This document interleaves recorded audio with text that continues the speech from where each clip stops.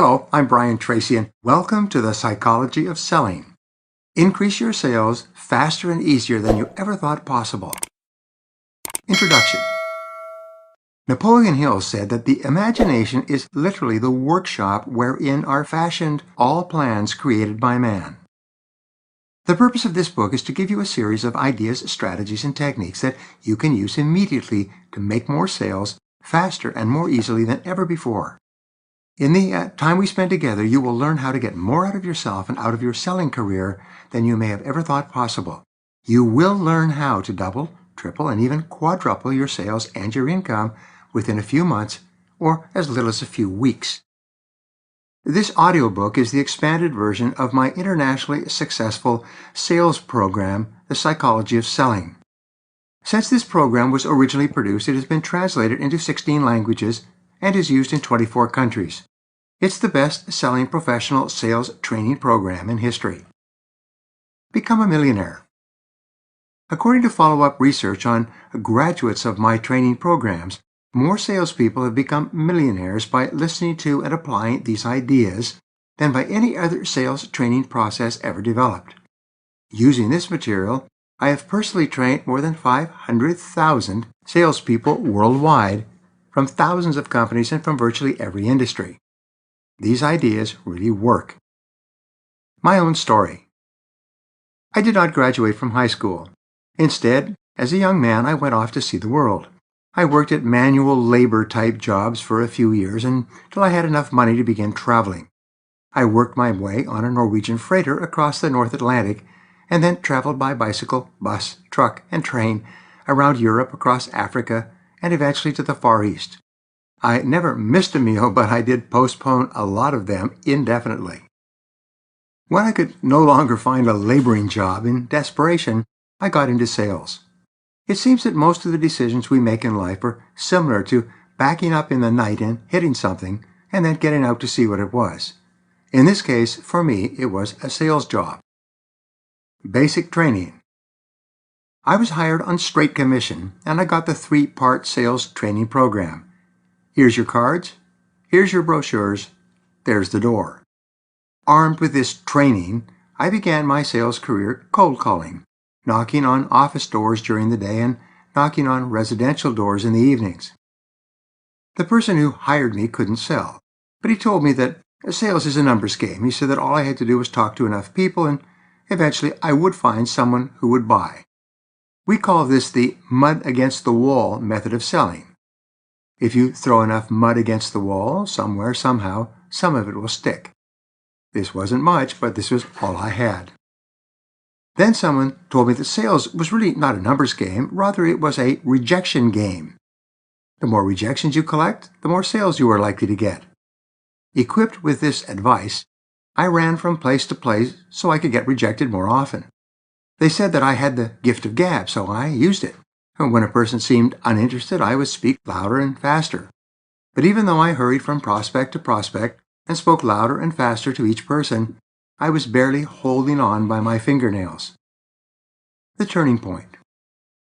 After 6 months of struggling, making just enough sales to pay for my single room in a small guest house, I finally did something that changed my life. I went to the most successful guy in our company and I asked him what he was doing differently from me. Now, I wasn't afraid of hard work. I would get up at 5 or 6 in the morning, prepare for the day, and be waiting in the parking lot at 7 a.m. when my first prospects came to work. I worked all day long, going from office to office and company to company. In the evenings, I would knock on residential doors until 9 or 10 at night. If the light was on, I would make the call. The top salesman in my office, who was only a couple of years older than me, had a completely different approach. He would roll into the office about 9 o'clock. A few minutes later, a prospect would come in and they'd sit and talk. After a few minutes' conversation, the prospect would take out his checkbook and write out a check for the product. The salesman would then go on that morning and make another couple of sales, then have lunch with another prospect. In the afternoon, he would make another couple of sales, and then perhaps have a drink or dinner with another prospect. He was selling 5 and 10 times as much as me or anyone else in our office, and he hardly seemed to be working at all. Training makes the difference. It turned out that he had worked for a Fortune 500 company when he was younger. That company had spent 16 months training him intensively in the process of professional selling. With those skills, he could then go to work for any company or industry and sell any product or service in virtually any market. Because he knew how to sell, he could sell circles around people like me, even though he was working half the time or less. This discovery changed my life. When I asked him what he was doing differently, he said, "Well, show me your sales presentation and I'll critique it for you." That was my first problem. I had no idea what a sales presentation looked like. I had heard that there was such a thing, but I had never seen one myself. I said, "You show me yours and I'll show you mine." He was patient and polite, and he said, "Okay, here's a basic sales presentation from beginning to end." He then walked me step by step through a sales presentation for our product. Instead of using a speech or clever one-liners to get attention or to overcome resistance, he asked a series of logical questions, from general to specific, that were ideally suited to a genuine prospect. At the end of this series of questions, it had become perfectly clear to the prospect that he could use and benefit from our product. The final question was simply to close the sale. Take action immediately. Well, I wrote everything down. Fortified with this new approach to selling, I went out and started calling on prospects once more. But this time, instead of talking, I asked questions. Rather than trying to overwhelm the prospect with features and benefits of my product, I focused on learning about the prospect's situation and how I could best help him or her. With this new method, my sales went up. Then I learned about books on selling. I had no idea that some of the best salespeople in the world had written some of the best ideas on selling in books. I began reading everything I could find on selling, spending the first 2 hours of every day studying and taking notes. Next, I learned about audio learning. It changed my life. I began to listen hour after hour to audio programs as I walked from office to office. I listened to them in the morning. I listened to them in the evening. I rehearsed and practiced the best sentences and phrases from the best salespeople until I could recite them in my sleep, and my sales went up and up. Then I discovered sales seminars. I thought I'd died and gone to heaven. I had no idea how much you could learn from a sales seminar. I began to take every seminar and course I could find, even if I had to travel long distances, which I did, and which I could eventually afford to do. And my sales continued to increase. Moving into management. My sales were so high that my company made me a sales manager. They said, "Whatever you're smoking, find some people who want to get into sales and share it with them." I began to recruit salespeople off the street and through newspaper ads. I showed them my methodology and process of selling. They walked out the door and began making sales immediately. Today, many of them are millionaires and multimillionaires. Be the best. The simple idea that changed my life was the discovery of the law of cause and effect. What this law says is that there is a cause for every effect, that everything happens for a reason. Success is not an accident. Failure is not an accident either. In fact, success is predictable. It leaves tracks. Here's a great rule. If you do what other successful people do over and over again, nothing in the world can stop you from eventually getting the same results that they do. And if you don't, nothing can help you. Remember that everyone in the top 10% in sales today started in the bottom 10%. All who are doing well today were once doing poorly. Everyone at the front of the line of life started at the back of the line. And in every case, what these top people did was to learn from the experts. They discovered what other top people were doing to be successful, and they did the same things themselves again and again until they got the same results. And so can you. Use what you learn. Sometimes I ask my sales audiences, what is the most popular piece of home exercise equipment in America? After a little hesitation, I tell them it's the treadmill. Americans spend more than $1 billion on treadmills every single year. Then I ask a second question.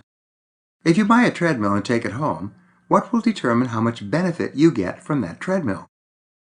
They answer, the benefit you get will depend on how often you use it and how long you use it each time. Here's my point. There's no question about whether or not the treadmill will give you the results you seek. That's already been established. Everyone knows that if you use a treadmill regularly and for an extended period of time, You will definitely get health benefits. The strategies and techniques you will learn in this book are very much like a treadmill. There's no question about whether or not they work. They are used by all the highest paid salespeople in every industry worldwide. They are tested and proven. The more you use these methods, the better you will get at them, and the better and faster results you'll achieve. By practicing what you learn in this program, you will move into the top 10% of sales professionals in your field and become one of the highest paid people in the world. Is this a good goal for us to achieve together? If you feel it is, let's get started. Remember what Napoleon Hill said, "Whatever the mind of man can conceive and believe, it can achieve." Chapter 1. The Inner Game of Selling. Robert Collier wrote, "Visualize this thing that you want. See it, feel it, believe in it. Make your mental blueprint and begin to build." Nothing happens until a sale takes place. Salespeople are some of the most important people in our society. Without sales, our entire society would come to a grinding halt. The only real creators of wealth in our society are businesses. Businesses produce all products and services. Businesses create all profits and wealth. Businesses pay all salaries and benefits. The health of the business community in any city, state, or nation is the key determinant of the quality of life and standard of living of the people in that geographical area. You are important. Salespeople are the most vital people in any business. Without sales, the biggest and most sophisticated companies shut down. Sales are the spark plug in the engine of free enterprise. There's a direct relationship between the success of the sales community and the success of the entire country. The more vibrant the level of sales, the more successful and profitable is that industry or area. Salespeople pay for all the schools, hospitals, private and public charities, libraries, parks, and all good things that are vital to our standard of living. Salespeople, through their sales and the profits and taxes created by successful companies, pay for government at all levels, for all welfare, unemployment insurance, Social Security, Medicare, and other benefits. Salespeople are essential to our way of life. Salespeople are the movers and shakers. President Calvin Coolidge once said, "The business of America is business." If you strip down the major newspapers like the Wall Street Journal and Investors Business Daily, and the major business magazines such as Forbes, Fortune, Businessweek, Inc., Business 2.0, Wired, and Fast Company, almost everything they write about has something to do with sales. All of our financial markets, including the prices of stocks, bonds, and commodities, as well as current interest rates, have to do with sales. As a professional salesperson, you are a mover and shaker in our society. The only question is, how well do you sell? For many years, sales was considered to be a second-rate occupation. Many people were embarrassed to tell others that they were in sales. There was a general bias against salespeople. Recently, the president of a Fortune 500 company told a journalist, "Around here, we consider sales to be the sleazy side of our business." The best companies. This attitude is changing quickly. Today, the very best companies have the very best salespeople. The second best companies have the second best salespeople. The third best companies are on their way out of business. The most successful organizations in the world are all superb selling organizations. Hundreds of universities now offer courses in professional selling, a great change from a few years ago. Many young people are coming out of college and immediately seeking positions in sales with large companies. More CEOs of Fortune 500 companies have come up through the ranks from sales than from any other part of the company. The most powerful businesswoman in America at one time was Carly Fiorina, president and CEO of Hewlett-Packard. After obtaining a degree in medieval history from Stanford, she went to work at AT&T in sales and worked her way up. Pat Mulcahy, who was once the president of Xerox, also worked her way up from sales. Many of the top companies in the world are headed by former salespeople. High income and job security. You can be proud to be a sales professional. Your ability to sell can give you a high income and lifelong job security. No matter how many changes take place in the economy, there will always be a need for top salespeople. Regardless of how many companies and industries become obsolete or just go out of business, good salespeople will always be in high demand. By becoming excellent in sales, you can accomplish any financial goal you set for yourself. 74% of self-made millionaires in America are entrepreneurs, people who started and built their own businesses. They get an idea for a product or service that no one else is offering, or which they feel they can offer better than the competition, and they start their own business. And among entrepreneurs, the single most important skill for success is the ability to sell. Every other skill can be hired away from somewhere else. But the ability to sell is the key factor determining a company's success or failure. 5% of self-made millionaires in America are salespeople who have worked for other companies all their lives. Salespeople today are some of the highest paid people in America, often earning more than doctors, lawyers, architects, and persons with extensive academic degrees. Sales is a gainful profession. In sales, there's no ceiling on your income. If you're properly trained, are skilled, and are selling the right product in the right market, there's no limit to the amount of money you can make. Selling is the only field in our society where you can start with little skill or training, come from any background, and be making a great living in a matter of 3 to 12 months. The 80-20 rule in selling. When I started selling, someone told me about the Pareto principle, also known as the 80-20 rule. He said the top 20% of salespeople make 80% of the money, and the bottom 80% only make 20% of the money. Wow, I was young, and this was a real eye-opener for me. So I made a decision right then that I was going to be in the top 20%. Later I learned that this was one of the most momentous decisions and turning points of my life. Again, the top 20% of salespeople make 80% of the sales and 80% of the money. The bottom 80% of salespeople only make 20%. Your mission is to decide to join the top 20% and then to learn how to get there. The Pareto principle also applies to the top 20% of salespeople. It says that the top 20% of the top 20%, which equals the top 4%, earn 80% of the money in the top 20% of salespeople. Wow! In every large sales force, 4 or 5 people out of 100 make as many sales and earn as much money as all the rest put together. Never worry about money. There's a very good reason to get into the top 20% and then later into the top 4%. You'll never have to worry about money again or fret about job security. You'll never lose sleep over employment. The people in the top 20% or better are some of the happiest people in our society. On the other hand, the people in the bottom 80% are worried about money. One of the great tragedies of our society, the most affluent in human history, is that the majority of people worry about money most of the time. They get up in the morning thinking about their money problems.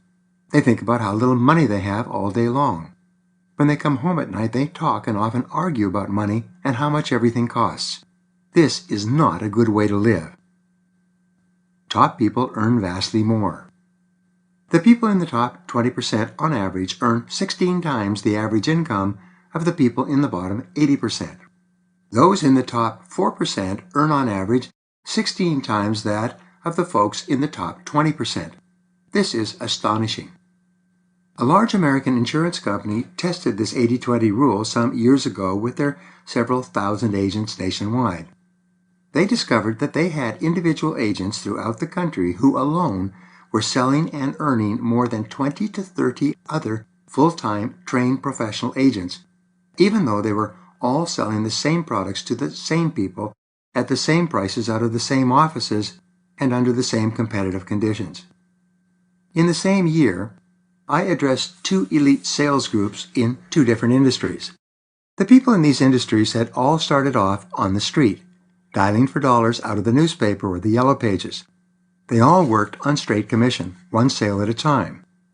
But the average yearly income of the salespeople in these elite groups was $833,000 and $850,000. Some of the top people in these groups earned several $1 million a year on straight commission. Your goal must therefore be to get into the top 20%, and then the top 10%, the top 5%, the top 4%, and so on. The purpose of this program is to get you there. It is to take you from wherever you are today to wherever you want to go in the future. It is to make you one of the highest paid people in your industry. The winning edge. If the top 20% of salespeople in an industry earn 80% of the money, and the top 20% of companies in an industry earn 80% of the profits, what are the distinguishing factors of these individuals and organizations that make such an incredible difference possible? The conclusion is that they have developed the winning edge in their fields. This winning edge concept is one of the most important management and sales ideas of the 21st century. This principle says small differences in ability can lead to enormous differences in results. The difference between the top performers and the average or mediocre performers is not a huge difference in talent or ability. Often, it is just a few small things done consistently and well over and over again. Win by a nose.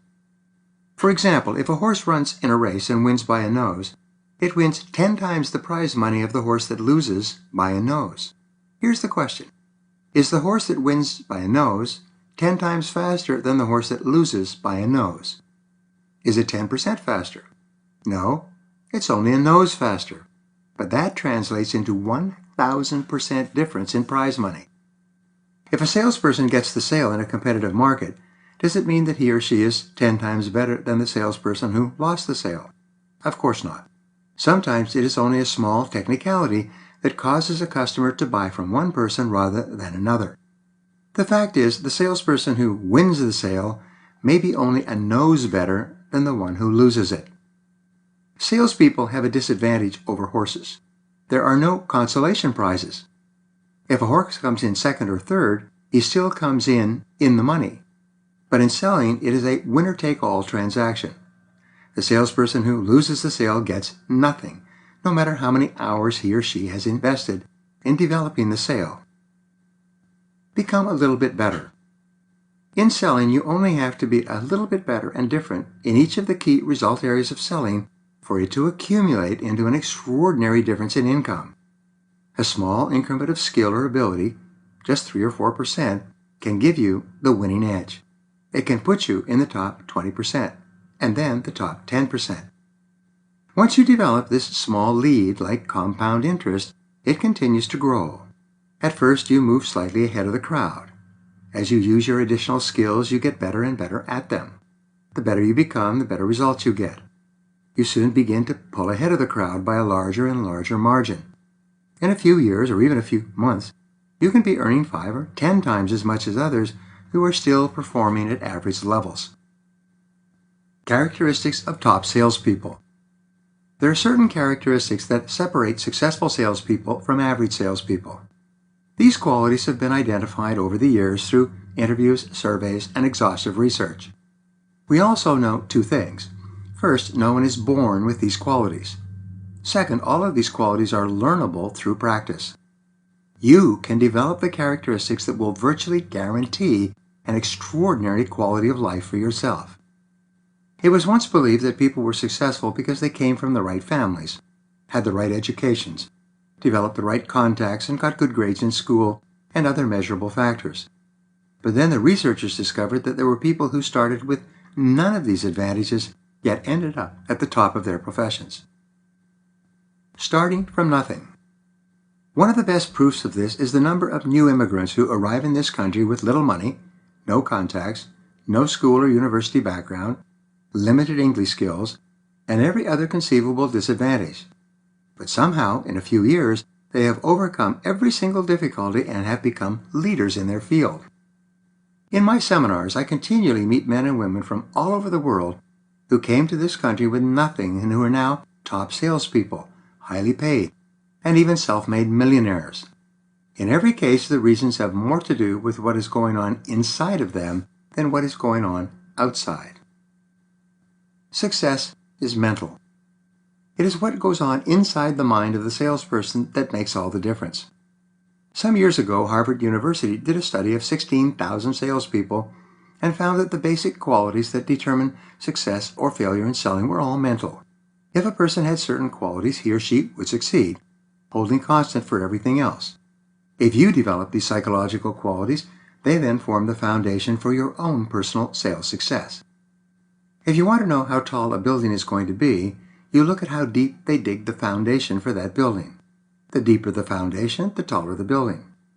In the same way, the deeper your foundation of knowledge and skill, the greater the life that you will be able to build. Once you have built your foundation and have become absolutely excellent at selling, you can go anywhere and write your own ticket. And you can always build your foundation deeper. Use more of your potential. The average salesperson uses only a small percentage of his potential for effectiveness in selling. It's estimated that the average person in general never uses more than about 10% of his potential.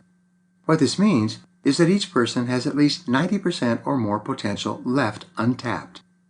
It is when you learn how to unlock this additional 90% of your own potential that you move yourself into the income categories of the highest earners. Follow the leaders. If your goal is to be in the top 10% of salespeople in your field, the first thing you do is you find out who is already in the top 10%. Instead of following the followers, the average performers in your business, follow the leaders. Compare yourself to the top people. Remember, no one is better than you and no one is smarter than you. If someone is doing better than you, it just means that he or she has discovered the cause and effect relationships in selling success before you have.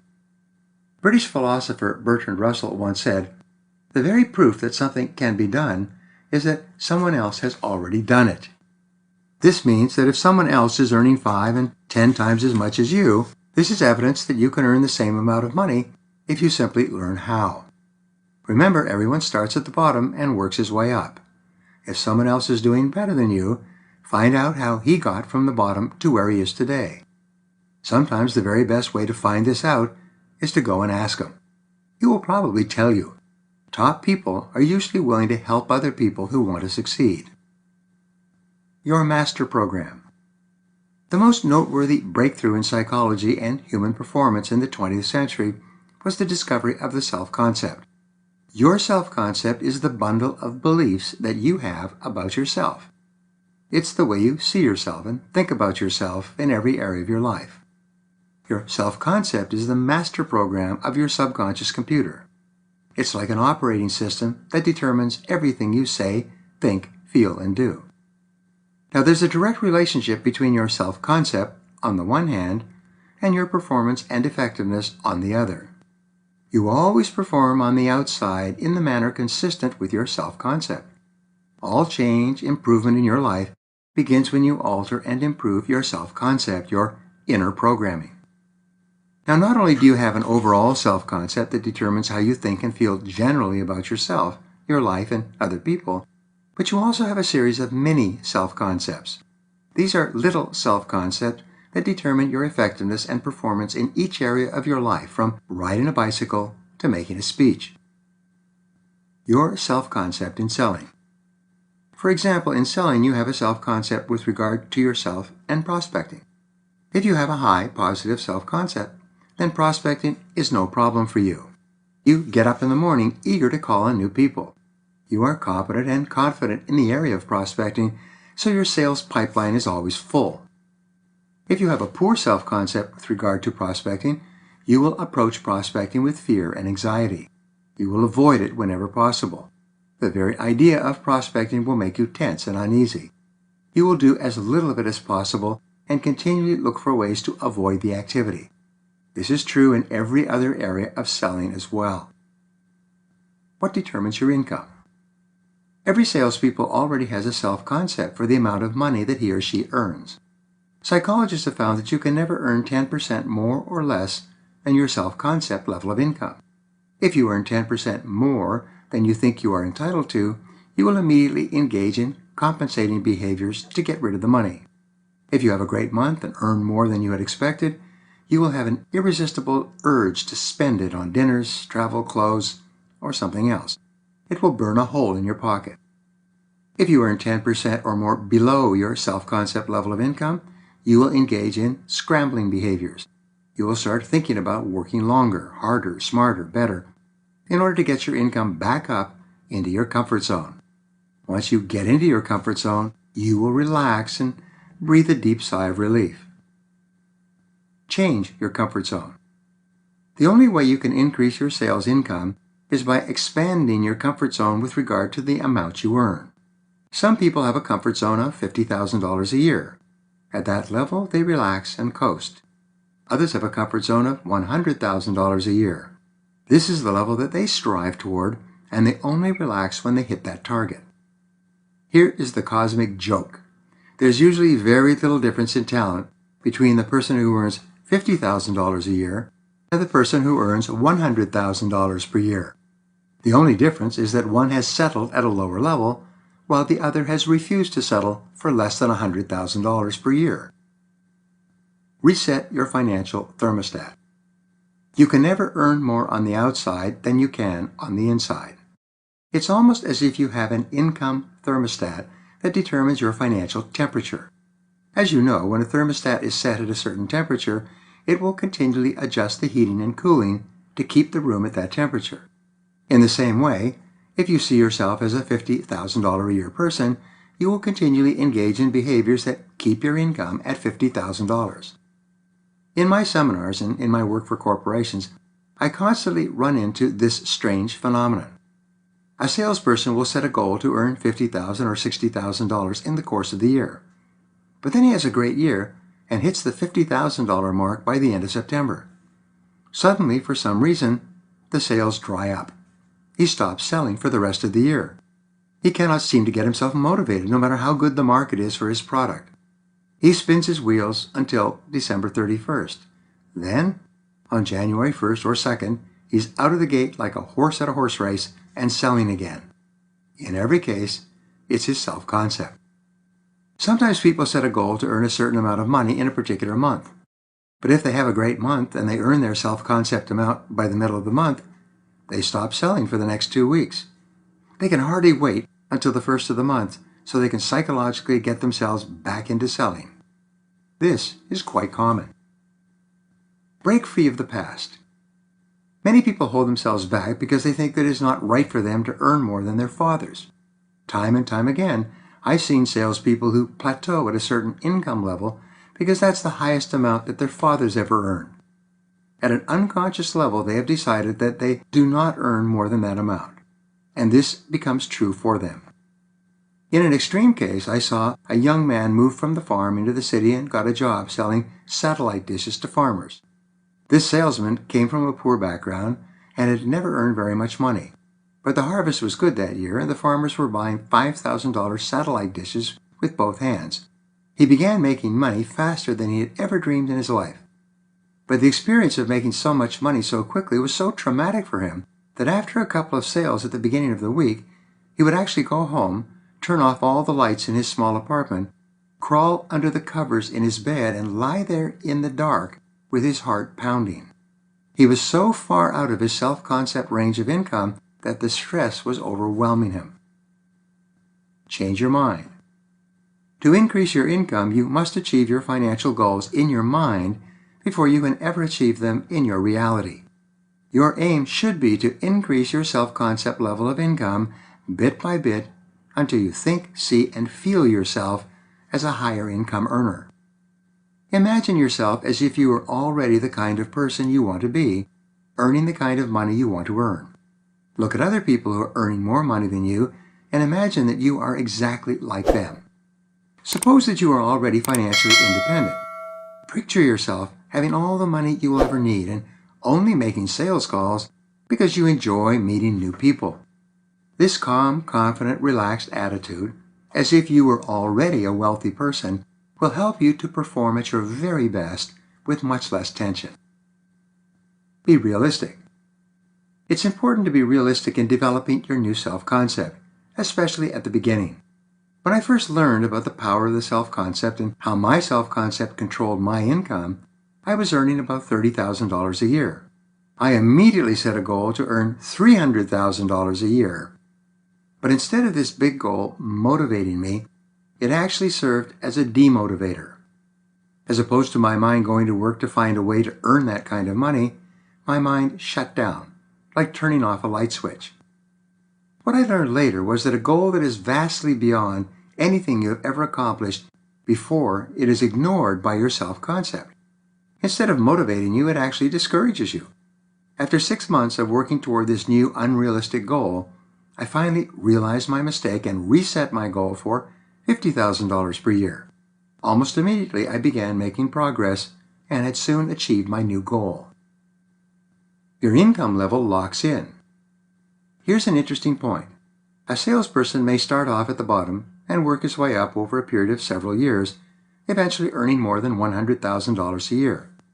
But then the economy goes south, the industry retracts or shuts down, and he has to start over with a different company selling a different product. How much do you think he earns in the following year? Answer: more than $100,000. Why is this? Because he already has a self-concept as a $100,000 a year salesperson. No matter what happens on the outside, he will always find a way to earn $100,000 or more. You've read stories of senior executives with large corporations who are earning more than $1 million a year. For some reason, they lose their jobs. Then, a couple of months later, you read or hear about them and learn that they are working for another company and still earning more than $1 million a year. The fact is, once a person is $1 million a year person, no one would think of offering him or her less. It's all a matter of self-concept. The key result areas of selling. In selling, there are 7 key result areas, or KRAs. These KRAs are like the digits in a telephone number. You must dial each of them in sequence if you want to get through and make a sale. Your performance and effectiveness in each of these key result areas determine your overall success and the height of your income. These 7 key result areas are prospecting, building rapport, identifying needs, presenting, answering objections, closing the sale, and getting resales and referrals. Your self-concept in each of these 7 areas determines your performance in these areas as well as your overall income level. Fortunately, everyone who is good at any one of these areas was once poor at it. Every professional in the top 10% started in the bottom 10%. The good news is that if you can drive a car or operate a cell phone, you can become excellent in each of these 7 critical skills. It's simply a matter of learning and practice. If you have a poor self-concept with regard to any particular sales activity, you will avoid that activity whenever possible. But the only reason that you fear taking action in a particular skill area is because you are not good at it yet. You've not mastered the skill. If you're not good at something, you'll make mistakes. You'll feel awkward, angry, and frustrated. It would be normal and natural for you to avoid that activity. Master the skill. The solution for your fears or reluctance in any skill area in selling is for you to master that skill. Fortunately, there are more books, audio programs, courses, and bits of advice available to you now to help you master each skill than you could consume in a lifetime.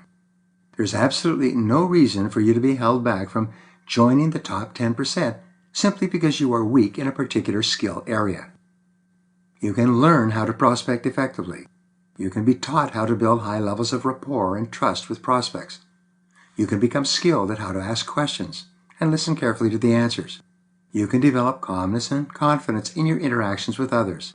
You can learn anything you need to learn through practice and repetition. It's the same with each skill area. You can become an expert at accurately identifying the needs of the person you are talking to and qualifying the prospect by asking more and better questions. You can become excellent in your sales presentation, growing so effective that people are tearing the product out of your hands even before you finish talking. You can learn how to answer the prospect's objections and concerns, responding so satisfactorily that the objections disappear and never come up again. You can learn the various methods included in this book for asking for the order and closing the sale at the appropriate time. Finally, you can learn how to create a golden chain of referrals from prospects and customers and how to sell more and more to people who have bought from you already. These are all learnable skills. Get better at what you do. The better you get in any area, the more positive your self-concept becomes in that area. The more confidence you have in your ability, the happier you feel when you are doing that part of your job, and the better results you will get. You can, in fact, like a sculptor, shape the entire quality of your sales personality. You never feel uneasy doing something that you are good at. You only feel anxious doing something that you think you are not particularly good at. Every single step that you take to improve in any area raises your self-concept and increases your likelihood of success each time you try it. Face your fears. When you start selling for the first time, your heart is usually in your throat. It is pounding so loudly that you think people around you can hear it. Your stomach is often churning when you go into your first sales call. Psychologists say that you often act as if you were a child in fear of getting a spanking. Your self-concept is largely subjective. It's not based on reality. It is based solely on the ideas or thoughts that you have about yourself, especially the self-limiting opinions that hold most people back. Fear and doubt have always been the greatest enemies of human potential. Many people doubt their ability to excel in a particular area, and even though it's not true, it becomes true. As William James of Harvard said, belief creates the actual fact. If you believe that you are limited in some way, you will feel and act as if you are limited, and it will become true for you. Don't sell yourself short. Some people feel that they are terrible at closing sales. As long as you think that and say it to yourself, then you will be terrible at closing sales. The very act of asking for the order will cause your heart to pound, your stomach to churn, your palms to sweat, and your mind to go blank. The fact is that closing is a normal and natural end of a sales conversation, as you will learn. Once you've mastered the art of closing sales, you'll be able to ask for the order under any circumstances. Some people are convinced that they are terrible on the phone.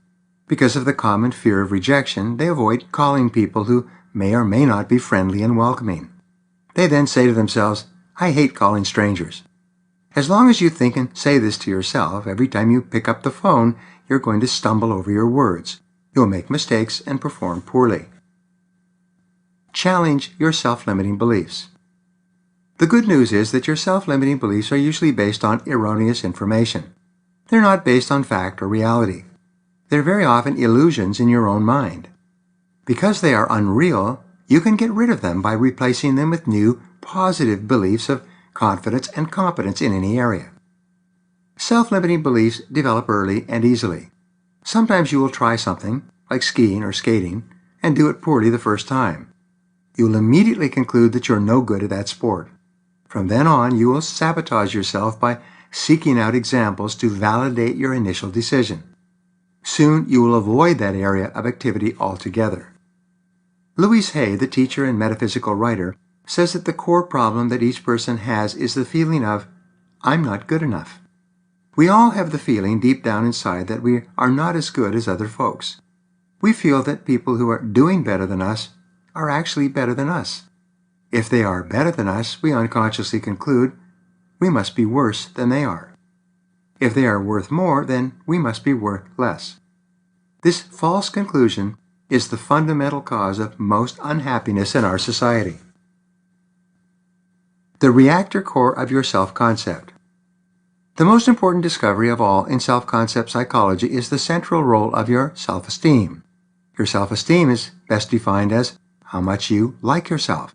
How much you like yourself is the critical determining factor of your personality and of everything that happens to you. The degree to which you like yourself in any area is the key determinant of your performance and effectiveness in that area. It determines how much money you make, how you dress, how well you get along with other people, how much you sell, and the quality of your life. A person who really likes himself or herself has high self-esteem and, therefore, a positive self-concept. When you really like yourself in a particular role, you perform at your best in that role. The more you like yourself, the more you like other people. The more you like other people, the more they like you in return. The more you like your customers, the more your customers like you, and the more willing they are to buy from you and to recommend you to their friends. High self-esteem people meet and marry other high self-esteem people. High self-esteem parents raise high self-esteem children.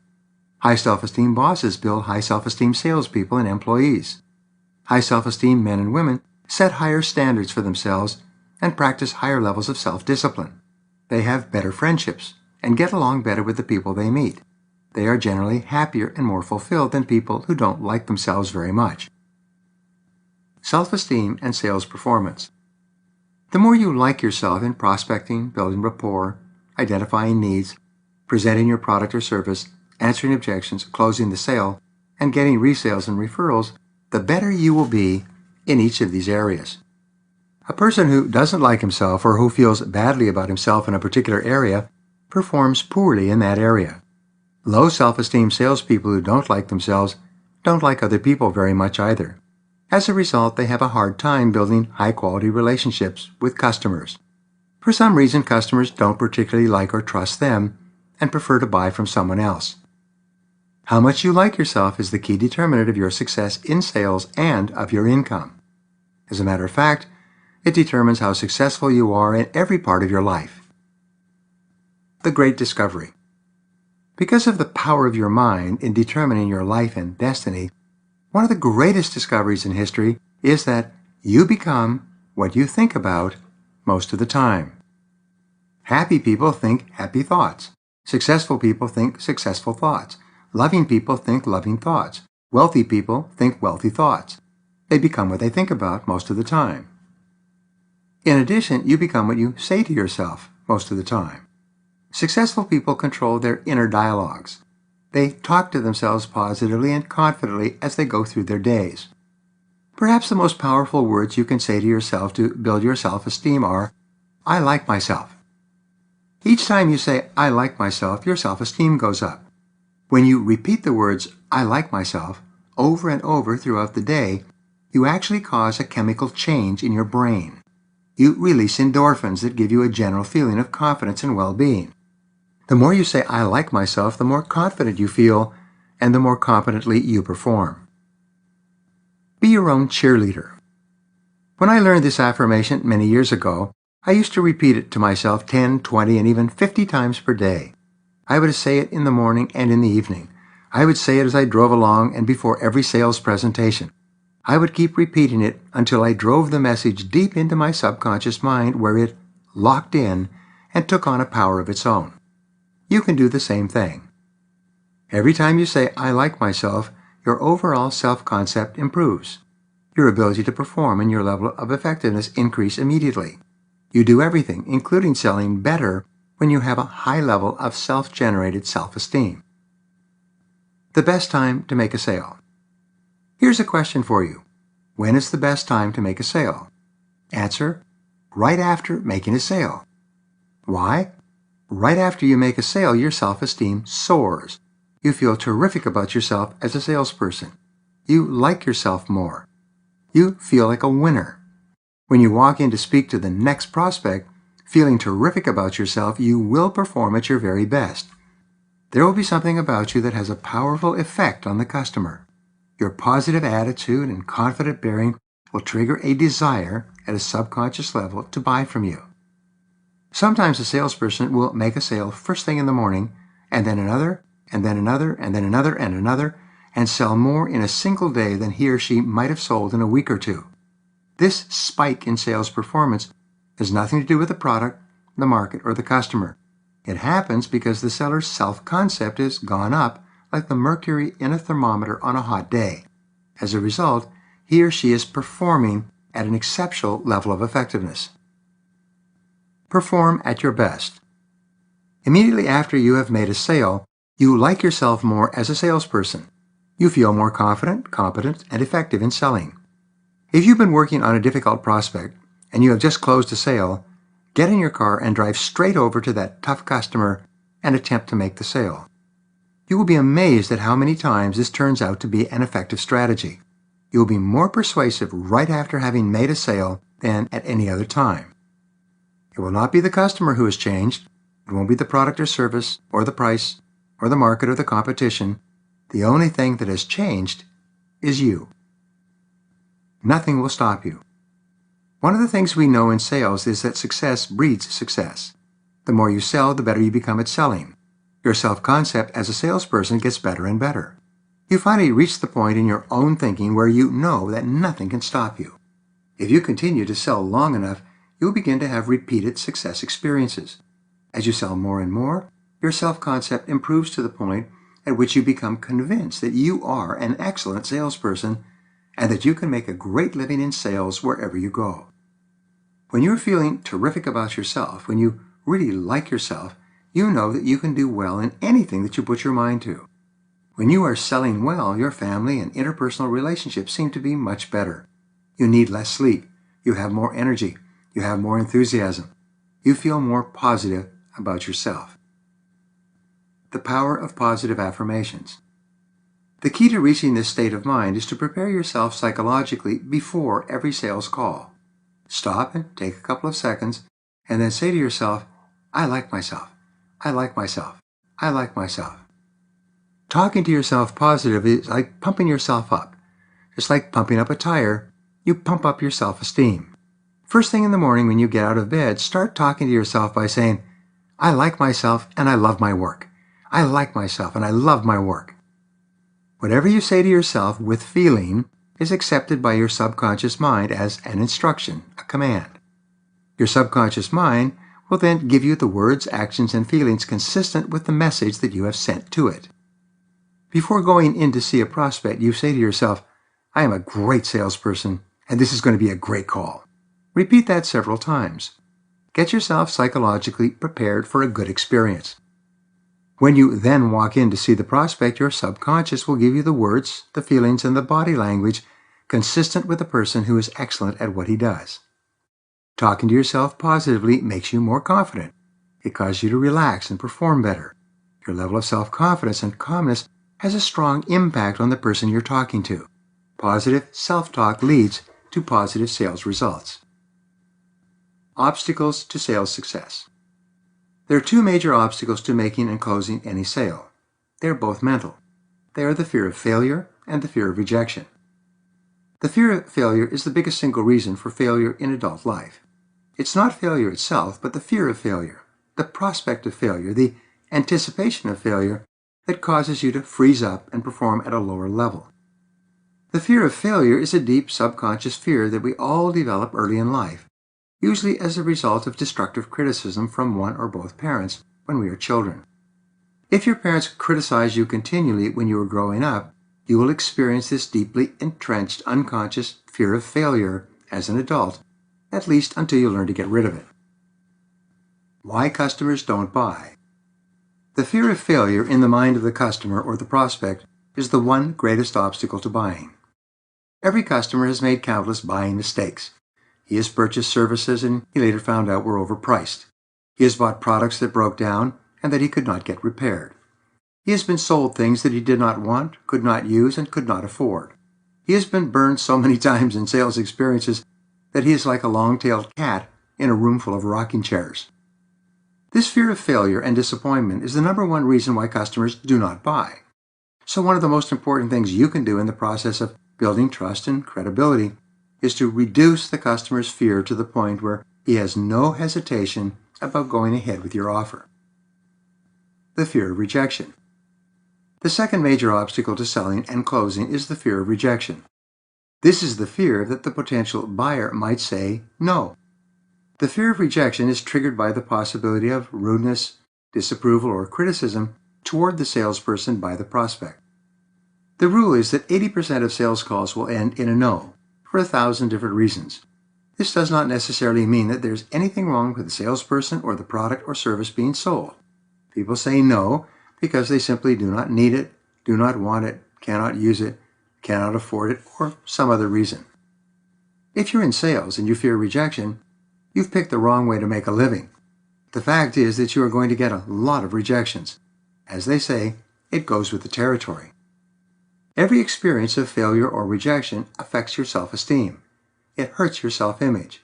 It makes you feel bad about yourself and triggers your worst fear, I'm not good enough. If it were not for the fear of rejection, we would all be terrific salespeople. We would all make twice as much and maybe even 5 or 10 times as much. The salesperson's average day. In a study at Columbia University a few years ago, they found that the average salesperson works approximately 1.5 hours per day. They also found that, on the average, the first sales call is not made before 11 o'clock in the morning. The final sales call is usually made at about 3:30 in the afternoon, and the average salesperson quits working shortly after that. He goes back to the office or heads for home. Most people spend half the morning getting warmed up, drinking coffee, chatting with coworkers, reading the paper, shuffling their business cards, and surfing the internet. Then they go out and make a sales call just in time for lunch. The second sales call isn't made till about 1 or 2 p.m., after which the average salesperson begins winding down for the day. The total amount of time spent face-to-face with customers works out to about 90 minutes a day. That's the average. Half are above, half are below that average. The break on sales performance. Why is it that salespeople work so little and avoid getting face-to-face with customers so much? Simple: fear of rejection. The fear of rejection acts like a subconscious brake that holds people back and causes them to underperform. Of course, they always have a wonderful selection of excuses and rationalizations, but the real reason is fear of rejection. It's easy to prove this. Let's conduct an experiment. Imagine that your company has hired a marketing research firm to find customers for you. This firm has developed a sophisticated way of identifying ideal prospects. Using this system, they can give you a computer printout of 50 prospects that will be literally guaranteed with 90% accuracy to buy on a particular day. This list of hot, qualified prospects is so precise that it's only valid for 24 hours. Imagine that they call you in and give you this list of 50 top prospects for the following day. If you received a list of 50 highly qualified prospects, 90% of whom were guaranteed to buy, if you could call on them within that one-day period, what time would you start in the morning? How much time would you take for coffee breaks or lunch during the day? How long would you spend chatting with your colleagues and reading the newspaper? If you were guaranteed a sale to virtually every single person you spoke to in a one-day period, you would probably start at the crack of dawn and keep on going till midnight if you possibly could. If you had no fear of rejection and were guaranteed a high level of success, you would be calling on prospects every single waking moment. Rejection is not personal. All top salespeople have reached the point where they no longer fear rejection. They built their self-esteem and self-concepts up such that if someone says no to them, it doesn't hurt them or put them off. It does not send them dejected back to their offices or cars. Here's the key to dealing with rejection. You must realize that rejection is not personal. It's not aimed at you. Rejection has nothing to do with you. Instead, it's just like the rain or the sunshine. It just happens from day to day. When you can rise above yourself, stop taking yourself so seriously, and recognize that rejection simply goes with the territory, it will have no more fear for you. You will ignore it like water off a duck's back. You will expect it in the normal course of things, shrug your shoulders, and move on to the next prospect. There is a sales motto: some will, some won't, so what? Next. This should be your motto as well. Never give up. Perhaps the two most fundamental qualities for success in sales are boldness and persistence. It takes courage each day to constantly get up and face the fears of failure and rejection. It takes persistence to keep coming back day after day in spite of continued difficulties and disappointment. But the good news is that courage is a habit. Like a muscle, the more you practice courage, the stronger you become. Eventually, you reach the point at which you are virtually unafraid. After that, your career takes off like a rocket. 5 calls or closes.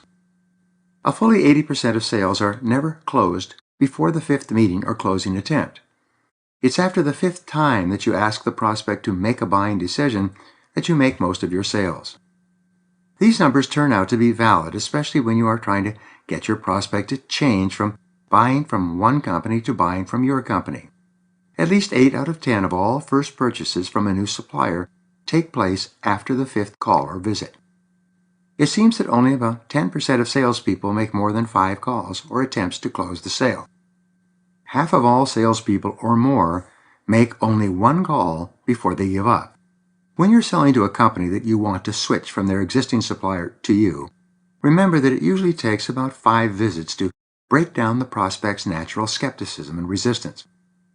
This does not mean that you have to spend 5 hours. It just means that you have to make 5 visits or more. You have to make an appointment, go and see the prospect, talk to him, tell him that you and your company are available to serve him.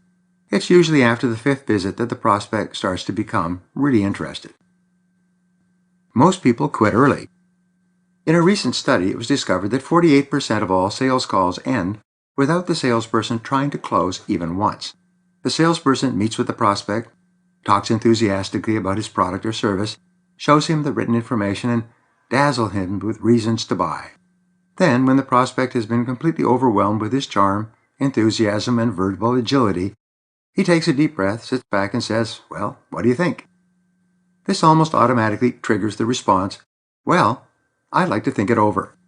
The prospect says he wants to talk it over with his boss, wife, cousin, brother, uncle, sister, partner, board of directors, banker, accountant, and whoever else he can think of. "Could you call me back later?" Prospects don't think it over.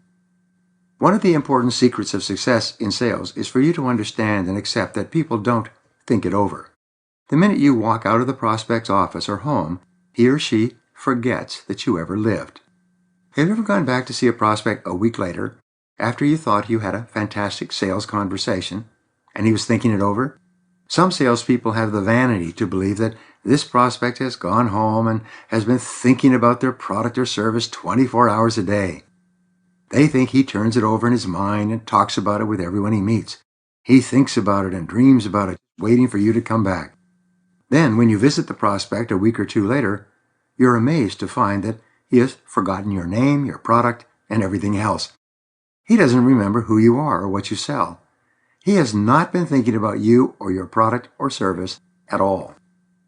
People don't think things over with regard to products or sales. These words are a polite way of saying goodbye forever. When they say to you, "Let me think it over," they are announcing to you that the interview is over and that you have lost your entire investment of time and energy in this prospect. Self-esteem eliminates fear. The reason I mention this direct relationship between courage and persistence on the one hand, and making multiple calls and sales success on the other is this. There's a direct and inverse relationship between the fears of rejection and failure and high self-esteem. The more you like yourself, the less you feel rejection and the less you fear failure. Imagine two escalators that go in different directions. One is the up escalator to high self-esteem, and the other is the down escalator to the fears of failure and rejection that hold you back. The more you like yourself and the higher your self-esteem, the faster you go up the escalator to courage and confidence. The more you think about failure and rejection, the more you ride the down escalator toward fears of failure and rejection. You are a good person. When a person says no to you, he is not saying no to you as a person. He is simply saying no to your offering or your presentation or your prices. The rejection is not personal. Once you know and understand that saying no is not personal, you stop worrying about it when people react to you or to your product negatively. Here's the danger. If you take a no personally, you can start to think that there's something wrong with you as an individual, or you begin to believe that your product or your company is faulty. When you begin thinking like this, you can soon become discouraged. You will lose your enthusiasm for selling. As a result, you will start cutting back on prospecting. Soon, you'll only be working an hour and a half a day. Fear leads to excuses for not selling. As your fears increase, you will begin to rationalize and justify your non-selling behavior. You'll make excuses and create all kinds of make-work at the office. You'll convince yourself that you have to read the newspaper so that you will be fully informed when you call on prospects. You have to shuffle your business cards and check the office to see if there have been any phone calls. You have all those people out there who are thinking it over. Maybe one of them has called and ordered something. You go into the office and plan your first hour or two around a couple of cups of coffee. After all, you have to wake yourself up in the morning so that you are sharp and alert when you go out to see customers. You chat with your coworkers and talk about business, especially how tough the business is. You kill most of the morning. Then you realize that you had better go out and call on somebody, anybody. So you rush out and make a call just before it's time for lunch. An unproductive day. You wouldn't want to interrupt prospects when they're going for lunch, therefore you don't make any calls after 11:30 a.m. You go and have lunch with your friends, go shopping, get your car washed, or kill time. Time passes. You certainly don't want to call on people immediately after they get back from lunch. It might disturb their digestion.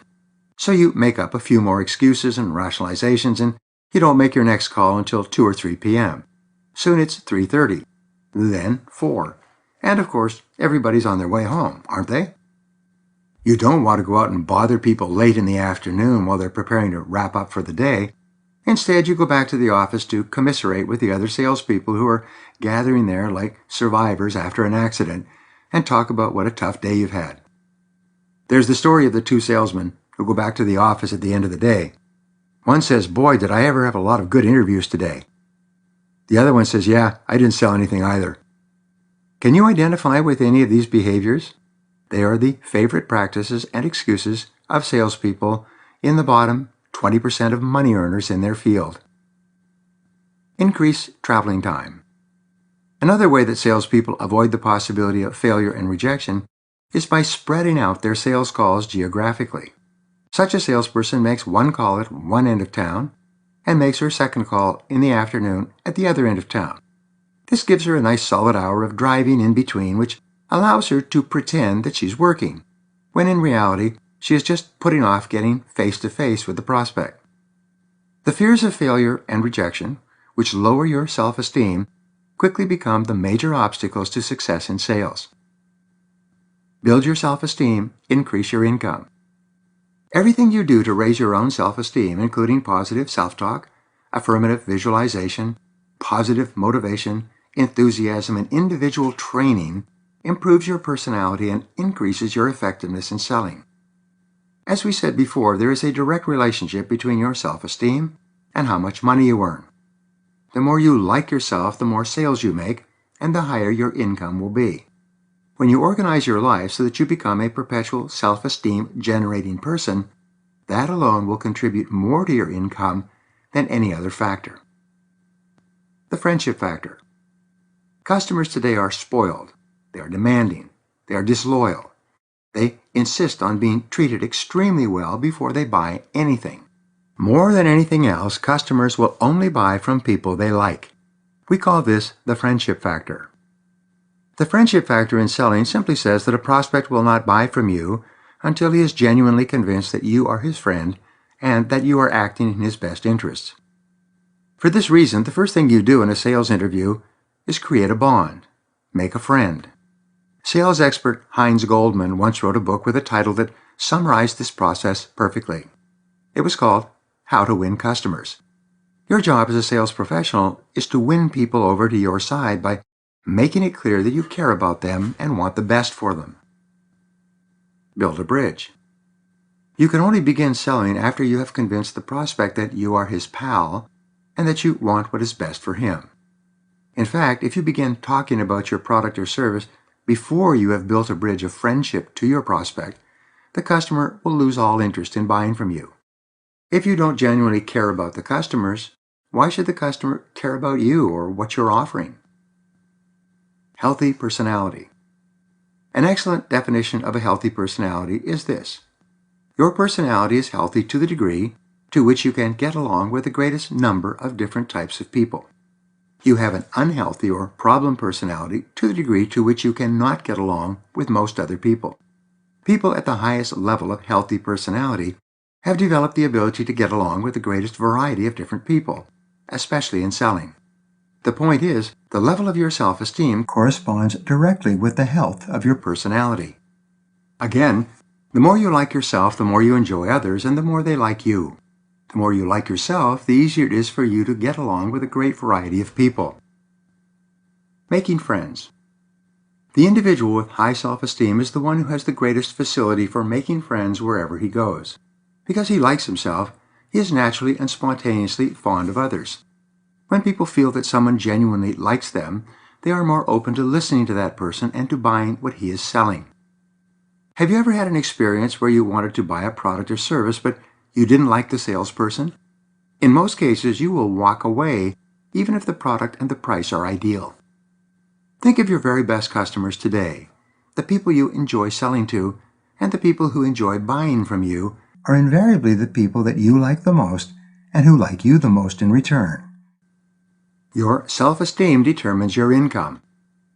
Everything you do to improve your level of self-esteem increases and enhances the quality of your relationships with your customers. Self-esteem building actions trigger the friendship factor and make you a more successful salesperson. Your level of self-esteem in selling determines the amount of money that you earn.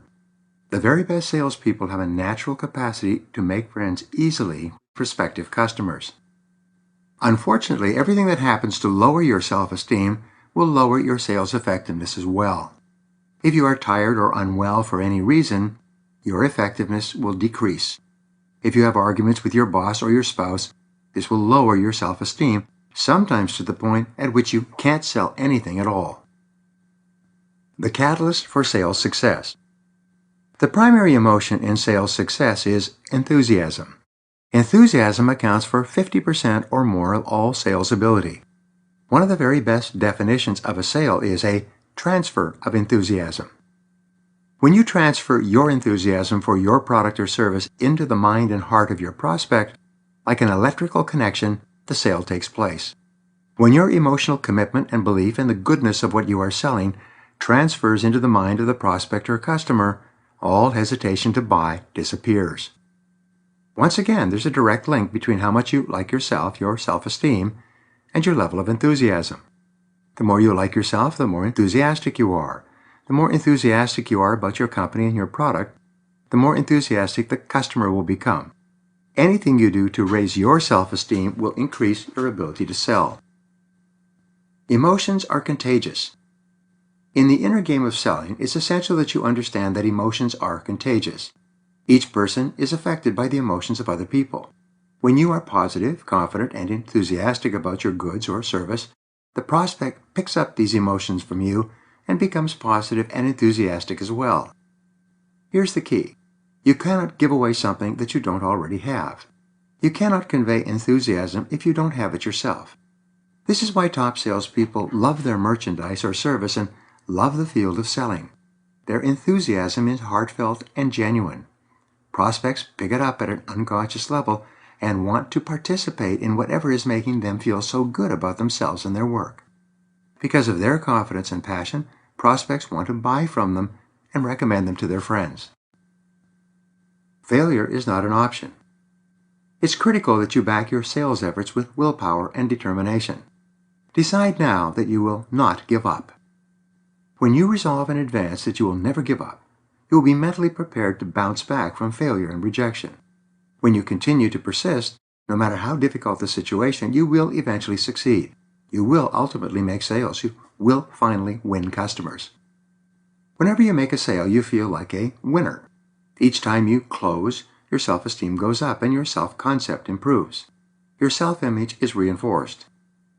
The more you like yourself, the better you will do in sales and every other part of your life. Your ability to perform and your level of effectiveness increase in your non-business activities. The reason so many people fail in sales is simply because they do not persist long enough and work hard enough to get those first few winning experiences. Once you begin to make sales and feel like a winner, you become even more motivated to sell even more of your product or service. But if you don't have those first successful experiences, you can easily lose heart and begin thinking that selling is not for you. Practice mental rehearsal. Mental rehearsal is vital. The more you pre-program yourself to bounce back, the easier it is for you to overcome the failures and rejections that are part of the selling life. Talk to yourself positively. Say things like, "I can do it. I can do it.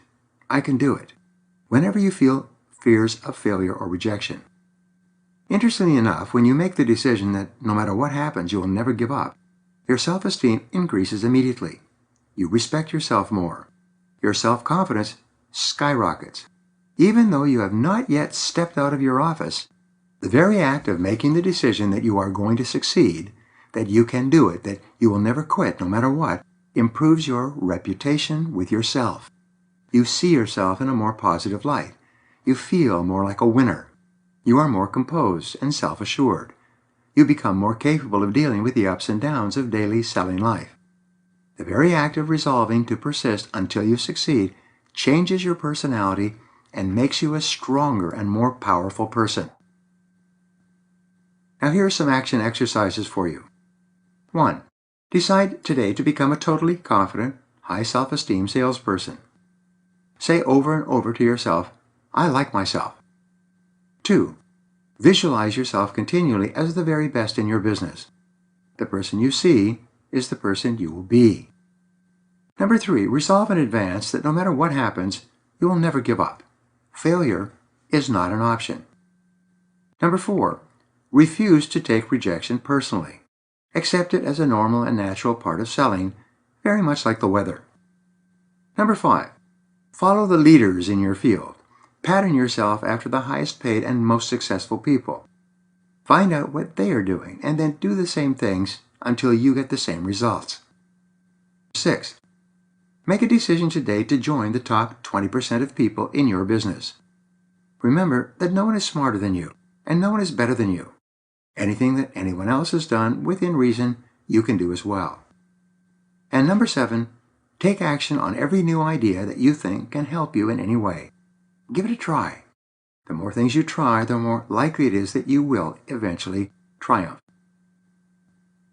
As Orison Swett Marden said, we advance on our journey only when we face our goal, only when we are confident and believe we are going to win out. Chapter 2. Set and achieve all your sales goals. Dan Deerdorf said, if I've got correct goals and I keep pursuing them the best way I know how, everything else falls into line. If I do the right thing, I know I'm going to succeed. Top salespeople are intensely goal-oriented.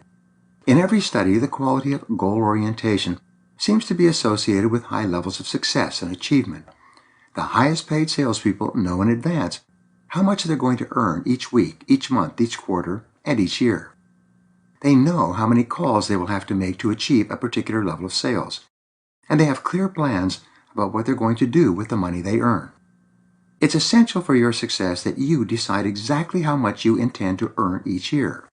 If you're not absolutely clear about your earnings target, your sales activities will be unfocused. They will be like a person trying to shoot at a target in the fog. Even if you're the finest marksman in the world, you are not going to hit a target you can't see.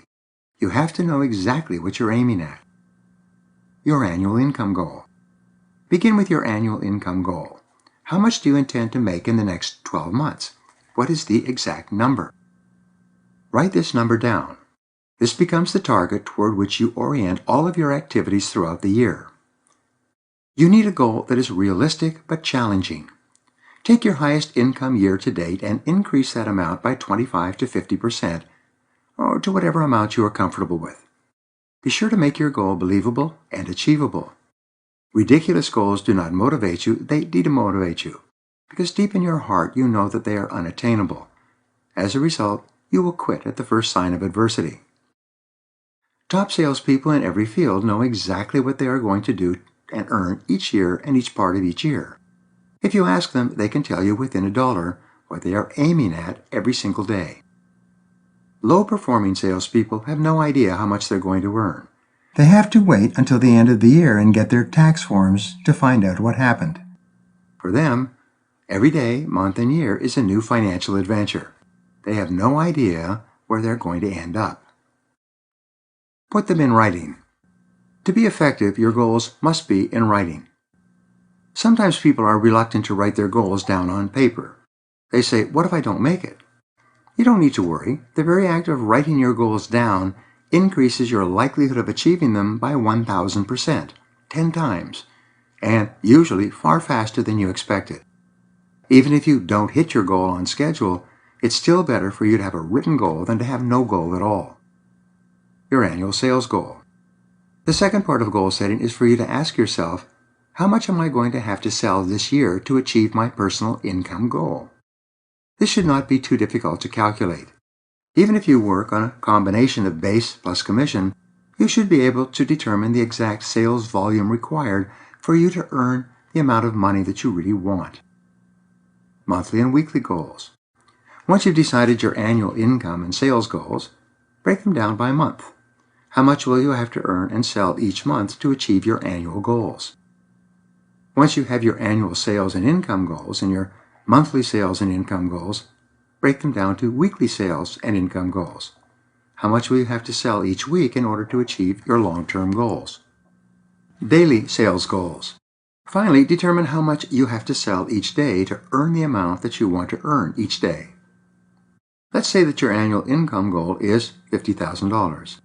If you divide 50,000 by 12, you get approximately $4,200 per month. If you divide 50,000 by 50, the number of weeks that you work in an average year, it comes out to $1,000 per week. Now you have definite, specific targets to aim at. Set clear activity goals. The final step in setting sales goals is for you to determine the specific activities in which you must engage to achieve your desired sales level.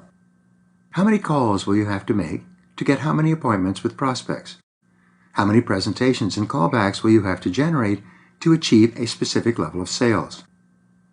When you keep accurate records day by day and month by month, you'll soon be able to predict with considerable accuracy exactly what you will have to do each day and each week to achieve your monthly and annual income goals. Let us assume that you'll have to make 10 prospecting calls a day to get sufficient appointments to make enough sales to achieve your goals. Make it a game with yourself to make your 10 prospecting calls before noon each day. Set this as your daily activity target, and then discipline yourself to follow through on your plan. Get on the phone by 8 or 8:30 in the morning, or get out and cold call if you have to. Whatever you do, force yourself to make your 10 calls before noon every single day until it becomes a habit. You control your sales life. The most important part of planning your activities is knowing that sales activities are controllable. You cannot decide or determine where a particular sale will come from, but you can control the inputs, the activities that you must engage in to achieve the sales in the first place. And by controlling your activities, you indirectly control your sales results. Some days and weeks will be better than others. Sometimes you will make a lot of sales, and sometimes you won't make any. Sometimes you will have dry periods and sales slumps. Other times you will sell 2 or 3 times as much as you expected. But the law of averages is at work. It is inexorable. If you just keep on making the necessary calls, you will eventually make your sales on schedule. Your results may amaze you. In many cases, when you start setting goals for the week, month, and year, and start working toward them systematically each day, you will hit those goals far faster than you expected. Many of my students set 1-year goals and hit them in 6 or 7 months. Some people have actually hit their sales goals for the entire year in as little as 3 months. Whenever you start setting clear, specific goals for every part of your sales life, you will be amazed at the results. Some of my seminar participants have worked for years selling a particular product in a specific market, but they had never set goals before. The first year after they began setting goals, their sales exploded. They suddenly started breaking sales records, and even though they were selling the same product, out of the same office, to the same people at the same price, goal setting made the difference. Tap into your subconscious mind. This happens because the very act of writing a goal programs it into your subconscious mind. Once you have programmed a goal into your subconscious mind, it takes on a power of its own. Your subconscious mind works 24 hours per day, sleeping and waking, and starts guiding you rapidly toward the achievement of this goal. Your subconscious alerts you to opportunities and possibilities around you. It brings you the right ideas for the right things to say, sometimes in the middle of a sales conversation. Once you program a goal into your subconscious mind, it continually motivates you into taking the actions necessary to achieve it. Sometimes your subconscious mind will help you to read your prospect's face, giving you a better sense of what to say. Everyone has experienced being in a sales presentation where he simply couldn't make a mistake or say the wrong word. The sales presentation went smoothly from beginning to end and concluded with a closed sale. Whenever this happens, it is because your mind is perfectly programmed at a subconscious level to enable you to perform at your best in the pursuit of your goals. The right words at the right time. When you feel excellent about yourself, your subconscious mind will give you exactly the right words at exactly the right time. It will make you sensitive to physical cues and verbal clues that will guide you to bringing up a subject that you hadn't even thought about.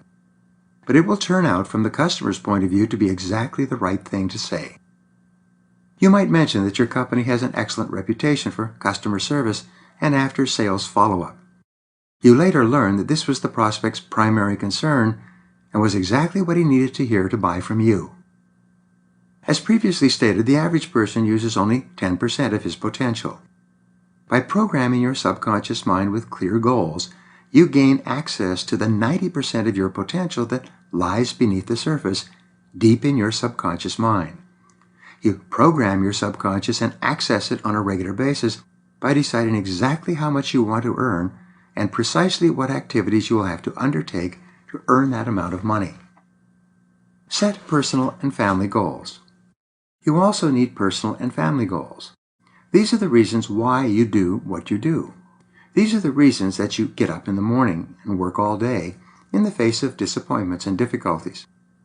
The greater clarity you have with regard to your family and personal goals, the more motivated you will be and the faster you will bounce back from temporary failure and rejection. Imagine that you could double your income in the next 2 or 3 years. If you did, what are some of the things that would change in your life? Make a list of all the things that you would be, have, or do if you were earning vastly more money than you are earning today. The longer this list, the greater your level of motivation and determination. Build a fire under your desire. If you have only 1 or 2 reasons for achieving your financial goals, you'll be easily discouraged by setbacks and difficulties. If you have 10 or 15 reasons for being successful, you'll be more motivated and determined. But if you have 50 or 100 reasons for increasing your sales and your income, you will become virtually unstoppable.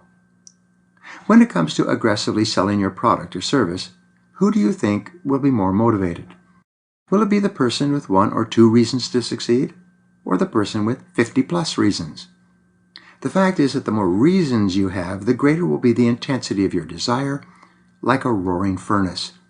The more you want it, the more guaranteed it is that you will do whatever it takes to achieve it. The more reasons you give yourself, the more of your subconscious powers will be available to you in each selling situation. Set 100 goals. Here's an exercise for you. Get a spiral notebook and write down 100 goals that you would like to accomplish in the years ahead. Make a list of everything that you would like to have in your life and everything that you would like to do. Imagine that everything you write on this list is going to come to you at exactly the right time and in exactly the right way. You only have to write it down, as if submitting an order to the great cosmic storehouse of wealth in order to get it. As you think of new things that you would like to have or accomplish, write them in this spiral notebook. You can never have too many goals. A friend of mine who was just starting in sales began this exercise by writing down more than 350 goals for himself for the years ahead. Every time he read the newspaper or watched television and saw something that he wanted, he wrote it in his spiral notebook. Every week he read and reviewed his goals and added new ones. Within 1 year, in a competitive market, from a dead start, he became one of the most successful salespeople in his field. He eventually broke every sales record in his industry. He was written up in the newspapers as a sales superstar. He told me privately that writing and reviewing his goals was the primary reason for the motivation and enthusiasm that led to his success. He eventually came to feel that he was unstoppable. The number 1 reason for success. In my work with millions of salespeople throughout the United States and in 25 countries, I found that the commitment to goal setting has been the number 1 reason for the success of the top people. All the highest paid sales professionals in every field are committed goal setters. They write and rewrite their goals every day. They continually add to their lists. They access and activate their subconscious and superconscious minds. They begin to attract into their lives people and circumstances that help them to achieve their goals. Visualize your goals as realized. When used with goal setting, visualization is perhaps the most powerful skill that you can develop. There's no more powerful way to program your subconscious mind than for you to create a clear mental picture of the person you want to be and the goals you want to accomplish. The power of visualization is the most awesome power possessed by human beings. It's said that all improvement in your life begins with an improvement in your mental pictures. When you visualize, see yourself as calm, confident, and powerful. Envision yourself as successful and influential. Picture yourself as capable and competent in every part of selling. See yourself as absolutely excellent in prospecting, presenting, and closing sales. Before you go into a sales meeting, imagine the prospect responding to you in a positive, enthusiastic way. See him or her smiling and engaged in the sales conversation. Picture especially the prospect signing the sales order or writing out the check. You'll be amazed at how often your visualization will turn into reality when you are with the customer. Say it and see it. Your subconscious mind is activated both by pictures and by strong affirmative statements. Each time you say something strongly to yourself, your subconscious mind accepts these words as a command. It then goes to work to bring that command into your reality. The very best all-purpose affirmation is, I like myself. I like myself. I like myself. As I've already shown, each time you say I like myself, you raise your self-esteem, improve your overall self-concept, and perform more effectively in whatever you are doing, especially in sales.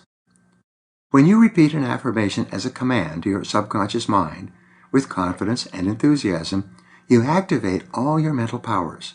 You increase your energy levels. You feel more positive and enthusiastic. You take complete control over your mind and emotions. Say to yourself, I feel happy, I feel healthy, I feel terrific. Repeat this over and over again as you go through your day. Every time you repeat these words, you will feel happier and more confident. Then see yourself as if you felt this way. From the bottom to the top. At a seminar recently, a sales manager told me a story. She said her company had hired a young salesman with limited experience. They were not sure whether he would be successful, but they decided to give him a chance. Within 6 months, however, he was the top salesman in the entire country for that company. They sat him down and asked him why he felt he was doing so well, considering that he had never worked in this industry before.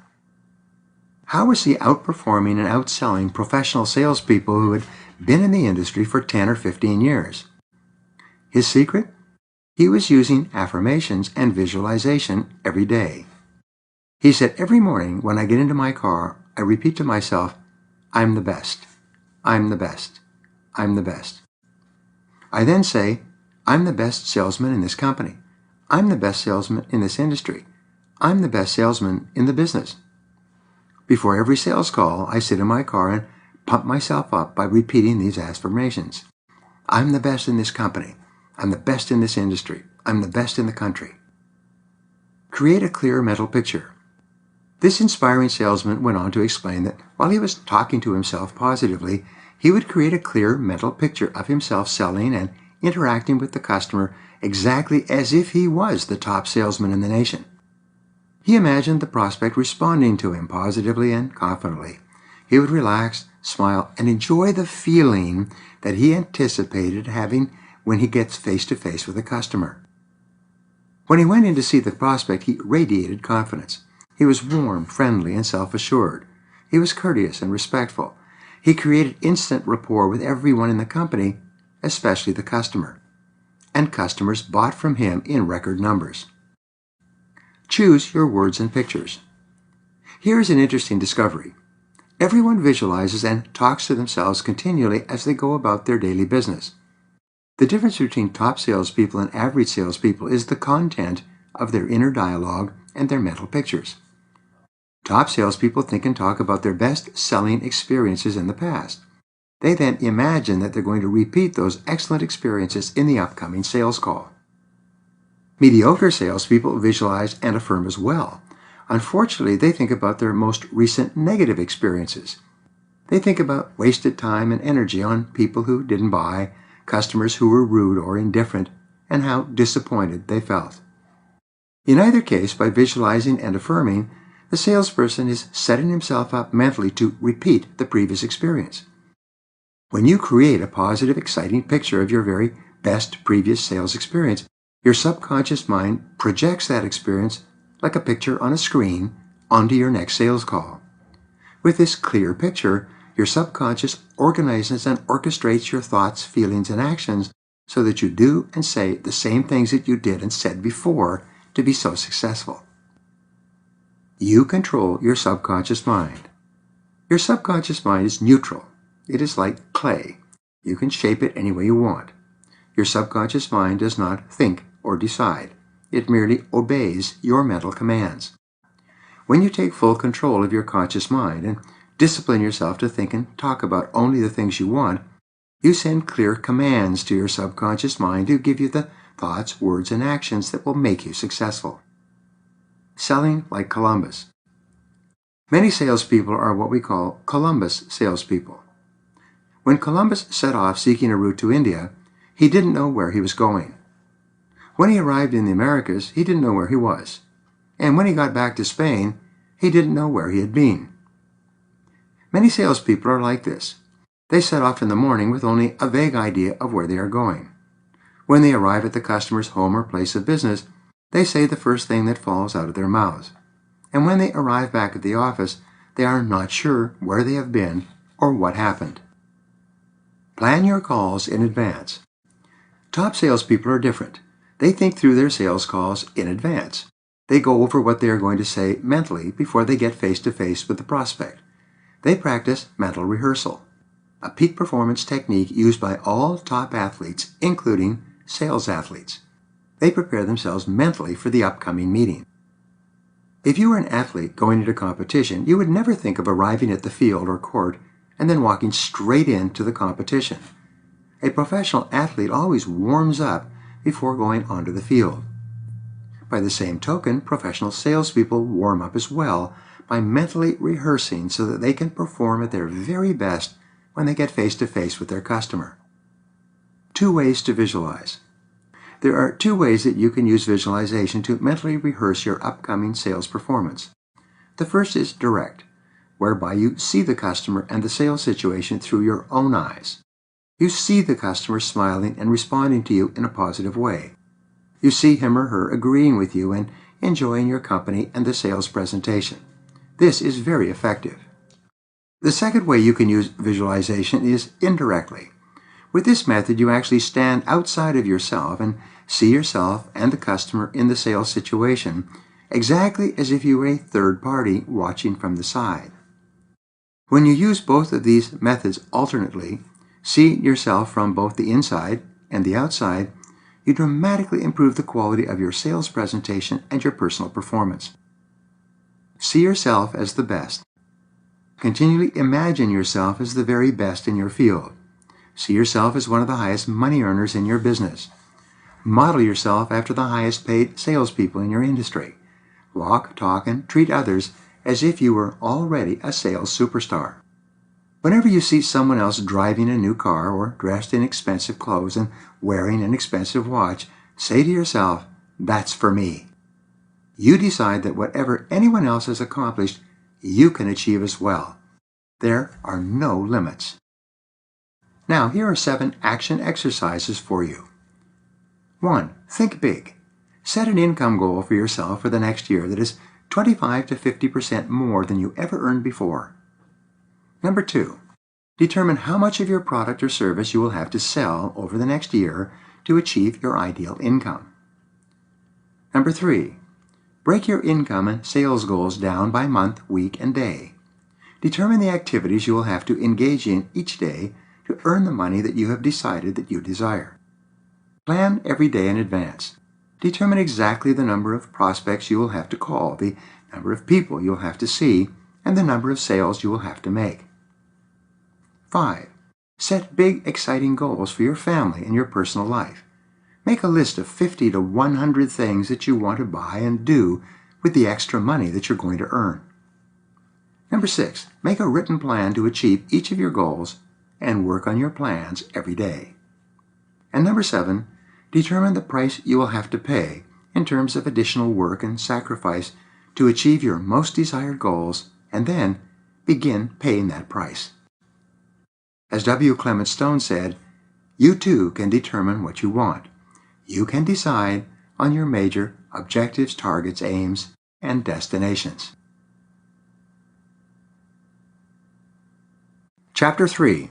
Why People Buy. As Galileo Galilei once said, you cannot teach a man anything. You can only help him discover it within himself. There are many different reasons why someone may buy your product or service. What you must appreciate is that people buy for their reasons, not for yours. One of the biggest mistakes amateur salespeople make is asking people to buy for their own personal reasons, not for the reasons that actually motivate the customer to take action. One of the most significant parts of selling, the indispensable step upon which the whole sales process depends, is your ability to identify the needs of your prospect accurately. You must take whatever time is necessary and ask as many questions as possible to find out exactly why this particular prospect needs to buy your product or service at this time. If you fail to identify the prospect's needs accurately, the entire sales process will grind to a halt. The basic motivation. As a fundamental principle, every human action is aimed at an improvement of some kind. People buy products and services because they feel they will be better off as a result. They not only feel that they will be better off as a result of buying your product or service, but they also feel they will be better off than if they bought some other product or service, or if they bought nothing at all. Every customer has three choices with every selling offer. He can buy from you, buy from someone else, or buy nothing at all at this time. Your job is to get the customer to understand that he needs your product enough to overcome any buying resistance that might derail the sale. In addition, the customer must be substantially better off with your product or service than he is without it. It cannot represent a small increment in value or benefit. The improvement in the prospect's life or work must be great enough to justify the amount of money you are charging, plus the amount of time and energy it will take to implement your solution. The greatest value. People value freedom above almost all other benefits in our society. When they have money available, they have a certain degree of freedom. They have choices and options. They can do a variety of different things. This desire for freedom is a major reason people hesitate to part with their money for any reason. If a prospect buys from you, he gives up a certain amount of the flexibility and freedom he had before giving you the money. If he buys a product from you that is unsatisfactory, he no longer has the money and is stuck with the product.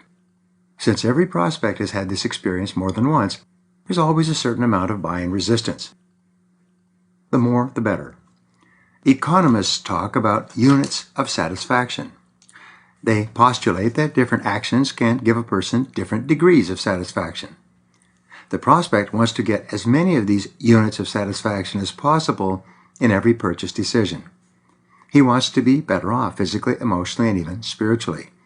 He wants to be satisfied in a variety of ways. The more diverse the ways that your product or service can please and satisfy your prospect, the easier it is for him to buy. Emotional values. Each person has different buying motivations. One of the most critical areas of sales psychology has to do with what are called psychic or emotional values. These are invisible, intangible values that attach to a product or service that make it appear and feel more valuable from the customer's perspective. For example, often salespeople will try to convince the customer to buy by assuring him that their product or service is being sold at the very best price available in the market. But frequently the prospect is more concerned about the name or reputation of the company selling the product. He would rather buy something that is better known, even if it costs more money.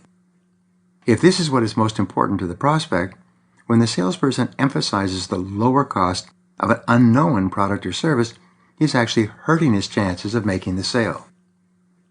How others feel. People are sensitive to other people in their work or home environment.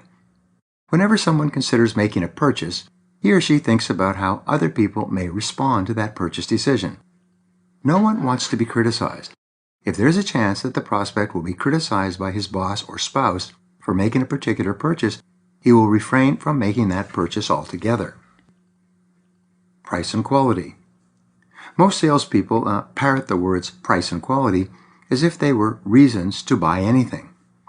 In today's competitive market, it is assumed that your product or service is well priced and of a sufficiently high quality, or it wouldn't be available in the first place. Telling the prospect that he should buy your product or service because of your price and quality is very similar to saying that he should buy your product or service because you will deliver it to him.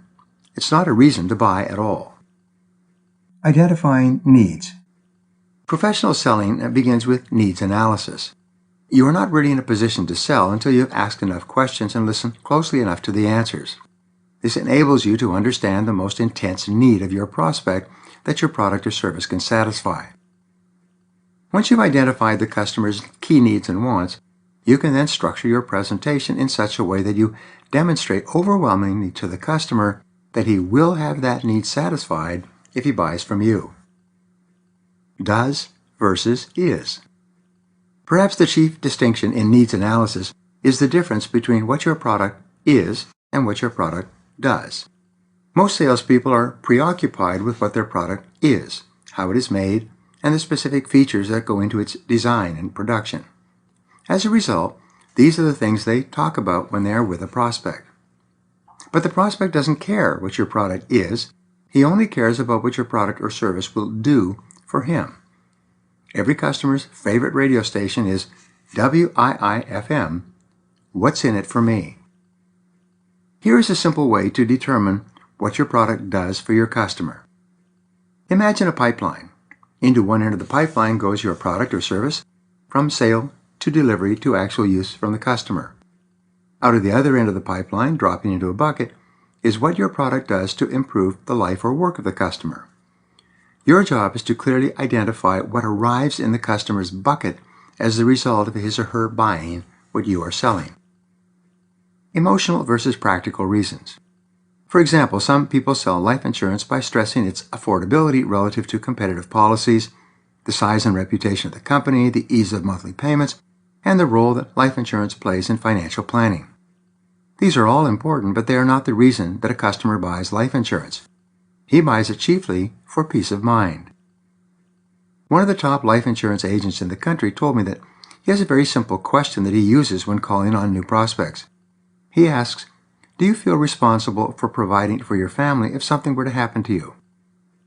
If the prospect does not say yes to this question immediately, he spends no further time trying to convince him of the importance of life insurance.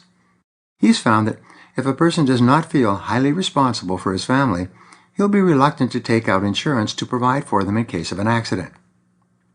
By the same token, there are questions that you can ask to determine if the emotional need that your product or service satisfies is important enough to your customer for him to buy what you are selling if you can convince him that this need will be satisfied. Your choice of questions is often the key to identifying needs correctly. 2 major motivations. The 2 major reasons that people buy or don't buy, respectively, are desire for gain and fear of loss. The desire for gain is obviously to be better off, for an improvement in conditions of some kind. Your first task is to help your prospect understand how much better his life or work would be with your product compared to the way it is now. The second motivation is fear of loss. As we've discussed earlier, prospects are afraid of making a buying mistake, of getting stuck with something they don't want, don't need, can't use, and can't afford. Since this has happened to them so many times in the past, they are cautious about allowing it to happen again. Here's an interesting discovery. Desire for gain has a motivational power of 1, but fear of loss has a negative motivational power of 2.5. In other words, the fear of loss is 2.5 times more powerful than the desire for gain. People are much more motivated to buy if they feel they are going to lose something by not buying than they are in anticipation of the benefits that they will enjoy if they do buy.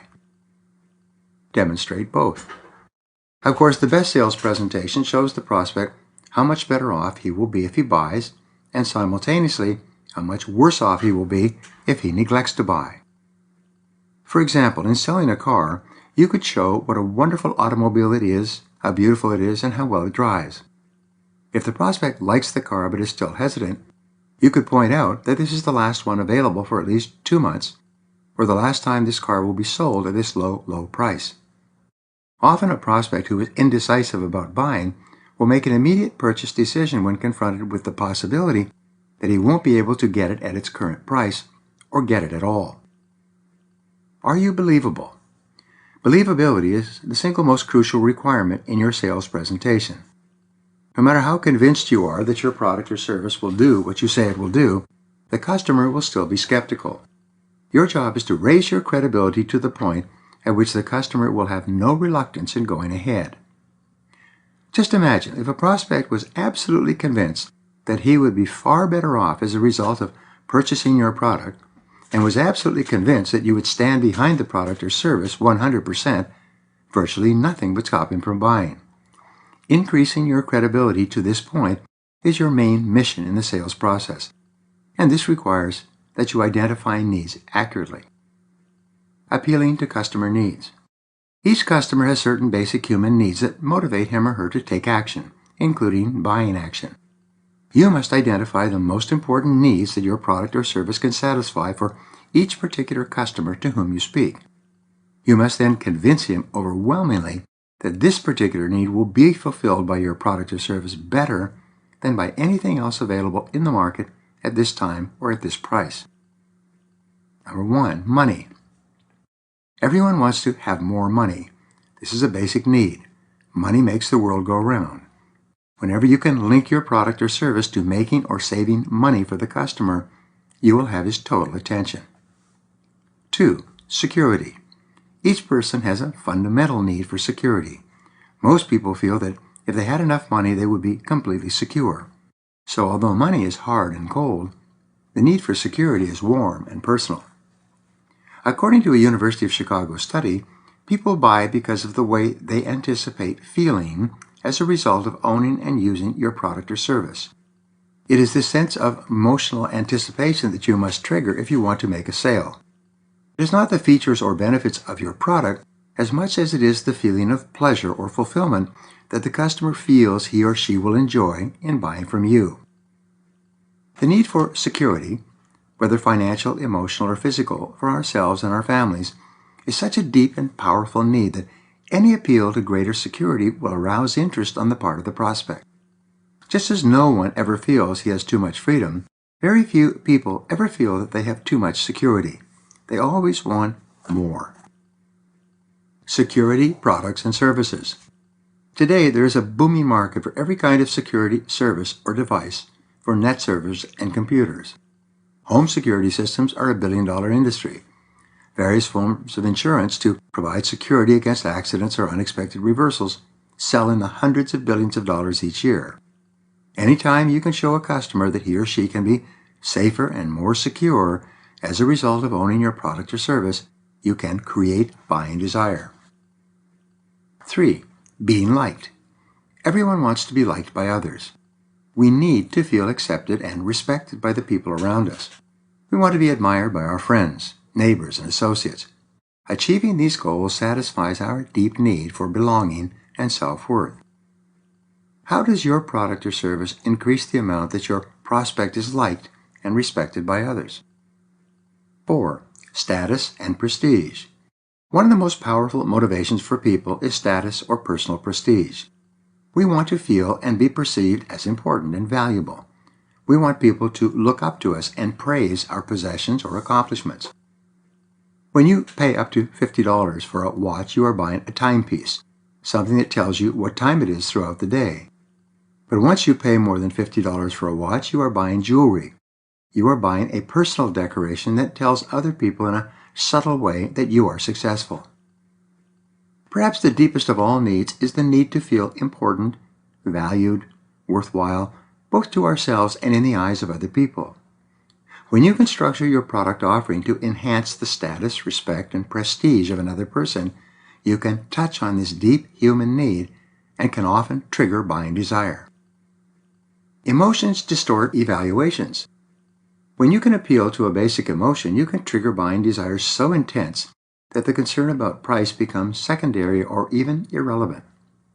For example, it's been demonstrated that some men who are anxious to please a particular woman for romantic reasons lose almost all ability to make rational spending decisions. This is why they purchase expensive jewelry, perfume, gifts, bouquets of flowers, and even costlier items when they are under the influence of the strong emotions of love or desire. Number 5, health and fitness. Everyone wants to live a long time and enjoy great health. Economists predict that health products such as vitamin, mineral supplements, and physical fitness equipment will soon be the next trillion-dollar industry. We all want to be healthier and to be thin and fit. We all want to have high levels of energy, and we want these same health benefits for our families. Consequently, we are attracted to products or services that will enable us to be thinner, more energetic, and in top form. If your product or service can enhance the physical life of your prospect in a cost-effective way, people who are overtired, overweight, or who have aches and pains will be extremely interested in talking to you. Number 6, praise and recognition. An important need shared by one and all is to be recognized for our accomplishments. As Abraham Lincoln said, everybody likes a compliment. One of the definitions of self-esteem is the degree to which one feels praiseworthy. As a result, whenever someone receives praise and recognition for an accomplishment, large or small, that individual feels happier and happier about him or herself. When you can position your product or service such that a person feels that he or she will achieve greater recognition or status by using it, you can create buying desire. Since the need for praise taps into that deepest emotional need of all, self-esteem, convincing your product that he will get additional recognition by using your product or service weakens his price resistance considerably. Number 7, power, influence, and popularity. There are many needs which you can demonstrate that your product or service will satisfy. People want power and influence and will buy products or services that give them more of these things.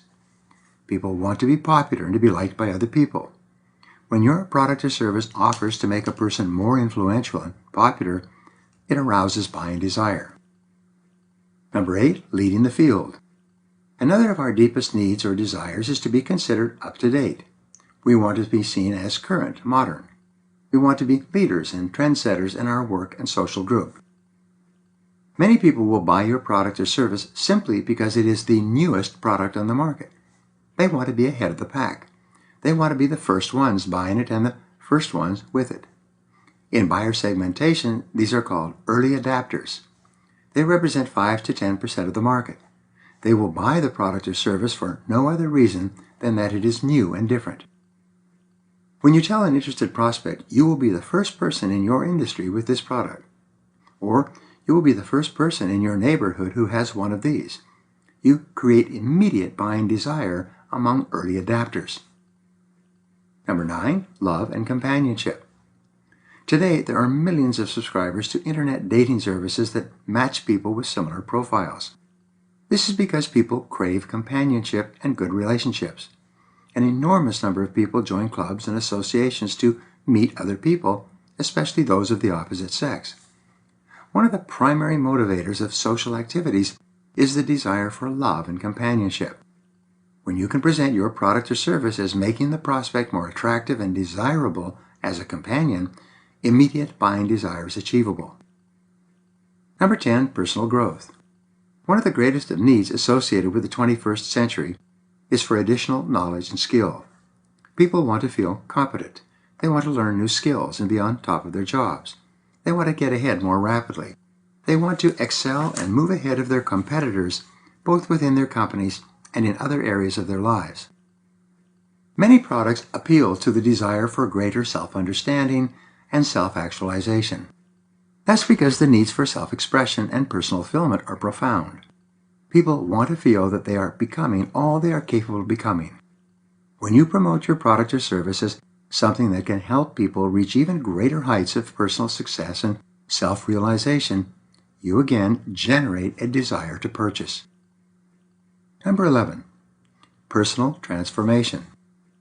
Perhaps the most abstract need, and the need for which people will pay the most, is the desire for personal transformation. If a prospect feels that your product or service will take him to a new, higher level in his life or work and make him a different person in some way, there can be no limit to the amount he will spend. Not long ago, I was talking to the vice president of a Midwestern manufacturing company. He's an avid golfer. He tries to play golf at least twice a week, and on vacation he plays 5 or 6 days a week, sometimes 2 rounds per day. He told me I would pay $50,000 cash for any golf pro who could show me how to permanently reduce my score by 2 strokes.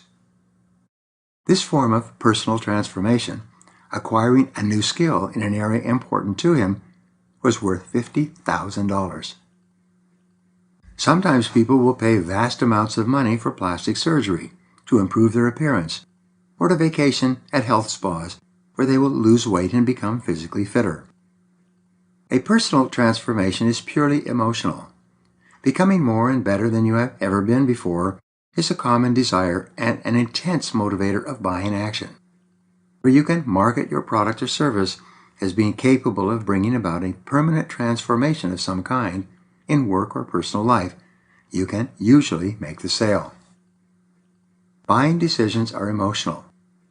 All buying decisions are emotional. In fact, everything you do is 100% emotional. The rule is that people decide emotionally and then justify logically. You use logic to justify and rationalize your decision once you have made it. When you say that you are going to do something because it is the logical thing to do, all you're saying is that you have more emotion invested in that course of action than in another. Humans have a wide variety of emotions, but it has been discovered that the strongest emotion operating at any particular moment will determine how an individual decides and acts at that time. For example, a person may have a desire for improvement that your product or service offers, but his fear of loss or of making a mistake can be more intense than his desire for gain. If this is the case, he will refrain from buying. The stronger emotion will always win out over the weaker emotion. Increase buying desire. The only way you could overcome the negative emotion of fear of loss that will block a sale is by increasing the positive emotion of desire for gain that will trigger that sale. Everything you do or say that increases the intensity of buying desire moves you closer to the sale.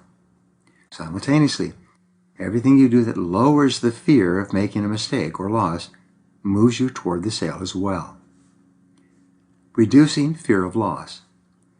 Marketing guru Jay Abraham has helped companies sell hundreds of millions of dollars worth of products by convincing them to offer unconditional guarantees of satisfaction on everything they sell. He's famous for recommending that you give a better than money back guarantee. In this type of offer, the customer is promised that not only will he get his money back if he's not satisfied, but he will also receive or be able to keep certain special bonuses and gifts that have considerable perceived value. In one of our businesses, we offer a complete one-year personal and professional development program on entrepreneurship and financial success. The course runs over 52 weeks. We guarantee that participants will be delighted with the results or they will get their money back. In addition, they'll be allowed to keep the more than $3,000 worth of books, audio programs, and video training materials that accompany the course. This is a very powerful offer. Wanting to think it over. When a prospect says that he wants to think about it for a while before deciding, he is really saying one of two things about what you have offered him. First, he could be saying that he has no real desire to own and enjoy what you are selling. For some reason, you have not connected with him at such a level that he is convinced he will be better off with your product or service than he would be with the money that it would cost. The second reason that a person may hesitate and put off a buying decision is because he is not sufficiently persuaded that he will actually get what you are promising. He is saying that you have not given him enough emotional reasons for him to make a buying decision. His fear of loss or of error is still greater than the potential benefits from your offering. Focus on value. In the process of value selling, you put all your emphasis on repeating and explaining the values and benefits that the prospect will receive if he buys what you are selling. Instead of reducing the price or offering a special deal of some kind, you focus your efforts on building value. It's only when the customer feels that the value he receives is greatly in excess of the cost he will have to pay that a buying decision takes place. Always focus on greater value rather than lower price. Selling to small businesses. Many people sell to small and medium-sized businesses. They deal with the entrepreneur who actually started and built his or her business. If these salespeople are not careful, they can easily slip into talking about the features and benefits of their products and services without taking the time to realize exactly what type of a customer they are talking to. Entrepreneurs are successful because they focus most of their energies on sales and satisfying customers. They have very little patience for detail. They consider bookwork, accounting, and finance as necessary evils, things that they have to do in the process of selling and delivering their products, Therefore, talk about sales and profits. If a salesperson visits with a business owner and tries to sell her computers and software that will improve her accounting department, her eyes glaze over. She loses interest immediately. Because she does not associate accounting with profitability, she is the wrong person for you to be talking to. Entrepreneurs are interested in sales and cash flow. They are concerned with communicating with customers and delivering their products and services satisfactorily. They focus on the performance and reliability of what they sell, and they are attracted to revenues, profits, and growth. They're not interested in the internal details of their operations. To sell the very most of your products or services, you must focus your time, attention, and energy on finding out exactly what will cause this customer to buy. The more time you focus on clearly identifying the specific needs that you can satisfy for a customer, the easier it is for you to structure your presentation and make a sale. Selling to retail businesses. Business people who buy products for resale are only concerned about one thing: net profits. If you're selling to businesses who are buying your products or services to sell in the course of their business operations, they're still only concerned with one thing: net profits.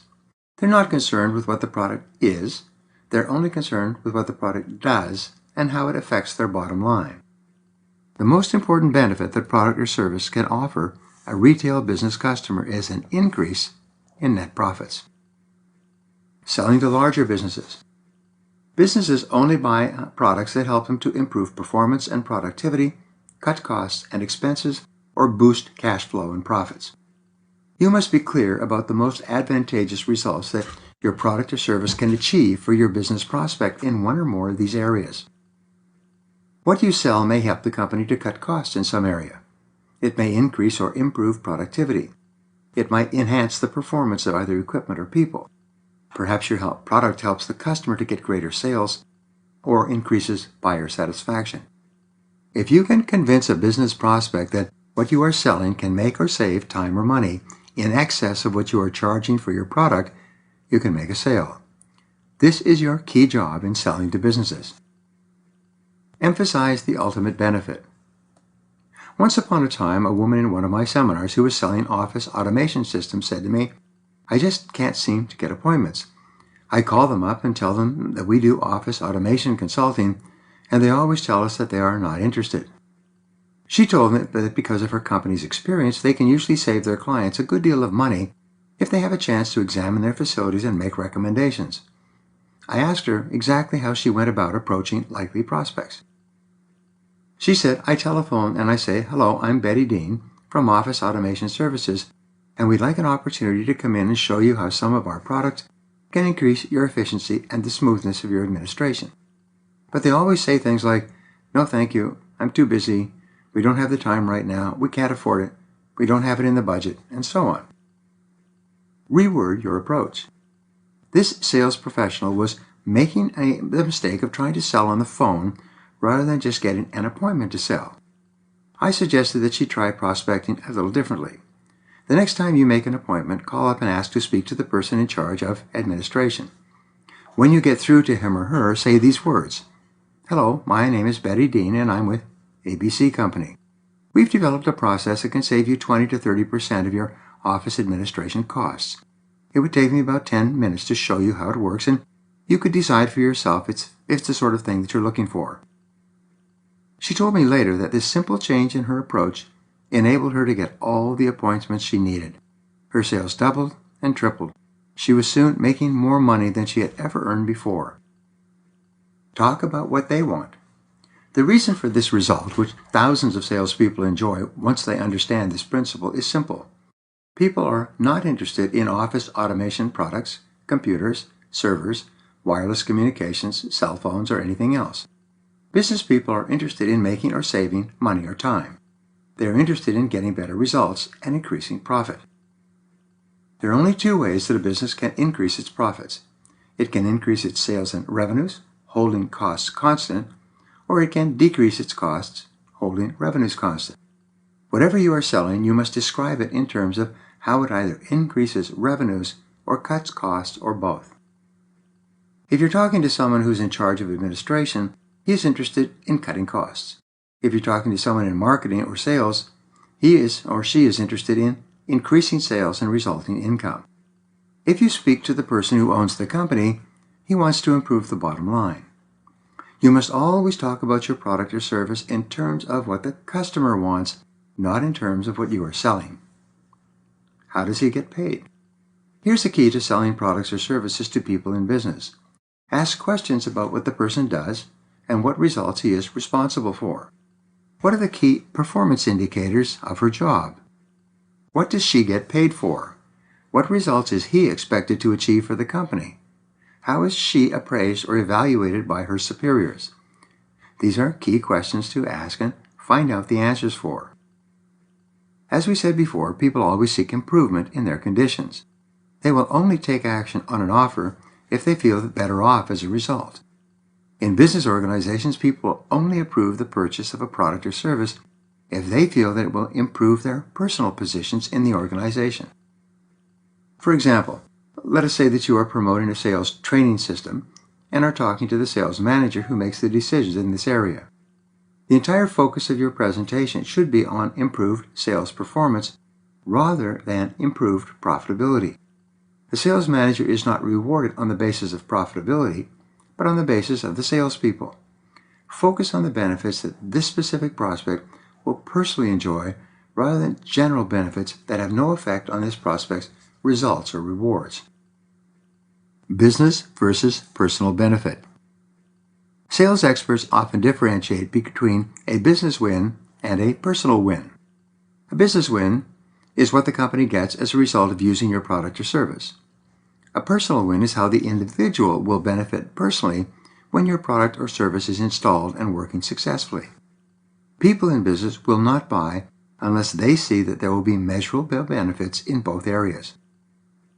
Take the time to identify how the prospect will be better off personally in higher income, greater convenience, or even additional prestige and respect from other people in his company. These can be the key factors that trigger the buying decision.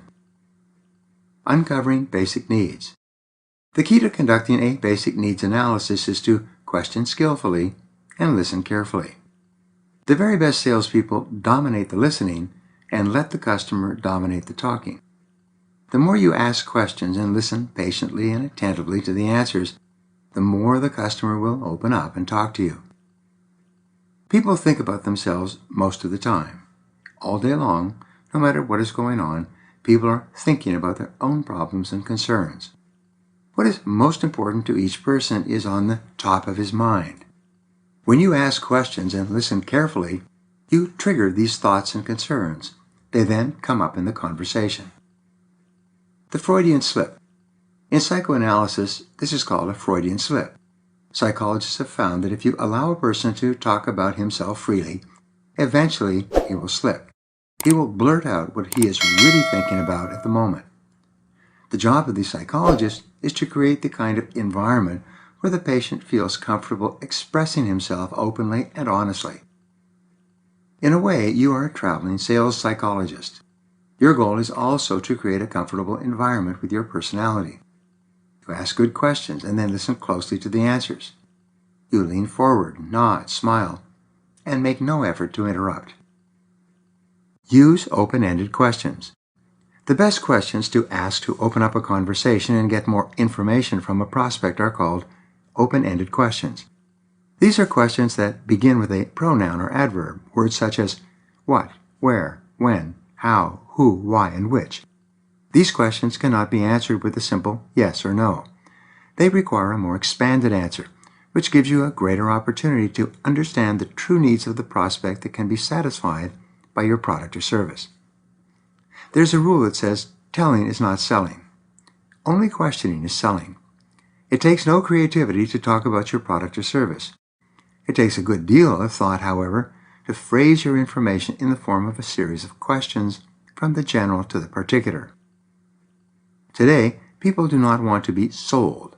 They may want to buy, but they don't want to feel that they are being sold. The moment a prospect feels that he is being pushed to make a certain buying decision, he shuts down and loses interest. The person who asks questions has control. As a rule, the person who asks questions has control. The individual who's answering the questions is controlled by the person who is asking them. Whenever you ask a question and listen attentively to the answer, you are controlling the directional flow of the sales conversation, which is as it should be. Whenever you're talking in response to a question from the prospect has taken control of the conversation. If a prospect asks you a question, rather than answering automatically, which most people do, pause, take a breath and say, "That is a good question. May I ask you something first?" In other words, you acknowledge the question, but you then ask a question of your own and take back control of the conversation. When you do this a couple of times, it will become so natural and automatic that the prospect will never even know what happened, and you will be back in control. Position yourself properly. The very best salespeople today see themselves more as consultants and advisors to their customers. As a consultant, your job is to help the customer solve his problems with what you are selling. The very best sales consultants focus all of their energies on identifying the most pressing problem that the customer has that their product or service can solve. He then concentrates all of his efforts on convincing the prospect that he will definitely get the solution that he most wants. Position yourself as a friend rather than as a salesperson, as an advisor rather than as someone who just wants to make a sale. See yourself more as a helper than anything else. Take the time to fully understand the prospect's needs and then to help the prospect to understand how and why your product or service will satisfy those needs better than anything else. Learn and teach. Position yourself as a teacher. When you ask questions, you learn the customer's needs. When you talk, you teach the customer how he or she can most benefit from what you are selling. When you approach every sales situation as a friend, an advisor, and a teacher, you'll dramatically lower the stress involved in competitive selling. You will radically reduce the likelihood of failure or rejection. Both you and the prospect will feel more comfortable and relaxed. Pause and listen. The sale takes place with the words, but the buying takes place in the silence. Many salespeople speak too loudly and too fast because they're nervous. They are uncomfortable with silence. They feel that they have to fill every single moment with some wise comment or observation on their product or service. But this is not the case. When you are asking questions and advising the prospect regarding your product or service, be sure to allow moments of silence in the conversation. Allow the customer to reflect on and digest what you are saying. Don't rush. Be calm and relaxed. Allow the sales process to unfold at its own speed without pressure or urgency. This creates the very best mental state for the customer to make a buying decision. Present your idea as an improvement. People are funny in some respects. They want things to get better and yet to stay the same. This is especially true in selling and in buying a new product. Very few people want something completely new. Somehow, if it is brand new and untried or untested in the market, it is too risky. It might not work. You might lose your money. This is why most companies are defined as late adapters. They wait until the product has proven itself before they start to buy it. The way to deal with this natural resistance when you're selling a new product is to describe it as more of an improvement than as something new or different. Explain new features as advancements in the technology, as forward steps, as developments that your company has added to make it even better and more useful for your customer than before. Tell the truth. Customers want the simple truth about a product or service. They want honest information about how it can help them improve their lives and businesses. At the same time, they resist and resent any kind of high pressure. The more you relax and focus on the needs of the customer and helping him to satisfy those needs, the more relaxed both of you will be. The more you concentrate on explaining the simple truth about what your product can do for the customer, the easier it will be for the customer to buy. Quality is not enough. Many salespeople get stuck on the subject of quality. Their main argument for buying is that they are selling a quality product. But quality is never the primary reason for buying anything. Quality is a logical argument. People buy things emotionally, but quality is always based on logic. What is more important than quality is utility. When a person says, "My product is the highest quality machine in the business," it doesn't matter. The only thing that the prospect is interested in is, will it do the job for me? Will it do what I need done? Is it adequate for my purposes? You can say that a Rolls-Royce or a Mercedes is a high-quality automobile, but if all you need is a car to go back and forth to work, you don't need to buy one of them. Quality is not an argument. Quality and price comparisons. The only time you can use quality as an argument is when you are comparing your product at a higher price to another product at a lower price. You have to show the prospect that there are definite reasons why he should opt for higher quality rather than lower price.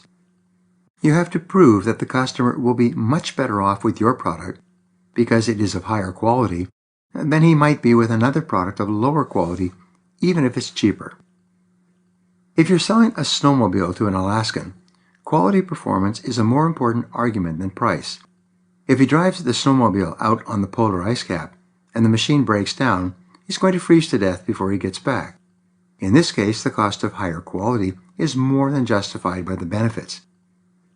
If you're selling a vehicle to someone who's going to drive it across the Sahara, it's very important that it be a high-quality vehicle. If it breaks down in the Sahara, where there are no people and no water, the traveler will die before he gets help. Explain why your quality is important. If additional quality is not necessary to get the job done for the customer, then it is not an important benefit. In explaining quality features in your product or service, you must always explain how they directly benefit the customer. The customer must see the direct relationship between paying more for higher quality and getting back more as a result. All customers ask the same question in their minds: so what? Whatever you say to a prospect about your product or service, imagine that he is looking at you and saying, so what? What the customer really wants to know is, what's in it for me? What is the benefit to me of the feature that you are explaining? Why is this particular quality improvement so important to me? Make sure everything you say to a prospect about your product has a definite benefit in it for the customer, and make sure that the customer clearly understands this benefit. Suitability comes first. The product you sell must always be the most suitable for what the customer needs at the time before quality enters the equation. An example of suitability before quality is the popularity of Japanese automobiles. Everyone knows that they are well made and they last for several years. Because they sell at reasonable prices, they tend to be ideal and appropriate for a large number of drivers. They also happen to give good fuel economy. And in addition to this suitability factor, they are of good quality. But the quality always comes after the appropriateness and the utility have been demonstrated. This is why it is so important to ask questions and identify the needs of the customer in advance before you begin explaining why your product or service is the ideal one for him at this time. Everything counts. In selling, one of the foremost principles of all is this: everything counts. Everything you do helps or hurts. It adds up or takes away. It moves you toward the successful conclusion of the sale, or it moves you away from it. Nothing is neutral. There is a halo effect in selling and in all human relationships.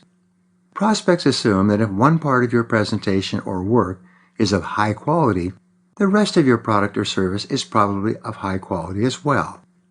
One good impression often enables you to create a halo of quality and professionalism, and everything counts. Your appearance counts a lot. In this respect, your personal appearance and grooming extend to the quality of your product itself. Most of the contact that your company will have with a customer will be with you personally. For this reason, the way you appear and behave is a critical factor in the buying decision. It satisfies the prospect's need for assurance. A whopping 95% of the first impression that you make on a customer is determined by your clothes. This is because, in most cases, your clothes cover 95% of your body. When you are well-dressed, properly groomed, shoes polished, and looking professional, the prospect unconsciously assumes that you are working for an excellent company and that you sell an excellent product or service. Further, When you are punctual, polite, and fully prepared, you make a positive impression that spreads like a halo to everything you do and to the product or service you sell. On the other hand, if the salesperson is late, unprepared, and poorly organized, the customer immediately assumes that what you see is what you get. He or she takes for granted that the company is second-rate and the product or service being offered is of poor quality. And all that comes from clothes and appearance. The best companies. The very best companies have the best trained and best-looking salespeople. Companies like IBM and Hewlett-Packard interview prospective salespeople several times to be sure in advance that these are the right people to represent them in a competitive marketplace. They take prospective salespeople out to dinner to see how they use their utensils and how they handle themselves in social situations. They meet their families to assure the positive or negative dynamics between and among spouses. They interview these prospective employees both individually and in groups. They know that an enormous portion of the buying decision is going to be determined by the person who is actually selling the product. Identify the basic and secondary needs. Be able to identify the basic and secondary needs that your product can satisfy and then demonstrate this to the customer. You do this by asking questions skillfully and listening carefully to the answers. Sooner or later, the prospect will become interested by asking you questions about what the product does and how it works. This becomes your selling opportunity. For example, in selling computers and software to businesses, amateur salespeople usually spend a good deal of time talking about all the different functions that their equipment will perform. But the customer doesn't care. He wants to know if the product will pay for itself and how long it will take before it pays for itself. The customer wants to know how certain he can be that the product will pay for itself. He needs to know if this is an intelligent design decision or not. Put him in the spotlight. Instead of thinking about yourself, focus all of your attention on the customer. Since you can only think about one thing at a time, the more you focus on the customer rather than yourself, the more relaxed and confident you will become, and the more positive and animated he will become. Whenever you start to feel tense in a sales situation, immediately ask the customer a question about himself or his business, and then listen to the answer. Imagine that you are in a darkened room with a customer. There's a single spotlight on a swivel above the customer's desk. This spotlight is voice-activated. Whoever is speaking causes the spotlight to swivel around and focus exclusively on him. So who is supposed to be in the spotlight, you or the customer? Since the customer is the most important person, the spotlight should be on the customer most of the time. Whenever the customer is talking and replying to your questions, the spotlight is on him. Whenever you are talking about him and his needs, problems, or objectives and requirements, the spotlight stays on him. The instant you start talking about yourself, your product, your service, your company, or your life story, the spotlight swivels around and focuses on you. The customer is left sitting in the dark. The more the spotlight is on him, the greater the possibility that you will make a sale. Keep the spotlight on you and your company, and the likelihood that he will buy becomes less and less. Customers buy benefits and solutions. Customers don't buy products, they buy benefits. They buy solutions to their problems. They buy ways to satisfy their needs. So again, focus all of your attention on the customer. Ask questions such as, what are you doing now in this area? How is that working for you? What are your plans for the future in this area? If you could wave a magic wand and have the perfect situation in this area, how would it be different from what you are doing currently? What would you have to be convinced of to go ahead with our product or any product? Remember, the person who asks questions has control. Reasons for buying or not buying. In every sale, there is a key benefit that the prospect is seeking. This is the one thing that the prospect must be convinced of before he can buy. Your job is to uncover this key benefit and then to convince the customer that he will enjoy this benefit if he buys your product or service. At the same time, there is a key objection to every sale, the major reason that the customer will hesitate or decide not to buy. It's absolutely essential that you uncover this key objection and find a way to answer it to the customer's satisfaction. Focus on the 20%. We spoke about the 80-20 rule a bit earlier. In terms of buying your product or service, the 80-20 rule applies as well. Fully 80% of the buying decision will be concentrated on 20% of the benefits that you offer to the prospect. Sometimes the 90-10 rule is in effect. 90% of the sales decision can be based on 10% of the features and benefits of your product. Your job is to find out what they are. If you talk too much about features and benefits that are in the bottom 80% of concern to your prospect, you'll actually hurt your chances of making a sale, even if your product is the best in the world. In the bottom 80% of reasons why the prospect will buy, they will not convince him to go ahead. But if you can focus all of your attention on the top 10 or 20% of benefits that your prospect will enjoy, and convince him overwhelmingly that he will get these benefits from your product or service better and faster than from any other choice, the sale becomes much easier. The hot button close. This brings us to one of the most powerful of all closing techniques. It is called the hot button close, and it's used over and over by the highest paid salespeople. It is quite simple. As a result of asking questions and listening carefully to the answers, you finally ascertain the hot button, the leading benefit that this customer seeks in your product or service. You then concentrate all your energy on convincing him overwhelmingly that he will get this key benefit. The success of the hot button close depends on your ability to discover the prospect's most important reason for buying. You then repeat it over and over. Concentrate on selling that one main point. Do everything to convince a potential buyer that he will get that one benefit that is decisive for buying action. Bring the whole decision to hang on that one question. Press the hot button over and over. How do you uncover the hot button? Simply ask, especially when the prospect is hesitating or holding back. You say, "Mr. Prospect, if ever you were to buy this product at any time in the future, what would cause you to buy it at that time?" And then remain completely silent. When you make it a theoretical question, the prospect will often say, "Well, if I was ever going to buy one of these products, I would have to be convinced of the..." And he or she will tell you the big reason. Like a Freudian slip, it will often fall out of the prospect's mouth. You are then charged with convincing him that he will get that benefit if he goes ahead with your offer. Fast, cheap market research. Here's a powerful exercise that can double your sales in a very short time. Make a list of your last 10 customers. Phone each of them and say these words: "Mr. Customer, I just wanted to call you and tell you how much I appreciate your buying this product from us. How is everything going? Is there any way that we can help you?"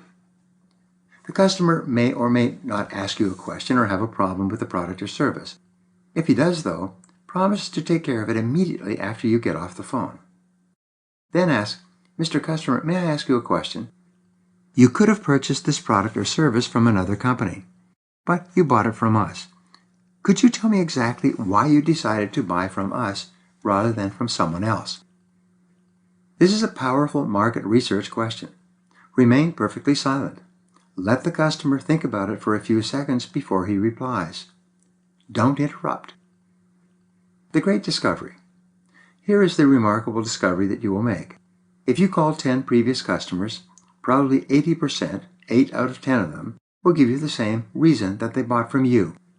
Very often, you were completely unaware that this was the real reason for the purchase decision. Whatever the answer, write it down. From that day forward, whenever you meet with a new prospect, be sure to tell him, "Most of our best customers say that the reason they decided to buy from us was..." The hot button. Is this important to you? The flowering cherry tree. There's a story about a real estate agent who takes a couple to show them a house. The house is not in particularly great shape, but as they pull up in front of the house, the woman looks past the house, and in the background there's a beautiful flowering cherry tree. She immediately says, "Oh, Harry, look at that beautiful flowering cherry tree. There was a flowering cherry tree in my backyard when I was a little girl. I've always wanted to live in a house with a flowering cherry tree." They all get out of the car and go in to look at the house, but the salesperson has taken note of what the woman said. Harry looks at the house critically. First thing he says is, "It looks like we're going to have to recarpet this house." The salesman says, yes, that's true, but from here, just look, you can see out through the dining room and you're looking right at that beautiful flowering cherry tree. The woman immediately looks out the back window at the flowering cherry tree and smiles. The salesman knows that the woman is the primary decision maker when it comes to buying a house, so he focuses on her. They go into the kitchen and Harry says, this kitchen's a bit small and the plumbing looks old. The salesman says, yes, that's true, but when you look through this window while you're preparing dinner, you can see that beautiful flowering cherry tree in the backyard. Next, they go upstairs to see the rest of the house. Harry says these bedrooms are too small, and besides, the wallpaper is old-fashioned and the rooms all have to be repainted. The salesperson says, yes, but notice from the master bedroom you have that beautiful view of the flowering cherry tree. By the end of the walk through the house, the woman is so excited about the flowering cherry tree that she can't see anything else. The buying decision is made. They buy the house because the salesman had identified the hot button, the flowering cherry tree. In every product or service that you sell, there is a flowering cherry tree. If this is a real prospect for what you are selling, there's something in your product or service that the prospect really wants to enjoy. It's a benefit that the prospect really wants to have. Find out what it is by questioning and listening, and then assure the customer that he will definitely get that benefit if he buys from you. Now, here are 7 action exercises for you. 1. Make a list of the needs that customers have that can be met by your product. Organize this list in order of importance to the customer. Build your prospecting and selling around these needs. 2. Conduct regular market research among your satisfied customers. Find out what benefit your product offered that caused them to buy from you rather than from someone else. Number 3.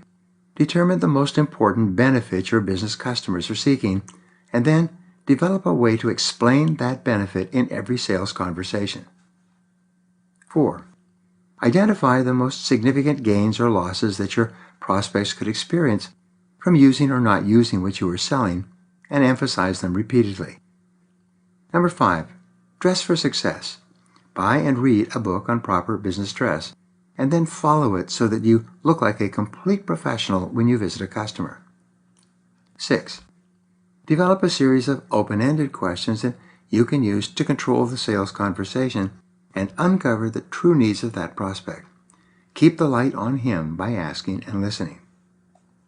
Number 7, position yourself as a friend, an advisor, and a teacher in every customer contact.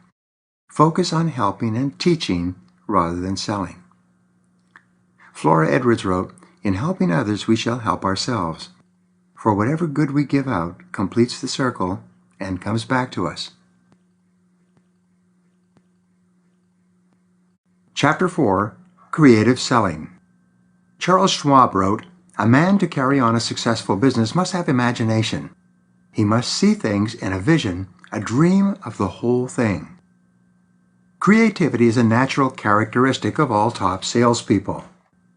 Fortunately, your level of creativity is largely determined by your self-concept, by how you think and feel about yourself when it comes to creative activity. This means that you can increase your creativity with practice until it becomes an automatic and easy response to any goal you set for yourself. Creativity is something that you demonstrate and use all the time. When you are trying to avoid a traffic jam on your way to an appointment by taking alternate roads, side streets, and alleys, you are engaging in highly creative acts. When you are arranging a party or designing a sales presentation, you are acting creatively.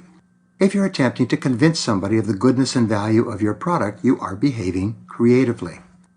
Even getting dressed in the morning, when you match your clothing, ties, shirts, blouses, dresses, slacks, shoes together to make an overall impression, you are engaging in an act of creativity. Your beliefs become your reality. The sad fact is that most people do not think that they are particularly creative. They associate creativity with writing great pieces of literature or painting great works of art. However, creativity can best be defined simply as improvement. When you improve anything by doing things differently, you are using your creativity, sometimes at a high level. Because of the central role of your self-concept, the more you believe yourself to be creative, the more you will generate creative ideas. In selling, you are essentially creating business where no business existed before. By the process of prospecting, building rapport, identifying needs, presenting solutions, answering objections, closing the sale, and getting resales and referrals, you are engaging in extraordinary, complex, creative acts that are the wellsprings of our free enterprise society. 3 ways to stimulate creativity. Creativity is stimulated by 3 key factors. 1. Clear goals. 2. Pressing problems. And 3. Focused questions. You must use all 3 as often as possible. The more intensely you desire to achieve a clear, specific goal, the more creative you will be in finding ways to accomplish it. The more determined you are to solve a pressing problem, the more resourceful you will be in coming up with different solutions.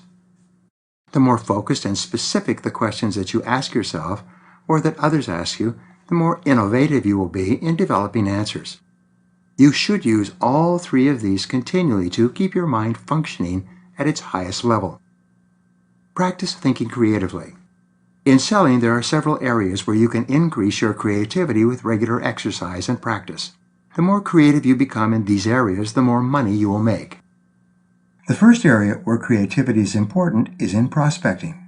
Your success in prospecting largely determines your income, and your ability to find more and better prospects is only limited by your imagination. The second area where creativity is essential is in uncovering buying motives. You must be creative in questioning to find out exactly what the customer needs and what will cause this customer to buy. This is a real test of your intelligence and brain power. Prospects have automatic buying resistance to any sales approach. They don't want to tell you why they might not buy your product. They know from experience that if you find out what they really want, you will probably be able to convince them that they will get it, and they will be too weak to resist your offering. Discover new product uses. Your creativity is essential in discovering new product uses and applications. You have to use your brain power to discover new ways to use your products and to create sales where no sales exist. Bringing together all the ingredients of a business transaction, including you, your company, the customer, the product or service, the price and terms, the delivery and installation, and everything else, is an extraordinarily creative act and requires creativity at a high level. Your ability to use your creativity to overcome buyer resistance and answer objections is essential to your success. Finally, your ability to close the sale and get the customer to take action is critical in determining how much you sell and how much you earn. Know what you're talking about. Creative selling begins with a thorough understanding of your product or service. The better you know and understand what you are selling, the more creative you will become in selling it. The more knowledgeable you are about why and how your product is superior to that of the competition, the better you will be in explaining it to customers and in overcoming their buying resistance. Read, study, and memorize your product information. Find out what your competitors are selling, what they emphasize, and how much they charge. Become an expert in your market. Become excellent at prospecting. The fastest way to increase your income is simple. It is the key to success in selling. Spend more time with better prospects. This 6-word formula is the recipe for high income in every market. Creative prospecting is essential to your success. It begins with thorough planning and analysis and starts with 3 questions. 1. What are the 5 to 10 most attractive features of your product? 2. What specific needs of your prospective customer does your product satisfy? And 3. What does your company offer that other companies do not offer? Its area of excellence. 1. What are the 5 to 10 most attractive features of your product? Do you know your product's most attractive features? List them in order of importance, then go on to determine the following. Why should somebody buy your product at all? Why should somebody buy your product from your company? And why should somebody buy your product from you? You must be able to answer these questions clearly in your own mind before you get face-to-face with a customer. 2. What specific needs of your prospective customer does your product satisfy? What benefits does it offer? In other words, what's in it for the customer to purchase your product rather than someone else's product or no one's product. Write the most attractive features of your product down one side of a piece of paper. Then write the benefits that your customer will enjoy from each of these features next to them on the other side of the paper. Remember, customers do not buy features, they only buy benefits.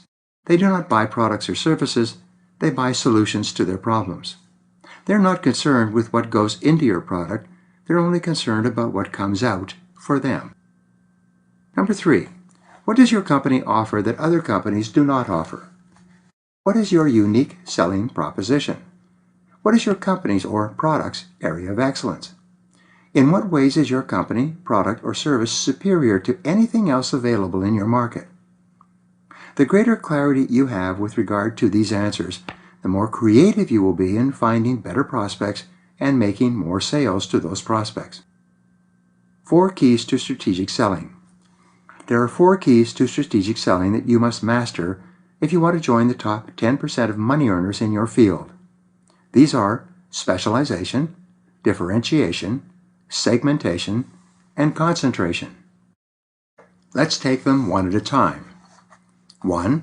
Specialize. With specialization, you determine exactly what it is that your product is designed to do for your customer. You may specialize in a particular result or benefit.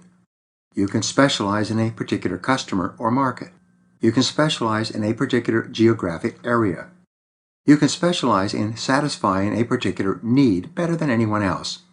But you must be a specialist rather than a generalist.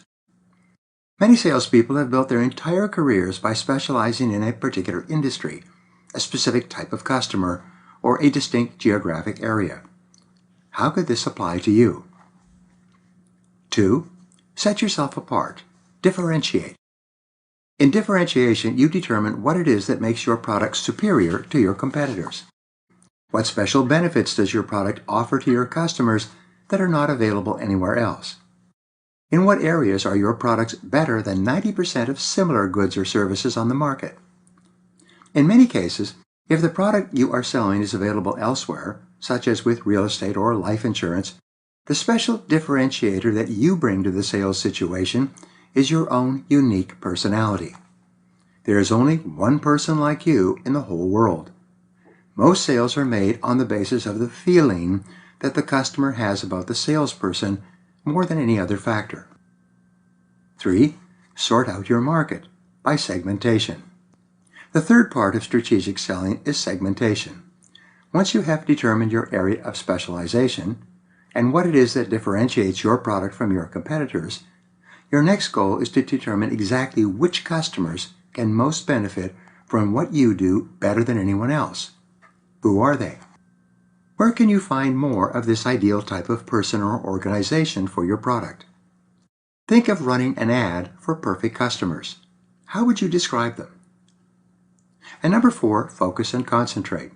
The fourth part of strategic selling is concentration. This is perhaps the most critical skill that you can develop for success in any area, especially selling. It is your ability to set clear priorities and then to concentrate single-mindedly on only those prospects who represent the very best potential as customers. In some cases, one prospect may be worth 100 times the value of another prospect. The basic rule in selling is to always fish for whales, not minnows. Remember, if you catch 1,000 minnows, all you have is a bucket full of minnows. But if you catch one whale, it can sink your whole ship. After a sales seminar in Tampa not long ago, a salesperson wrote to me and told me that she had begun applying these techniques immediately. Within 1 week, she closed a sale that represented 58% of her quota for the entire year.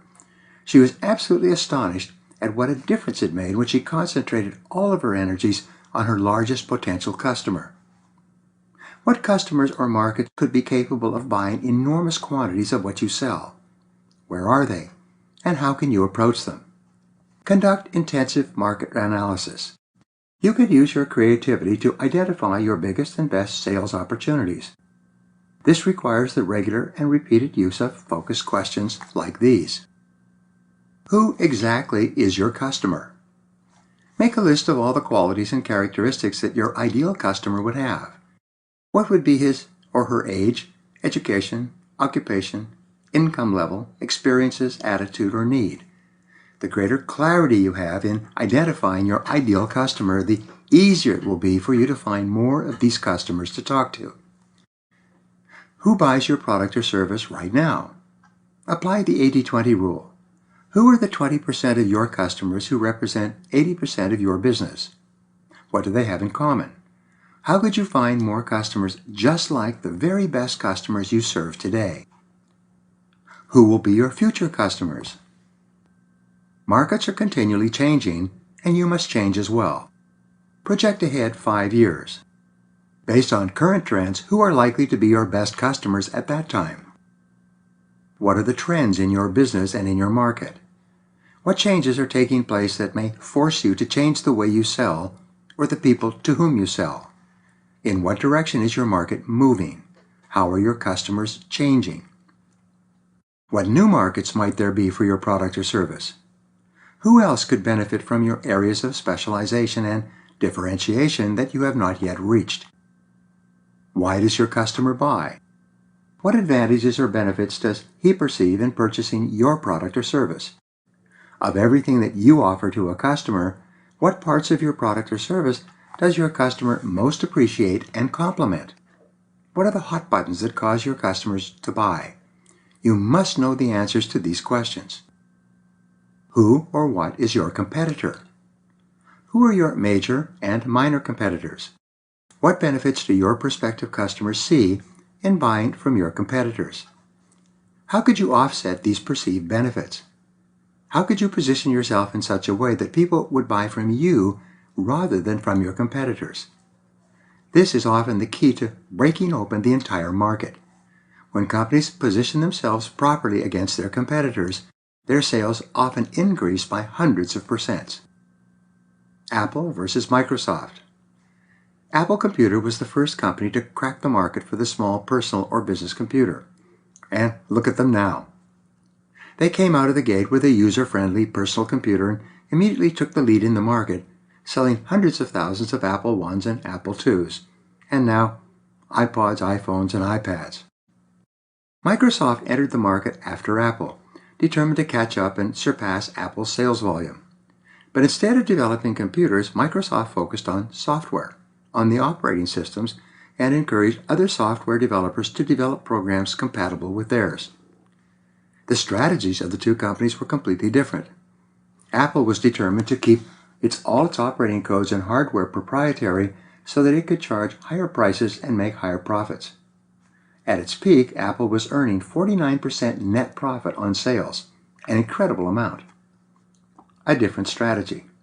Microsoft, under Bill Gates and Steve Ballmer, decided to offset the competitive advantage of Apple's user-friendly software by opening up its codes to software developers worldwide. Simultaneously, with each new advance in technology, Microsoft lowered the price of its MS-DOS operating system. Rather than focusing on high profits per individual sale, Microsoft focused on volume sales with lower profit per sale, but a far greater number of sales. By the time the dust had settled, back in the 90s, Microsoft controlled 90% of the global PC market. After becoming a runaway success story, and before becoming a runaway success story again, Apple was surpassed in the market and did not catch up for many years. By 2004, Apple's market share was down to 3%, even though its products are judged by many people to be technologically superior to those of Microsoft. What or who is your competitor, and how are you going to position your products against them? Ignorance can be the problem. In some cases, your major competitor is not another company, it is ignorance. Customers simply do not know your product is available. It may be new. It may not be well known. It may not be well advertised. Sometimes the greatest obstacle you have to overcome is unawareness of what your product can do for a customer. In strategic selling, you're always competing against someone or something. Whatever you are selling, there is an alternative available in your market. What you have to find out is what your prospective customers are considering, and then position yourself in such a way that your customers conclude that your offering is superior to anything else available. Selling in some respects is similar to warfare. Decisions in warfare are always made in consideration of what the enemy is doing or likely to do. Many of your most crucial decisions in selling will be determined by what your competitors are doing or what they are likely to do. What is your competitive advantage? This is your area of differentiation that we discussed earlier. In what way do you have an advantage over your competitors? How and why are you superior? As Jack Welch of General Electric once said, if you don't have competitive advantage, don't compete. Your competitive advantage is invariably the most important reason that a customer would choose your product over that of your competitor. Fully understanding the nature of your competitive advantage is the key to developing an effective and creative sales presentation. You should be so clear about the competitive advantage of your product or service that someone could wake you up at 3 in the morning, shake you and ask, "Why is your product better than anybody else's?" And you should answer this question right out of a sound sleep. Your area of superiority. Customers buy a particular product or service because they feel that it is superior in some way to anything else available. Sometimes it is lower price. Sometimes it is a particular feature or benefit. Sometimes it is because they like the salesperson better than the representative of another company. Sometimes the competitive advantage is that you are the first person who has explained to them how much they could improve their lives or work with your product. Whatever it is, the customer always chooses what he considers to be the very best available under the circumstances. Demonstrate to the customer that your product or service fits that description. Same old, same old. Not long ago, a young man came up to me at one of my seminars. He needed advice. He worked for one of 10 companies that sold electrical supplies to contractors in the local market. But all of the suppliers bought their products from the same manufacturers and sold them at very much the same prices to the same customers.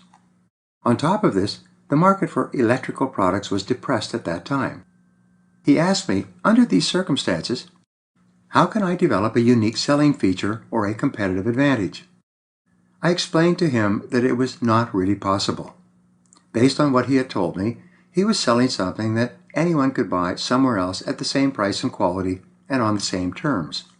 His products had no unique selling features. In a depressed market, there was less business for everyone, including himself. There was very little future in his industry at that time. Make your product special in some way. One of the most creative things you can do is to offer a product or service that is special in some way. It offers benefits that customers are willing to pay for that are not available anywhere else. If what you are offering is a Me Too product, the only way you can sell more is by working longer and harder, by seeing more prospective customers, and by trusting in the law of averages. But there's no long-term future unless your product is unique and different in some way from any other product available. Put your best foot forward. In creative selling, you always lead with the most important benefit that your product or service can offer your customer in comparison with your competitors. This becomes the key factor in your advertising, prospecting, and sales activities. When you meet a prospect who really wants the special benefits that only your product can offer, it is easy to make the sale. Large companies spend an enormous amount of time and money to build a reputation for their unique selling propositions.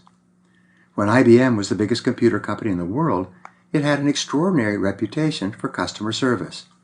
The company invested more than $1 billion a year giving its customers fast, dependable service whenever an IBM product broke down. For major customers with large computer installations, IBM would often fly in several specialists from different parts of the world, all within 24 hours, to get a computer system up and running again. IBM's reputation for quality service made it an industrial leader worldwide. Interestingly, at no time did IBM ever have a better, faster, or cheaper product than its competitors. Other companies had superior products at lower prices with more features. IBM did not even attempt to lead the field with state-of-the-art equipment. They focused instead on their reputation for service and support. This competitive advantage enabled them to become the most successful company of its kind in the world. It takes your breath away. Some years ago, the distributors of Smirnoff vodka attempted to introduce Smirnoff to the market in the United States. They had little success. At that time, vodka was considered not only a foreign drink, but a Russian foreign drink. The Cold War was on, and Americans were not particularly favorable to any Russian products, especially a new form of liquor. The Smirnoff distributors spent an enormous amount of money attempting to position Smirnoff vodka as a superior choice to whiskey, scotch, gin, rum, and other liquors, but to no avail. Finally, they identified the unique selling feature, USF, of Smirnoff. After drinking Smirnoff, no one could smell it on your breath. They instantly created an advertising campaign around this unique selling feature with 2 lines. Smirnoff, it takes your breath away. And Smirnoff, it leaves you breathless. In no time at all, Smirnoff became a $50 million product and eventually a $500 million and $1 billion product. It broke the market open for vodka sales, which are now well in excess of several $1 billion a year. By identifying the competitive advantage of the beverage that people could drink at lunch without folks back in the office knowing, they were able to create a great marketing success. How could you describe or position your product in a similar way? What is your unique selling proposition? Who are your non-customers? Who are the people who could use your product or service but buy neither from you nor from your competitors? These are people who are not even in the market at all. In reality, the non-customers are the greatest untapped market for your products or services. If you can identify them and find a way to get through to them, you can often create sales where no sales exist and where there is little competition or price resistance. A huge untapped market. Often these people are the late adapters in the market, those who wait until a new product or service has been tested and proven by the majority of buyers before they risk buying. When a company finds a way to tap into this huge late adapter market of non-customers, it can often surpass all of its competitors. 3 examples come quickly to mind: the fax machine, the personal computer, and the cell phone. In each case, only a few people were willing to take a risk on this new technology. In the earlier versions, they were often large, clumsy, and inefficient. The first cell phones often required a briefcase to carry them around. But once these 3 innovations had been accepted by business people and used in offices, the dam began to crack. Suddenly, the non-customer entered the market by the millions, and today, by the tens of millions.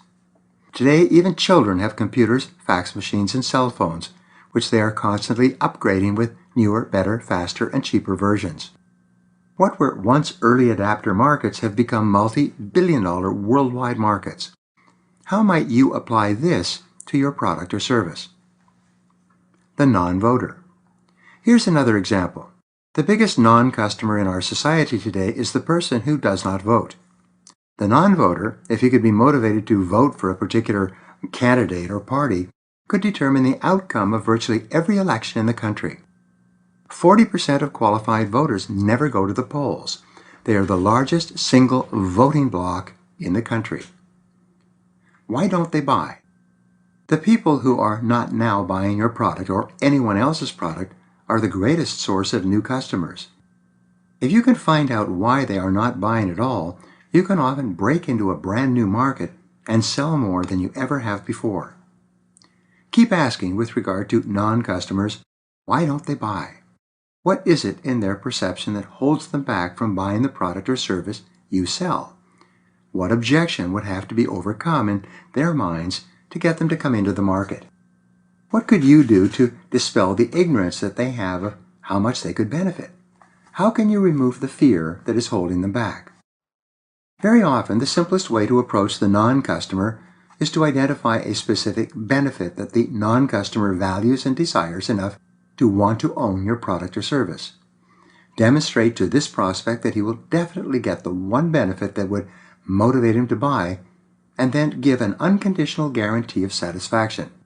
By focusing on the key benefit and backing it up with strong guarantees, you can often break down the resistance that keeps your non-customer from buying in the first place. When do your customers buy? When is the best time to sell to your customer? Is it a specific time in the business cycle or a specific season during the year? Do customers buy when business is growing or when business is declining? Some services are most appropriate when businesses are in difficulty. Other services are bought more readily when businesses are growing rapidly.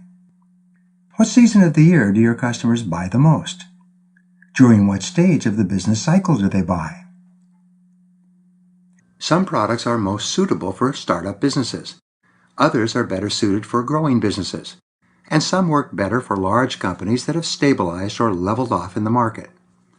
What triggers buying behavior? Some people are impulse buyers. They buy immediately when the product comes out on the market. They are the same people who see the new movie the first night it is shown. They try the new restaurant as soon as it opens. They embrace the new fashion trends as soon as they appear in the stores. Approximately 5 to 10% of customers are like this. They will try it without really knowing whether it is good or not.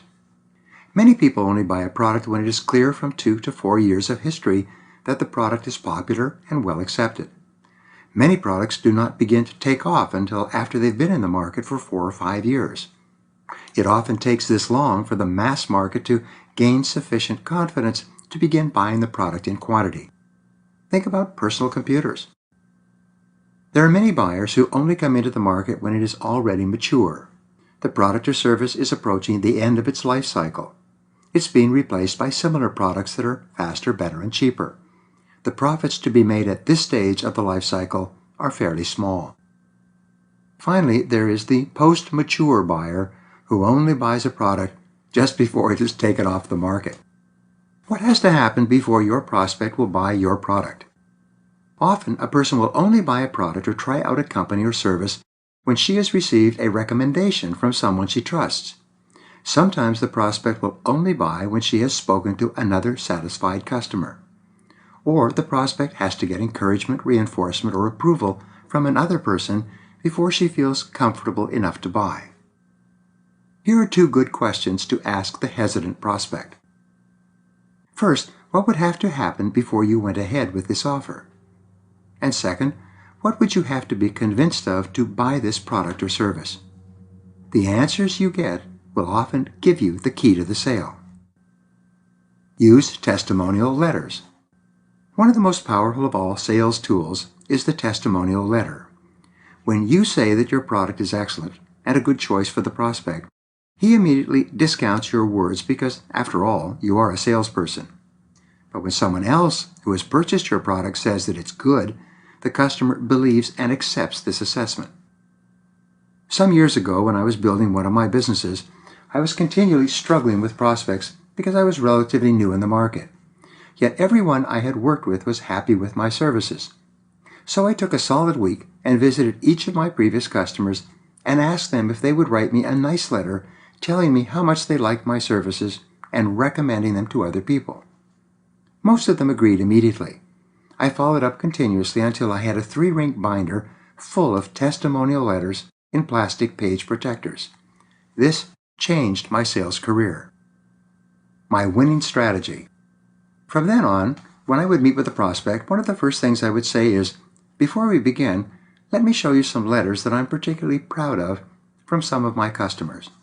I would then hand my binder to the prospect and let him read through the letters. I found that people love to read testimonial letters. It's sort of like reading other people's mail. Later I took a yellow highlighter and highlighted the very best sentences in each of the letters so that they jumped out when the prospect read the pages. It was amazing. Very often the prospect would look up from reading through the testimonial letters and say, "I'm sold. How soon can we get started?" My sales doubled and tripled and quadrupled. In the first 2 months after I started using testimonial letters, I made more sales than I had in the previous year. Now, many people will write you a testimonial letter if you ask for it, but sometimes they're so busy that they don't get around to it. In this case, offer to write the letter yourself and ask them to type it onto their own letterhead and sign it. It's amazing how many customers will do this if you ask. Overcome objections with testimonials.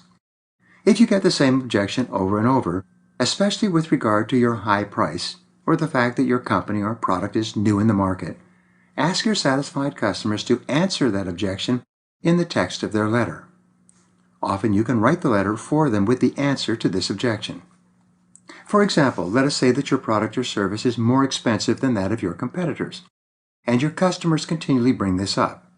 You would ask for or write a testimonial letter that says something like this. Dear Brian, I just wanted to write and tell you how happy we are with your product. When you first approached me, I was concerned about the high price. But since we have started using your product, the benefits and results I have achieved are far greater than the small difference in price I paid. Thank you for everything. Sincerely, a happy customer. That kind of a letter is worth its weight in gold. If you have half a dozen letters like that, you can double and triple your sales in a short time. Soon you'll be selling to almost everyone you speak to. The best advertisement. The most powerful of all forms of advertising in our society is word of mouth. 85% of all sales take place only after someone has said that the product or service is good. All other advertising is an attempt to get people to try the product or service so that the process of word-of-mouth advertising can begin. In the movie industry, studios invest 80% or more of their advertising budget in the week of the movie's release. Their goal is to get as many people into the theaters as quickly as possible, either before moviegoers find that the movie is not very good, or to stimulate word-of-mouth advertising that will fill the theaters later. In 2004, both Mel Gibson's The Passion of the Christ and Michael Moore's Fahrenheit 9/11 generated extraordinary word-of-mouth advertising, turning both movies into blockbusters that made fortunes for their producers. When was the last time that you decided to go to a restaurant by looking in the yellow pages? Instead, someone tells you that he has been there personally and enjoyed the experience. Only then do you try it for yourself. Word of mouth is everything. Be sure to ask. Your satisfied customers are your very best source of resales and referrals.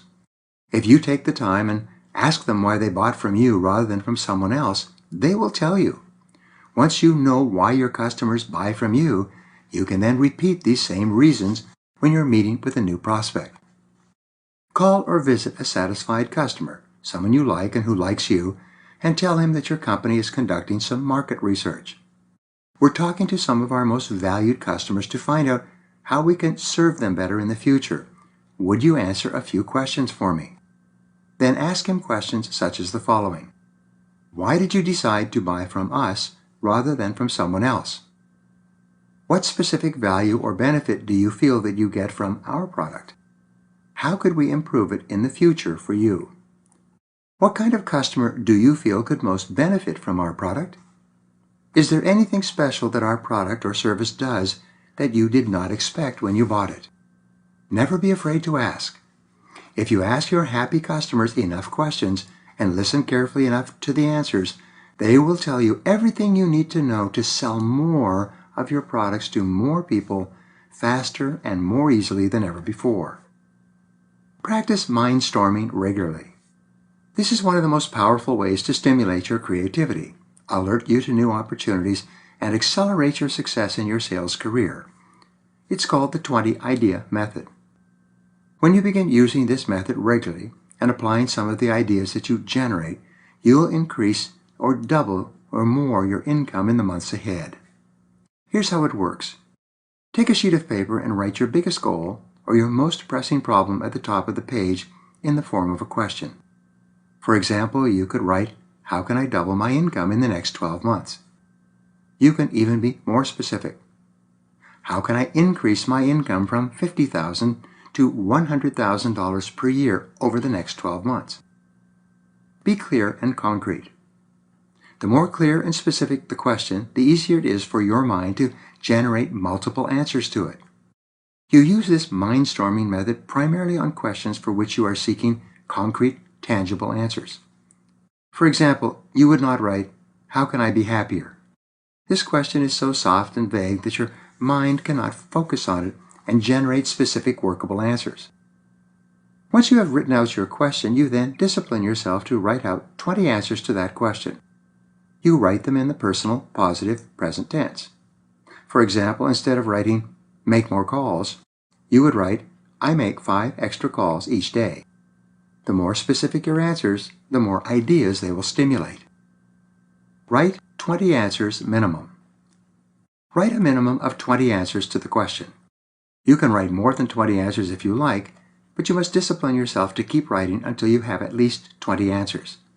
For some reason, the number 20 has a magical effect. Very often, the 20th answer is the breakthrough idea that changes your career. Once you have put down 20 answers, go back over your list of answers and select at least one idea that you will implement immediately. Do it now, this very minute. Don't delay. This is very important. When you generate these answers and then take action on at least one of them, you keep the tap open for creative ideas to flow all day long. As you move through your day, you will constantly have ideas and insights on how you can be more effective and get more done. Your mind will sparkle like lights on a Christmas tree. You'll be more alert and aware. You'll come up with solutions not only to your own problems, but to the problems of others, quickly and efficiently. The key to wealth. Earl Nightingale, in writing about this idea, said that more people have become wealthy using this 20-idea method than any other method of creative thinking ever discovered. In my own experience, and in the experience of thousands of my students, this 20-idea exercise is life-transforming. Once you begin using it, you will start applying it to every problem or goal you ever have. You can use it to outline any project, large or small. You can use it to build a house or build a career. The results you get will be absolutely amazing. Cumulative results.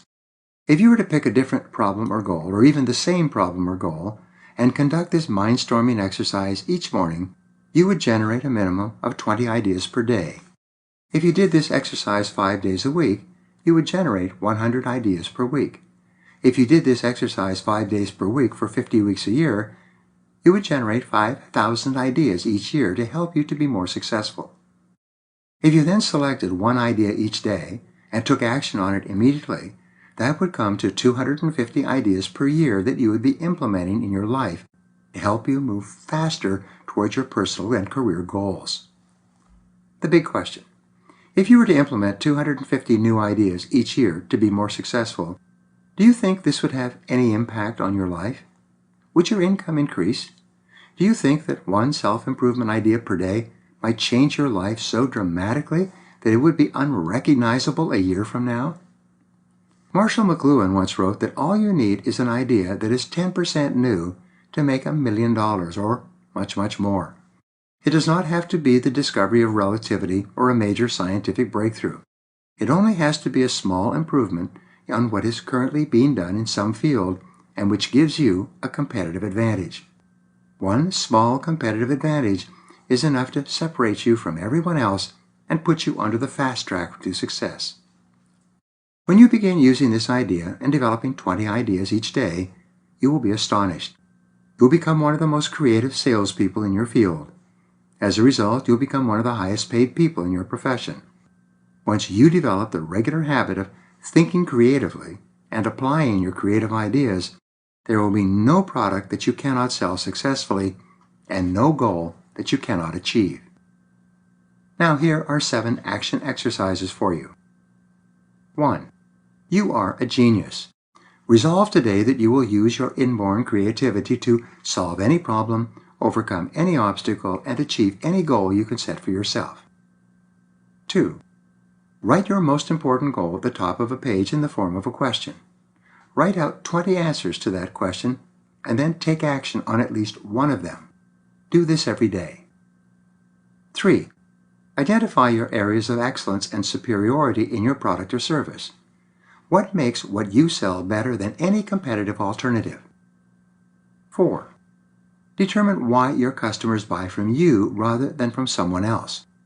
Which prospects can most benefit from what you do best? 5. Where are your very best concentrations of prospective customers? Decide how you are going to spend more time with them. 6. Differentiate your products or services in a meaningful way. Find out why people buy your product and then show them why your product is the best choice, all things considered. And 7. Get written testimonial letters from your satisfied customers. Highlight the best sentences and then place them in plastic pages in a 3-ring binder. Show these letters to every prospect. Theodore Roosevelt said, "Far and away, the best prize that life offers is the chance to work hard at work worth doing." Chapter 5. Getting More Appointments. Mac R. Douglas wrote, "When a man has done his best, has given his all, and in the process supplied the needs of his family and his society, that man has made a habit of succeeding." The most important rule for selling success is spend more time with better prospects. This rule contains just 6 words, but it summarizes your complete strategy to selling. The more time you spend with better prospects, by the law of probabilities, the more sales you will make and the more successful you will be. Finding new people to talk to and then approaching them for the first time is one of the most challenging parts of selling. All advertising, promotion is designed to speed up this process or to make it easier. Prospecting is also the part of selling that causes the most stress and frustration. More salespeople lose heart and give up what might have been a successful career because of their inability to master the skills of prospecting than for any other reason. You can learn any skill. Fortunately, prospecting is a skill that you can learn. If anyone else is good at prospecting, that is proof that you can be good as well. You simply need to learn the strategies and techniques used by other top people, and then adapt them to your own work until you feel comfortable with them. After that, your sales success is guaranteed. By now, you have done your creative thinking and analysis of your market. You've identified your major competitive advantages and your unique selling proposition. You know exactly the very best type of people to talk to, what to say, why they should buy from you rather than from anyone else. You have loaded your gun and cocked it. Now you have to aim and fire. This is the hard part. Now you have to contact, either by phone or face-to-face, or by internet, a real live prospect who has never seen you before. This is one of the most fearsome parts of selling until you master it. The process of prospecting. An ongoing analysis of your product and your market will give you a continuous stream of new prospects and prospect groups to call on. Your first contact with the prospect will begin the process, which will or will not conclude with the sale. Therefore, every word of your approach or introduction must be planned in advance to accomplish the following goals. Break preoccupation. Your approach must break the preoccupation of the prospect. Everyone you call on is busy and thinking about other things. They are completely involved in their own problems, work, family, health, business, or bills. Unless you can break through this preoccupation with your opening words, you never get a chance to make a sales presentation. Some salespeople phone, introduce themselves, and begin talking about their product or service immediately. A better way is to introduce yourself and then ask, "I need about 2 minutes of your time.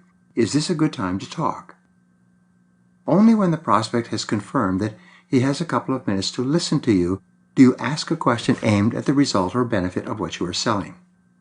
Sell the appointment, not the product. Never talk about your product or price on the phone unless you can actually make and conclude the sale without seeing the prospect personally. This is an important rule. Young salespeople, in their eagerness to get appointments, often blurt out details about their product in the first couple of sentences. If you do this, you will kill the sale. The prospect does not have enough information to seriously consider your offer. Instead, he will say, "I'm not interested," or "We're not in the market right now," and you'll end up talking into a dead telephone line. Choose your words carefully. When meeting the prospect for the first time, a salesperson will often start off talking about his product while the prospect is still on the phone, signing checks, shuffling papers, or doing something else. The prospect's mind is 1,000 miles away. He's not paying attention to you. You may be sitting there, but he is still preoccupied with everything that is going on in his life. Your job is to break this preoccupation before you begin speaking. Your first words should be the equivalent of throwing a brick through a plate glass window. Develop an opening statement or question that gets his complete attention. This sentence should always be aimed at the result or benefit that the prospect will receive from your product or service, but does not mention the product or service itself. Preoccupation breaking made simple. Many years ago, there was a salesman who worked for Corning Glass. This was the year that the company introduced safety glass for the first time. This product contained a transparent plastic sheet between two pieces of glass, and as a result it did not shatter the way most windshield glass did at that time. This young salesman went out with his new product, and within 1 year, he became the top performing salesman of safety glass in North America. At the National Sales Conference, he received the first prize for sales performance and was invited to share his secret with the other salespeople present. They wanted to know, how did you sell so much more safety glass than anyone else? Demonstrate the benefit. He explained, first of all, I got the factory to cut some safety glass into 6-inch squares as samples. Then I got a ball-peen hammer, which I took with me on sales calls. When I walked in on the prospect, I would ask, would you like to see a piece of glass that doesn't shatter? Almost invariably, the prospect would say, that's not possible, I don't believe it. I would then put the glass sample on his desk, take out the ball-peen hammer, and whack it. He would instinctively jump and throw up his hands to protect his eyes. When he looked down and saw that the glass had not shattered, he would be amazed. After that, it was simple. I would just ask, how much would you like? I'd take up my order pad and begin writing. Teach it to everyone. Corning Glass was so impressed with this technique that the following year they bought ball-peen hammers for all their salespeople, provided them with samples of safety glass, and sent them out nationwide. The method really worked. They sold glass by the carload. At the end of the year, at the next National Sales Convention, the young salesman, for some reason, was still head and shoulders above every other salesperson in the country. Once again, they invited him up on the stage to receive his award as the top salesperson in the country. And again they asked him, what is it that you did this year to outsell everybody else? Get the customer into the act. Well, he said, I knew that you were all going to use my method, so I had to come up with a new technique. Now, when I go in to see the customer, I've got a ball-peen hammer in one hand and the sample of safety glass in the other. I ask him, would you like to see a piece of glass that doesn't shatter? He usually says, I don't believe it. Then I put the piece of glass on his desk and give him the hammer and have him hit it. When he tries and fails to smash the glass himself, he is totally convinced. Then I write up the order. Well begun is half done. A good opening with a strong question aimed at the result or benefit of your product can get you almost to the close of the sale.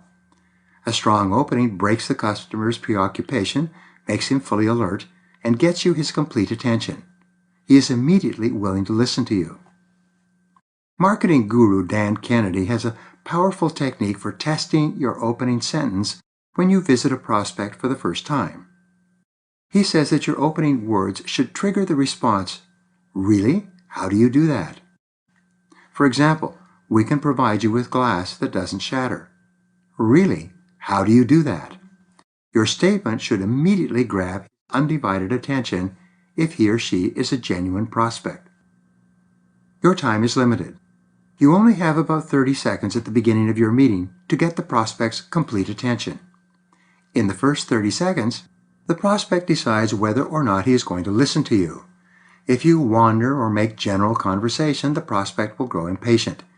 Within 30 seconds, he will have turned off and tuned out. It is then hard to get him back. Experts generally agree that the first 15 to 25 words out of your mouth set the tone for the rest of the conversation. You should select these words carefully and rehearse them regularly. They should not be left to chance. Many salespeople meet with a prospect for the first time and say to themselves, I can hardly wait to hear what I have to say. I wonder what's going to fall out of my mouth next. This is not for you. Plan it word for word. Your opening question or statement should be planned word for word, rehearsed in front of a mirror over and over, and memorized. You must go out and say it to a real live prospect. See what kind of response you get. If your prospect does not respond with interest and complete attention, it's back to the drawing board. You have to rework your opening question or statement until it gets the kind of reaction you want. Really, what is it? Cold calling for appointments. I learned about the importance of this from my own experience. When I was selling sales training, I would call people on the telephone and say something like, I would like to talk to you about training your salespeople. This automatically triggered responses such as, we can't afford it. We don't have the time to train our salespeople. We have our own sales training program. Our people don't need training. Sales are down right now, and we can't pay for it. Business is bad. We don't have any training money in our budget. With some variation, these are the same things that prospects tell us all the time. Rewrite and reword your opening words. When I found that I wasn't getting anywhere with my approach, I sat down and studied it. I spent several hours working and reworking my opening comments, trying to determine how I could cold call on prospects in sales organizations more effectively. I finally realized where I was going wrong and developed a strategy to compensate for it. The first thing I decided was that I had to be sure that I was speaking to the right person before I made any attempt to set up an appointment. Who is the prospect for sales training in a business organization?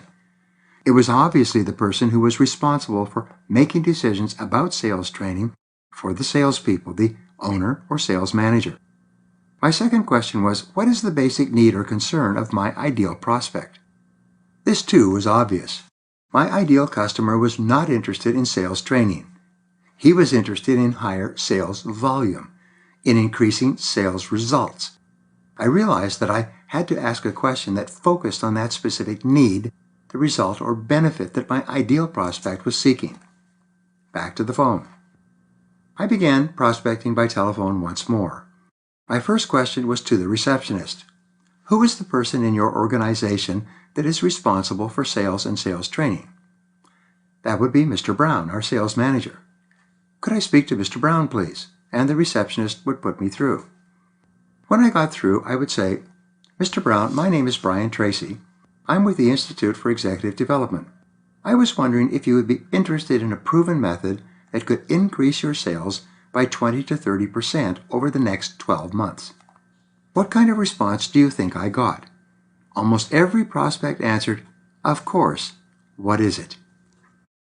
Repeat the key benefit. I would then repeat the key benefit or hot button. Mr. Brown, we've developed a method to increase your sales by 20%, 30%, and even 50% over the next few months. My prospect would often say, really, how do you do that? My response would be, that is exactly why I'm calling you. I just need 10 minutes of your time to show you this system, and you can decide for yourself if it applies to your company and your salespeople. From failure and frustration in telephone prospecting, I began getting appointments with 4 out of 5 and even 9 out of 10 people that I called cold out of the phone book. With this simple change in my approach, I did more business in the next 2 months than I had done in the previous year. Your opening question should trigger the response, what is it? Or, really, how do you do that? If it does not generate such a response, then you need to rework the question. If it is not breaking the prospect's preoccupation and getting his complete attention, you must reword the question until it does. Sales resistance is normal. If the prospect says, well, I'm really not interested, it means one of two things. Either your question is not strong enough, or the person that you are talking to is not a prospect for what you are selling in the first place. You are probably talking to the wrong person. When you open with a strong statement or question, you separate yourself into an elite class of sales professionals. Instead of wasting the first couple of minutes talking about your product line and how long you've been in town, you go straight to the subject that is of most interest to the prospect. Neutralizing initial sales resistance. Whenever you phone a prospect for the first time, you are interrupting him from something he is doing that he considers to be more important than anything you have to say. Everyone is busy. For this reason, you should always expect initial sales resistance, even if you're offering the very best product at the very best price to the most qualified prospect in the world. Here is a simple technique that you can use to neutralize sales resistance at the very beginning. When the prospect says something like, thanks for calling, but I'm not interested, or we're not really in the market right now, you shouldn't take it seriously. The prospect has no idea how good your product or service can be for him and his company. His reaction is a knee-jerk, automatic response to any sales offer. Roll with this resistance like a boxer rolls with a punch and come back with these words. That's all right. Most people in your industry felt the same way when I first called on them. But now they've become our best customers and they recommend us to their friends. When the prospect hears these words, he immediately stops what he is doing and starts paying attention. He will almost invariably say, "Oh, really? Well, what is it then?" Customize your comeback. You can make these words even more powerful by being specific about the prospect's occupation. You could say, "That's okay. Most people in the financial services industry felt the same way when I first called on them. But now they've become our best clients and they recommend us to their friends." In Robert Cialdini's book, Influence, he explains the impact of social proof in building credibility and arousing desire. Social proof comes from other people, like the customers who have already bought the product or service. Whenever we hear of someone else like us, in our business or with our same interests or beliefs, who has bought a product, we are immediately interested in knowing what it is. If lots of people like us have bought a particular product, we almost automatically conclude that it is a good choice for us as well. When the prospect says, "Oh, really, what is it then?" you say, "That's exactly what I would like to talk to you about, and I just need about 10 minutes of your time. You can decide for yourself if it's right for you." Frequently, busy prospects will say, "Well, can you tell me a little bit about it on the phone?"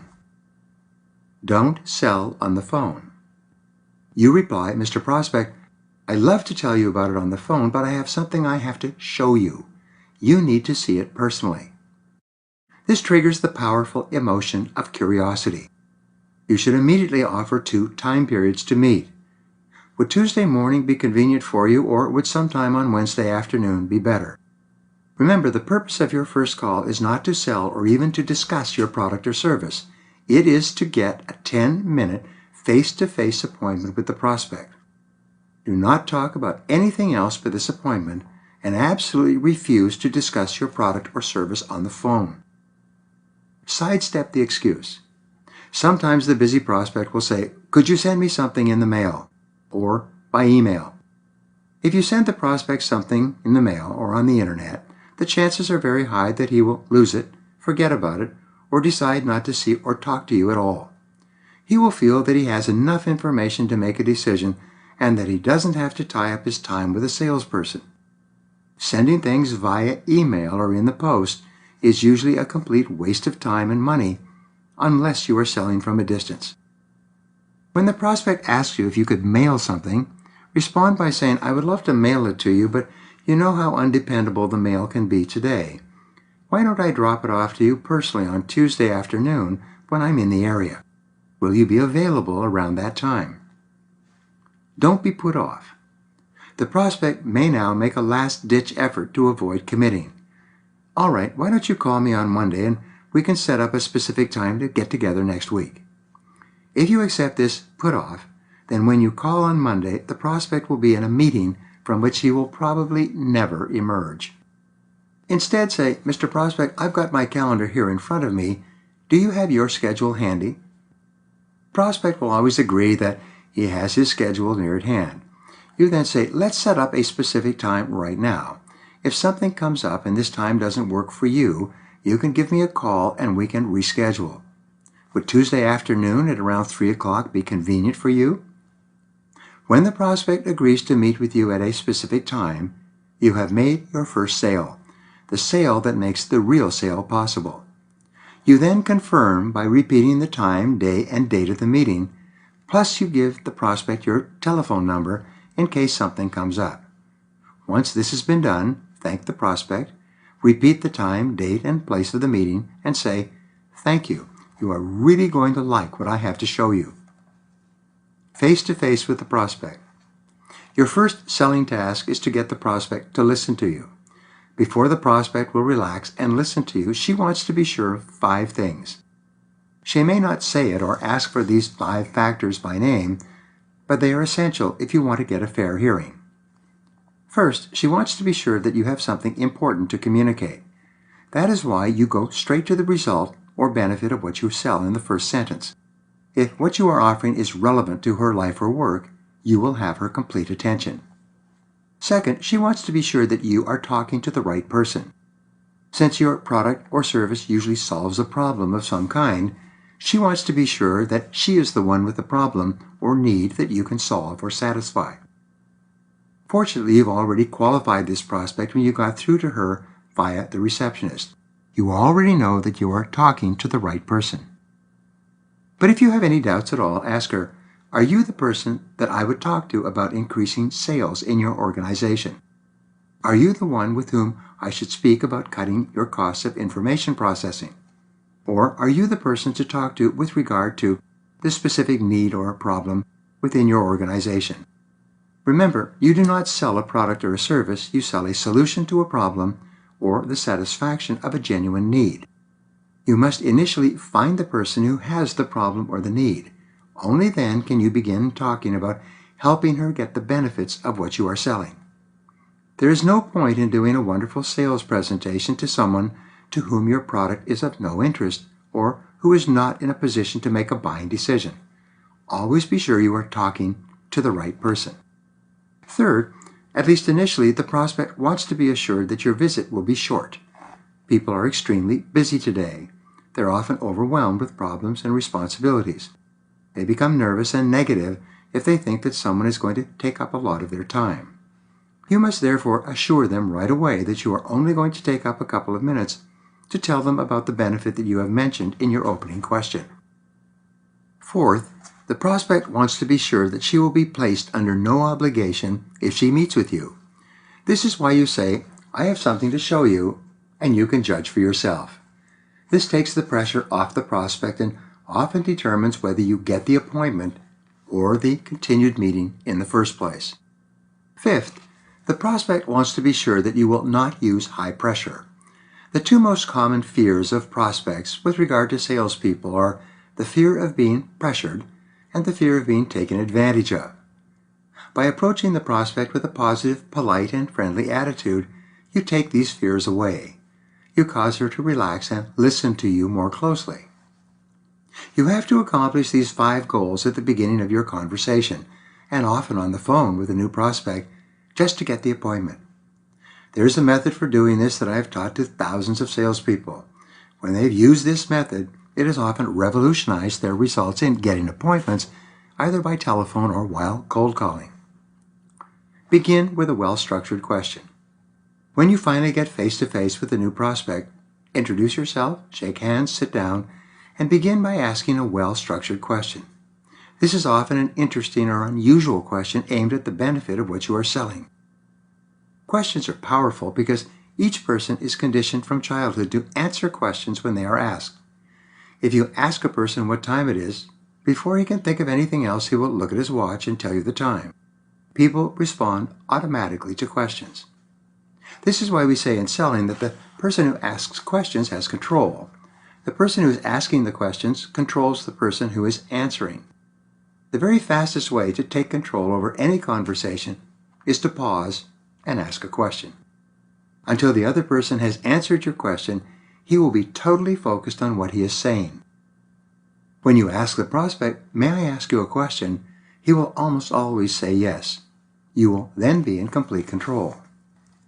Continue asking questions. Good questions trigger good responses.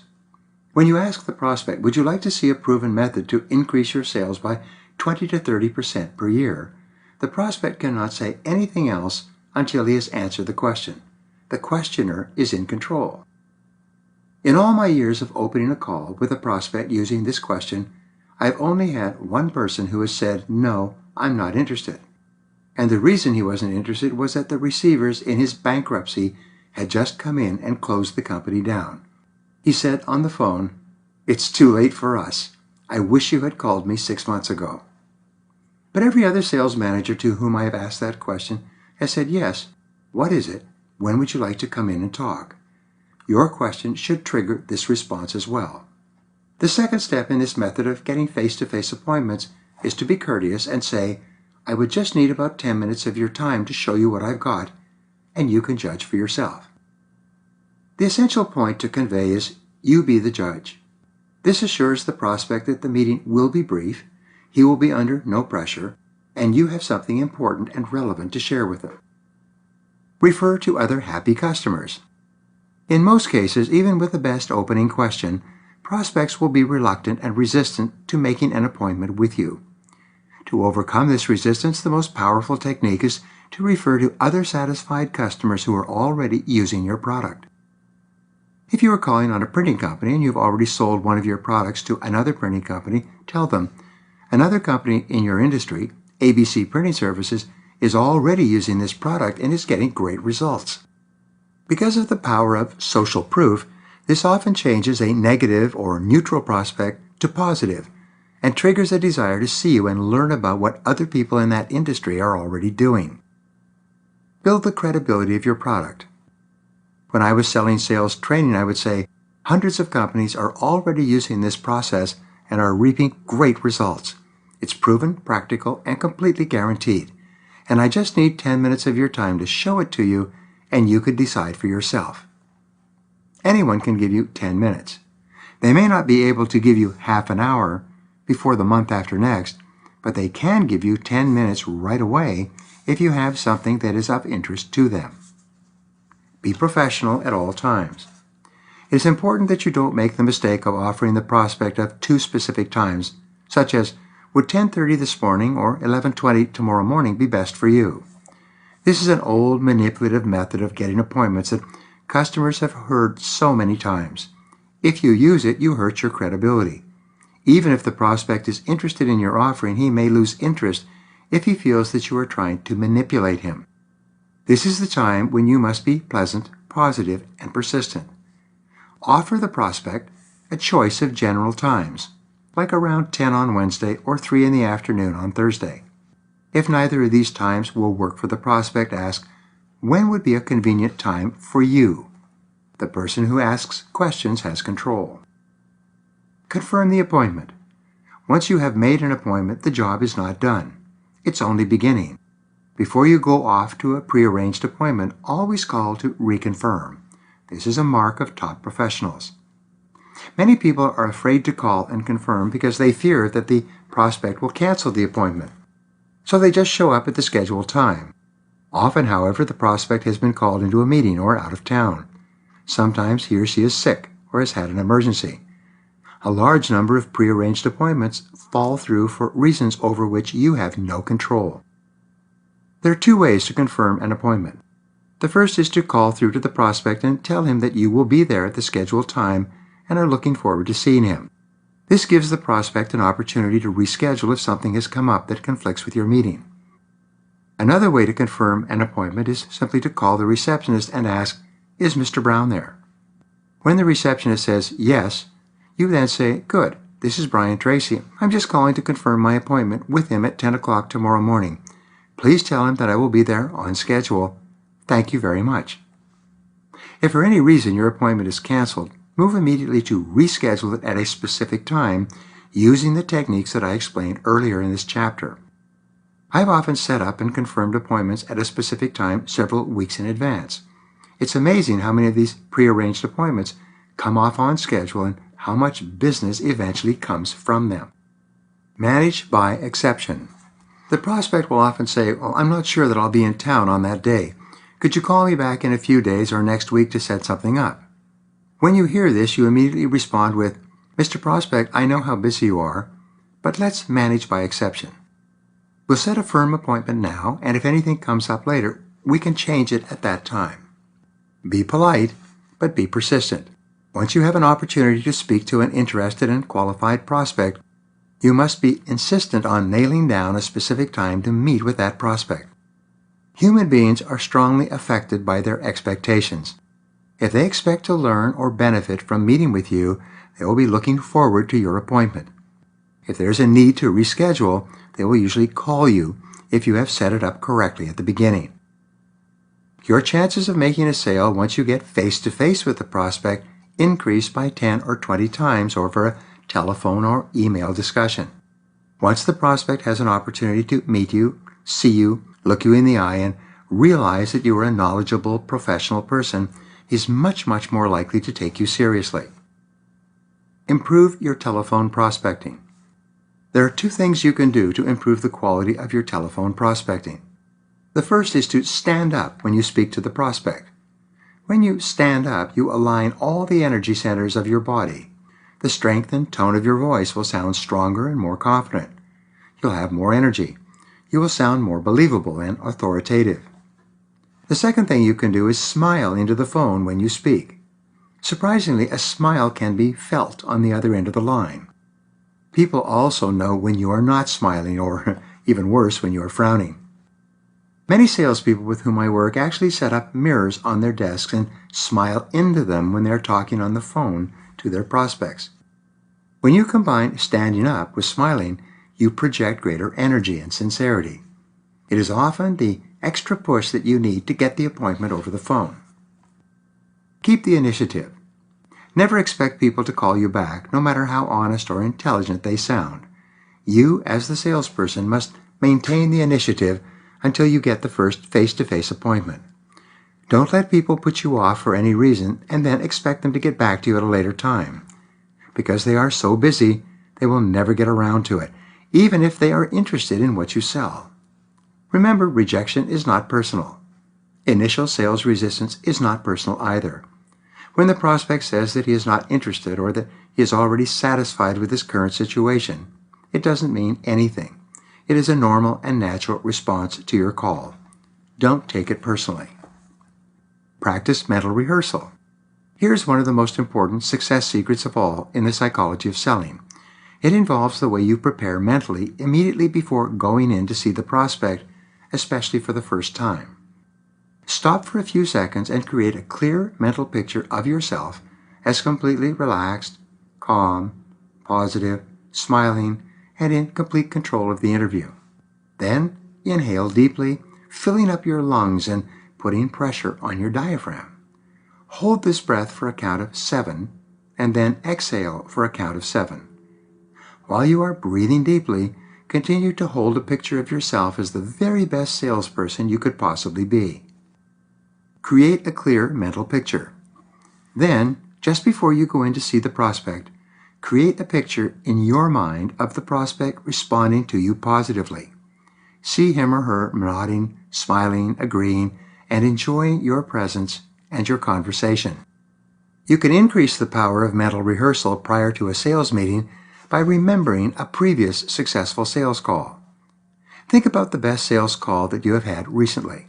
Think about how much you enjoyed talking to the prospect, how positive the prospect was, and especially the presentation ending with the sale. Remember the feelings of happiness and satisfaction that you got from that transaction. Then transfer the same feeling to the mental picture that you have created for yourself and the prospect you're about to see. This exercise will amaze you. It will smooth out your whole personality. By breathing deeply, relaxing, and visualizing, you'll be fully prepared to perform at your best. Talk to yourself positively. Don't forget to use the technique we covered earlier, the use of positive affirmations. Especially if you feel a little tense, repeat to yourself strongly and emphatically the words, "I like myself, I like myself, I like myself." Say, "I love my work, I love my work, I love my work." Help yourself warm up and prepare mentally by repeating, "I feel happy, I feel healthy, I feel terrific." It's not possible for you to talk positively to yourself using words like this without immediately feeling happier and more confident. When you walk in to see the prospect will feel the positive energy coming from you. Always prepare for a sales meeting by breathing, visualizing, and affirming in advance. It will make all the difference in the world. Set the stage immediately. When you meet with a prospect, shake hands firmly and say, "Thank you very much for your time. You're really going to enjoy what I have to show you." When you build positive expectancy, you get him interested and make him curious. He begins saying to himself, "I wonder what it is." When you are smiling, confident, and positive, you project this to the prospect and create a high level of anticipation in what you have to say. Expect to be welcome. Sometimes your prospect has had a bad morning. Ever since she arrived, she has been deluged with phone messages, emails, and complaints. The coffee was cold. Her employees are sick or unhappy, and her boss is mad. Then you come in. The prospect thinks, "Thank heavens, here's a nice, pleasant, intelligent, positive-looking person who's got something interesting to tell me." Many people feel this way. You could be the highlight of the entire morning or afternoon. When you are pleasant and smiling, they will be happy to see you. Refuse to talk standing up. When you arrive at your appointment, sometimes a busy prospect will come out to meet you in the reception area and ask you to tell him about your product.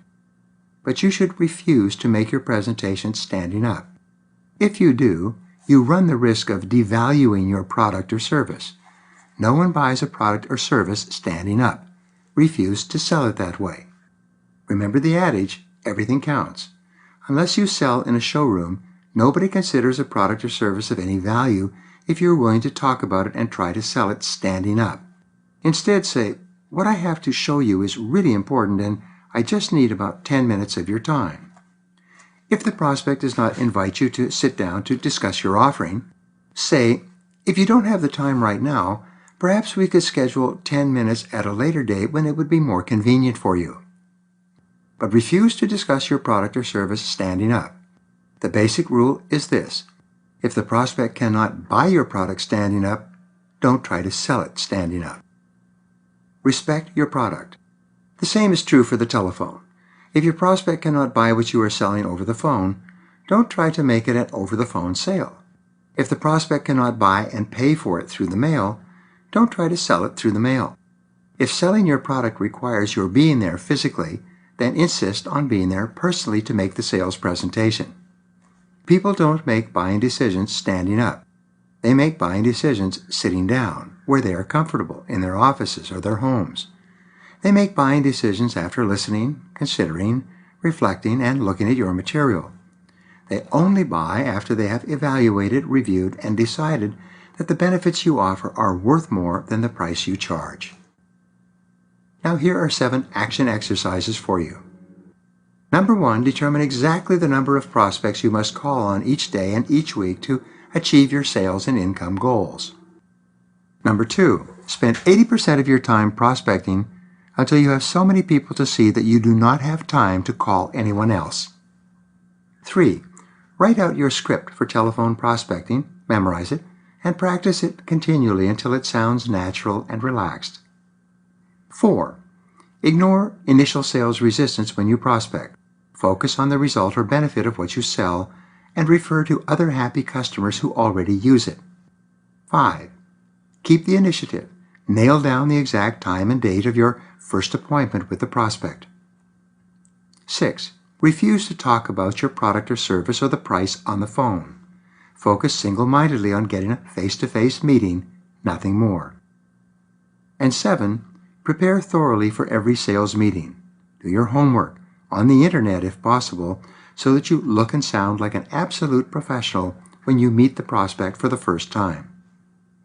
As Mark Cain said, meticulous planning will enable everything a man does to appear spontaneous. Chapter 6, The Power of Suggestion. Earl Nightingale said, whatever we plant in our subconscious mind and nourish with repetition and emotion will one day become a reality.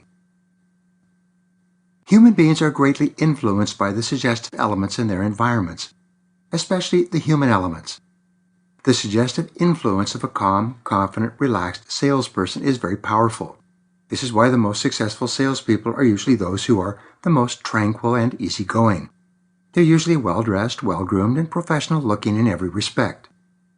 Top salespeople have a calming, soothing effect on customers. They have confidence in themselves and in their product or service. As a result, we feel confident in listening to them. We feel convinced about the things they say and about the product or service they offer. The external environment. Each person is strongly influenced by his physical environment as well. Your environment has a tremendous impact on how you think, feel, and behave. Small changes in your environment can bring about immediate changes in the way you react and respond to what is going on around you. For example, normal room temperature is about 70 degrees Fahrenheit. But if you raise or lower this temperature by 5 degrees, it can dramatically change your level of comfort and the amount of attention you give to what is being said. If you are too hot or too cold, your discomfort will lead you to be irritable and demanding and impatient. The people around you. In your suggestive environment, perhaps the most powerful influence of all is the people that you deal with. You are very strongly influenced by the way people respond to you and behave when you are around them. Much of your reaction to other people is initially subconscious. Everyone has experienced meeting a person and instantly having a negative or positive reaction to him or her, even before a word has been exchanged. The reason for this instant assessment is that your previous experiences with many other people are stored in your subconscious mind as part of your permanent memory bank. When you meet a new person, your subconscious connects the dots and gives you an instant assessment of that person based on your previous experiences. You respond subconsciously to other people. Customers respond subconsciously to you. Everything you do prior to the sales presentation and everything about you when you meet the prospect either increases or decreases the quality of the suggestive environment and determines whether or not you make a sale. Your internal environment. There are several suggestive influences that you can control. The essentials are your appearance, your voice, and your attitude. If you look good, your voice is clear and confident, and your attitude is calm and optimistic, the initial impact of your presence will make a positive impression on the prospect. Fortunately, you can control your physical appearance in almost every respect. You can dress professionally, groom yourself attractively, and control your posture. Your goal at all times is to look on the outside as if you were one of the very best people in your field. Practice your selling. You can assure that your voice is strong and clear by practicing your presentation aloud in front of a mirror. Professional actors spend many hours walking, talking, gesturing, and delivering their lines before a mirror, exactly as if they were attempting to project their voices to the back row of the audience. Then, when you are with a prospect, you simply turn down the volume while maintaining the same confidence and energy. This has an inordinate suggestive influence on the mind of the prospect. Be positive and cheerful. You can control your attitude, making sure that it is upbeat and confident by using the mental rehearsal techniques already mentioned. You can visualize yourself regularly as one of the top sales professionals in your field. Before you go in to see the prospect, you can talk to yourself positively, repeating, "I'm the best, I'm the best, I'm the best." You can stand erect with your back straight and your chin up. You can look the prospect in the eye and shake hands firmly. You can come across as a positive, prepared, professional salesperson in every respect. Dress for success. One of the turning points in my sales career came when a friend of mine took me aside and asked me if I'd ever read anything about the proper clothes to wear when I met with a customer. I came from a family where no one ever wore a suit and no one ever told me about the importance of dress in business. But I was a ready student. My friend explained a few things about dressing for success in business.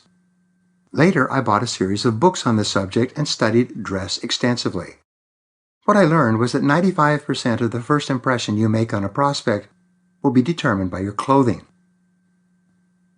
Prospects are visual. Prospects are intensely visual. The visual impact of your clothes strikes the prospect like a wave hitting a breakwater and exerts a strong subconscious influence on that prospect. The way you look on the outside is considered to be an expression of the kind of person you are on the inside. When you are well-dressed and groomed, the customer unconsciously assumes that you come from a good company and that your product or service is of good quality. When you look the part of a top salesperson at the first meeting, the prospect takes you more seriously and is more open to your sales message. Who makes the most money? Over the years, in more than 1,000 seminars with more than 1 million salespeople, I have noticed that the best-dressed salespeople are always the one making the most money in their fields. Whenever a well-dressed salesperson talks to me, it's immediately evident from his confident attitude that he is making excellent money in his field. On the other hand, I see countless salespeople who have no idea that they are sabotaging themselves and their sales each morning when they leave the house dressed poorly. The tragedy is that no one has ever taken them aside and explained to them how important appropriate business dress is to success. Worse, no one wants to criticize a salesperson by telling him or her that his or her dress is not appropriate. Everyone knows, but no one says anything. Every person should read at least 2 books on proper business attire and then follow their advice religiously. Remember, in dress, as well as in all other aspects of selling, everything counts. It is either helping you or hurting you. It either adds or detracts. Your dress either moves you toward the sale or moves you away. Dress is one of the most powerful of all suggestive influences in selling. The friendship factor. One of the most notable truths in sales, which I have already addressed briefly, is this. A person will not buy from you until he is convinced that you are his friend and acting in his best interest. Another point in Robert Cialdini's book, Influence, is the importance of liking in sales success. If a prospect likes you, the details will not get in the way of the sale. But if the prospect is neutral or negative towards you, the details will trip you up every step of the way and often make a sale impossible. The first unspoken question a customer asks when he meets you for the first time is, "Do you care about me?" If you don't answer yes in the first minute or two, the customer will quietly lose interest in doing business with you. He may sit politely through your visit and your presentation, but at the end he will thank you for coming in and tell you that he will think about it. We like to deal with people to whom we feel friendly. We set the stage for this relationship in the first few seconds of the first conversation and with the first few words. Hair care. The focus of the sales conversation should be on the face of the salesperson. For this reason, grooming is of the essence. The rule is that nothing about your grooming, or your dress for that matter, should distract from the message that you are there to deliver. You've heard the saying, birds of a feather flock together, or like attracts like. The fact is that we like to deal with people and buy from people who are similar to us in as many respects as possible. We feel more comfortable with people who dress the way we do, groom the way we do, have the same attitudes and opinions that we have, and so on. The more you harmonize your appearance so that it is in keeping with the way people look in the customer's environment, the less resistance the customer has to listening to you and doing business with you. One of our greatest desires is to feel comfortable in a personal or business situation.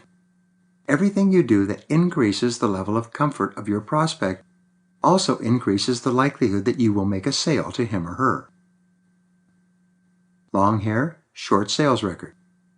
Some years ago, a young salesman approached me at a seminar and asked me for advice on increasing his sales. I saw immediately from his long, shaggy hair what his problem was. When I asked him about his business, he told me that his primary customers were business people in offices. He had a good product at a good price, but he wasn't making very many sales. The reason for this was immediately evident to me. I told him that if he wanted to be more successful in selling to business people, he would have to cut his hair. He flared up and said that his hair length should not make any difference. He liked to express his personality by wearing long, shaggy hair over his collar. I explained to him that he could wear his hair as long as he wanted, but he was trading long hair for sales success. Immediate action, immediate results. Fortunately, he was a good student. He went out and got his hair cut, but only a little bit. Nonetheless, his sales increased almost immediately. So he cut his hair even shorter. Again, his sales increased noticeably. He finally went all the way and got a conservative, businesslike haircut. His sales jumped. He was able to move out of his parents' house, get a car, and begin creating a good life for himself. He was delighted. But alas, he began to think that his success was solely because of his great product and exceptional personality. He reverted to his old ways and started growing his hair longer and longer. And as his hair grew longer, his sales slowed down once more. When his hair was once more over his collar, and he looked like a shaggy dog going from prospect to prospect, he ran out of money and had to move back home with his parents. The last time I saw him, he still had long hair.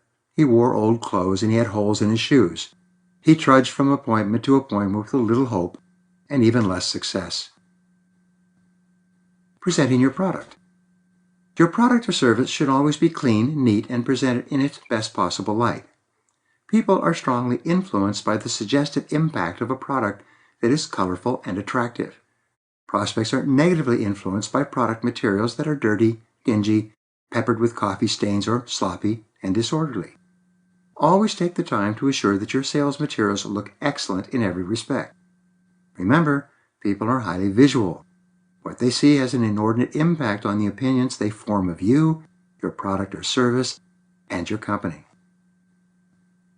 Practice your presentation. Your sales presentation should be well organized, practiced, and complete with all details. As much as 80% of the value of your product or service, as far as your prospect is concerned, will be contained in the quality of your presentation. If your sales presentation is random and wandering, the prospect will consider your product or service to be less desirable or attractive.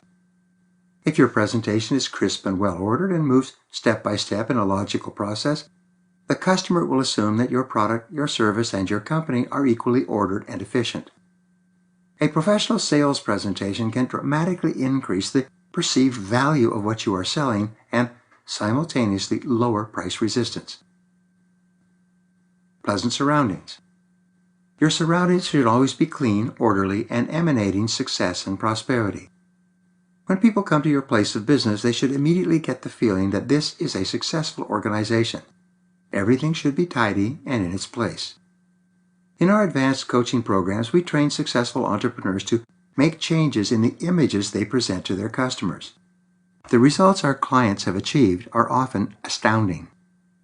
Recently, a couple with a small business complained that though they were quite successful in getting prospects to come to their office for an initial sales interview, afterward the prospects went away and never came back. These two very talented people were constantly working on upgrading and improving their sales presentation and materials, but to no avail. Something they were doing or failing to do was costing them an enormous amount of business. Upgrade your offices. It turned out that they had started their business working out of their home. When they decided to move from their home, they rented an inexpensive office and set it up with used furniture. Just as I had not known how to dress properly as a salesperson, they did not know how to lay out a business office. Because no one had given them any advice, their office looked cheap and second-hand. When prospects came in response to their sales and marketing activities, their first impression was that this was a second-rate company. The office looked and felt low budget. No matter how positive and cheerful they were in dealing with their customers, prospects could not get over the negative suggestive impact that the appearance of the office was having on their subconscious minds. They left and never returned. Take immediate action. Our coaching classes are held every 90 days. Once this couple understood the importance of the visual impact that their offices were making on their clients, they resolved to completely redecorate, get new furniture, put in new carpets, hang art on the wall, install a professional music system, and have fresh-cut flowers in their reception area. They went back and implemented these ideas immediately. When they returned to the coaching class after 90 days, they were bubbling with excitement. Their closing ratio had jumped from about 5% to about 50%. They had tripled their sales and profitability. They were absolutely amazed at the impact that their attractive and well-appointed offices had on their prospects. They received countless compliments from their new customers on how beautifully their offices were laid out. They had more than paid for the cost of redecoration within 30 days from additional sales and profits. Work from a clean desk. One of the rules of office etiquette is keep your desk clean. When you have a neat desk and an orderly office, you look like a successful person. On the other hand, when your desk is cluttered with all sorts of things, you look confused, disorderly, and incompetent. People conclude that it would be unsafe to do business with you. You should have only one thing on your desk at a time, the one item that you are working on at the moment. Everything else should be put away in drawers, on the credenza behind you, or in files. You can even clear your desk by putting everything in a stack and putting the stack on your floor behind the desk. But keep your desk clean. Double your productivity. I have found that people who work from a clean desk are 2 or 3 times as productive as those who work from a cluttered desk. When you work from a clean desk, you can focus and concentrate on one thing at a time. When your desk is cluttered, you are constantly arranging and rearranging papers and work. Most of the time, you are unsure where everything is. You spend an enormous amount of time going back and forth, getting little done. Single focus is the key to high productivity, and a clean desk is the key to single focus. Create an impression of value.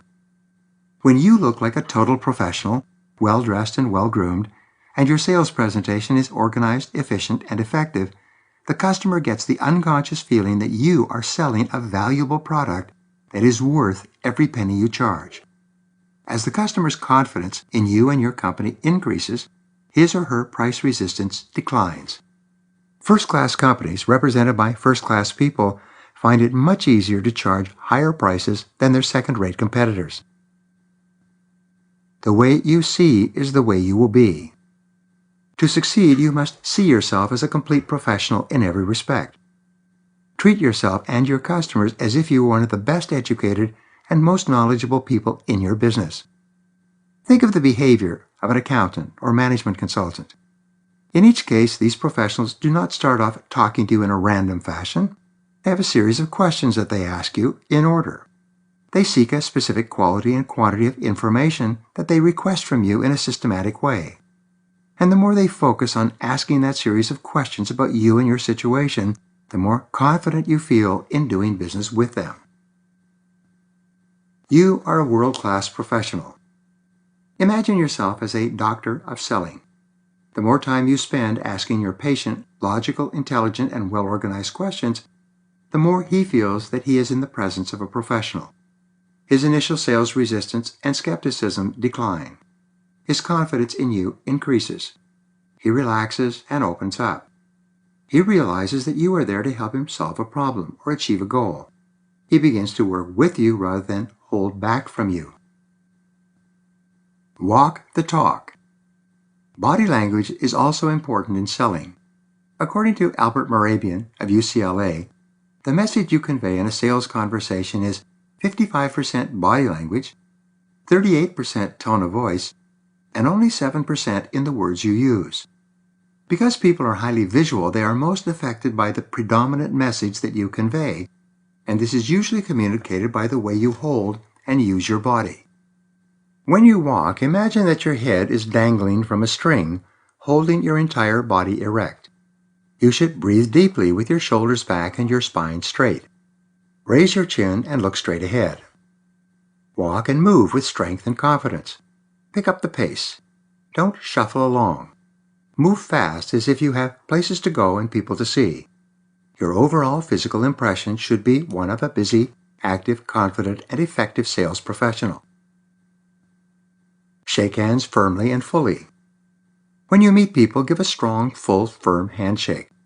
This initial physical contact can often make or break the sale for you. When people feel your hand, they measure your character. When your handshake is strong and firm, they assume that you have good character and, by extension, represent a good product or service. Some salespeople that I meet give weak, indifferent handshakes, as if offering a cold fish.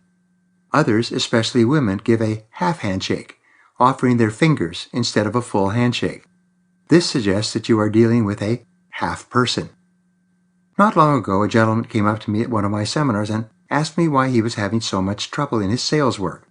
He was quite proficient at getting appointments over the phone, but immediately after meeting the prospect in person for the first time, the sales conversation seemed to deteriorate. Something you can't hide. As soon as he shook hands with me, I knew the problem. He was originally from India, from a culture where people did not shake hands when they met. As a result, when he held out his hand to a prospect, his grip was weak and sloppy. The prospect immediately lost interest in him and his product, and he could sense it. No one had ever told him this. He had no idea how important a firm handshake was in initiating a business contact in our culture.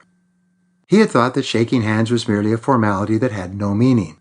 When he learned that a handshake was important, he began to practice giving full, firm handshakes to everyone he met. He wrote to me later and said that his sales had jumped from the very first week that he began practicing this new technique. The proper greeting. Someone once wrote a letter to Miss Manners, asking if the proper greeting upon meeting a new person was, "Pleased to meet you," or "How do you do?" Miss Manners replied by saying that the correct greeting is, "How do you do?" Humorously, she added that you do not say, "Pleased to meet you," because you don't yet know if you are. When you meet a prospect for the first time, offer your hand, look the prospect directly in the eye, and say, "How do you do?" This initial contact is like the kickoff in a football game. If it is done properly, it can move you a long way down the field toward the goalposts of a successful sale. Sit erect, facing forward. When you sit in a sales situation, always face the prospect directly. Never lean against the back of the chair. This makes you look relaxed and uncaring about the purpose of your visit. Instead, sit with your back erect, lean slightly forward, stay alert, and be fully engaged, both physically and mentally, in the sales conversation. You should look like a runner at the mark, waiting for the starting gun. Interestingly enough, we are greatly influenced by the body language of the people to whom we speak. When you are sitting up straight, leaning forward, and aware of your surroundings, you cause the prospect to be more interested and aware as well. He or she will pay closer attention to you and be more involved in your sales message.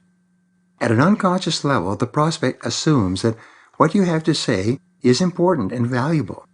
That individual will therefore pay closer attention to you than if you were lean back and relaxed during the sales conversation. Get the prospect to open up. If a prospect is sitting with his or her arms folded, this is usually not a good sign.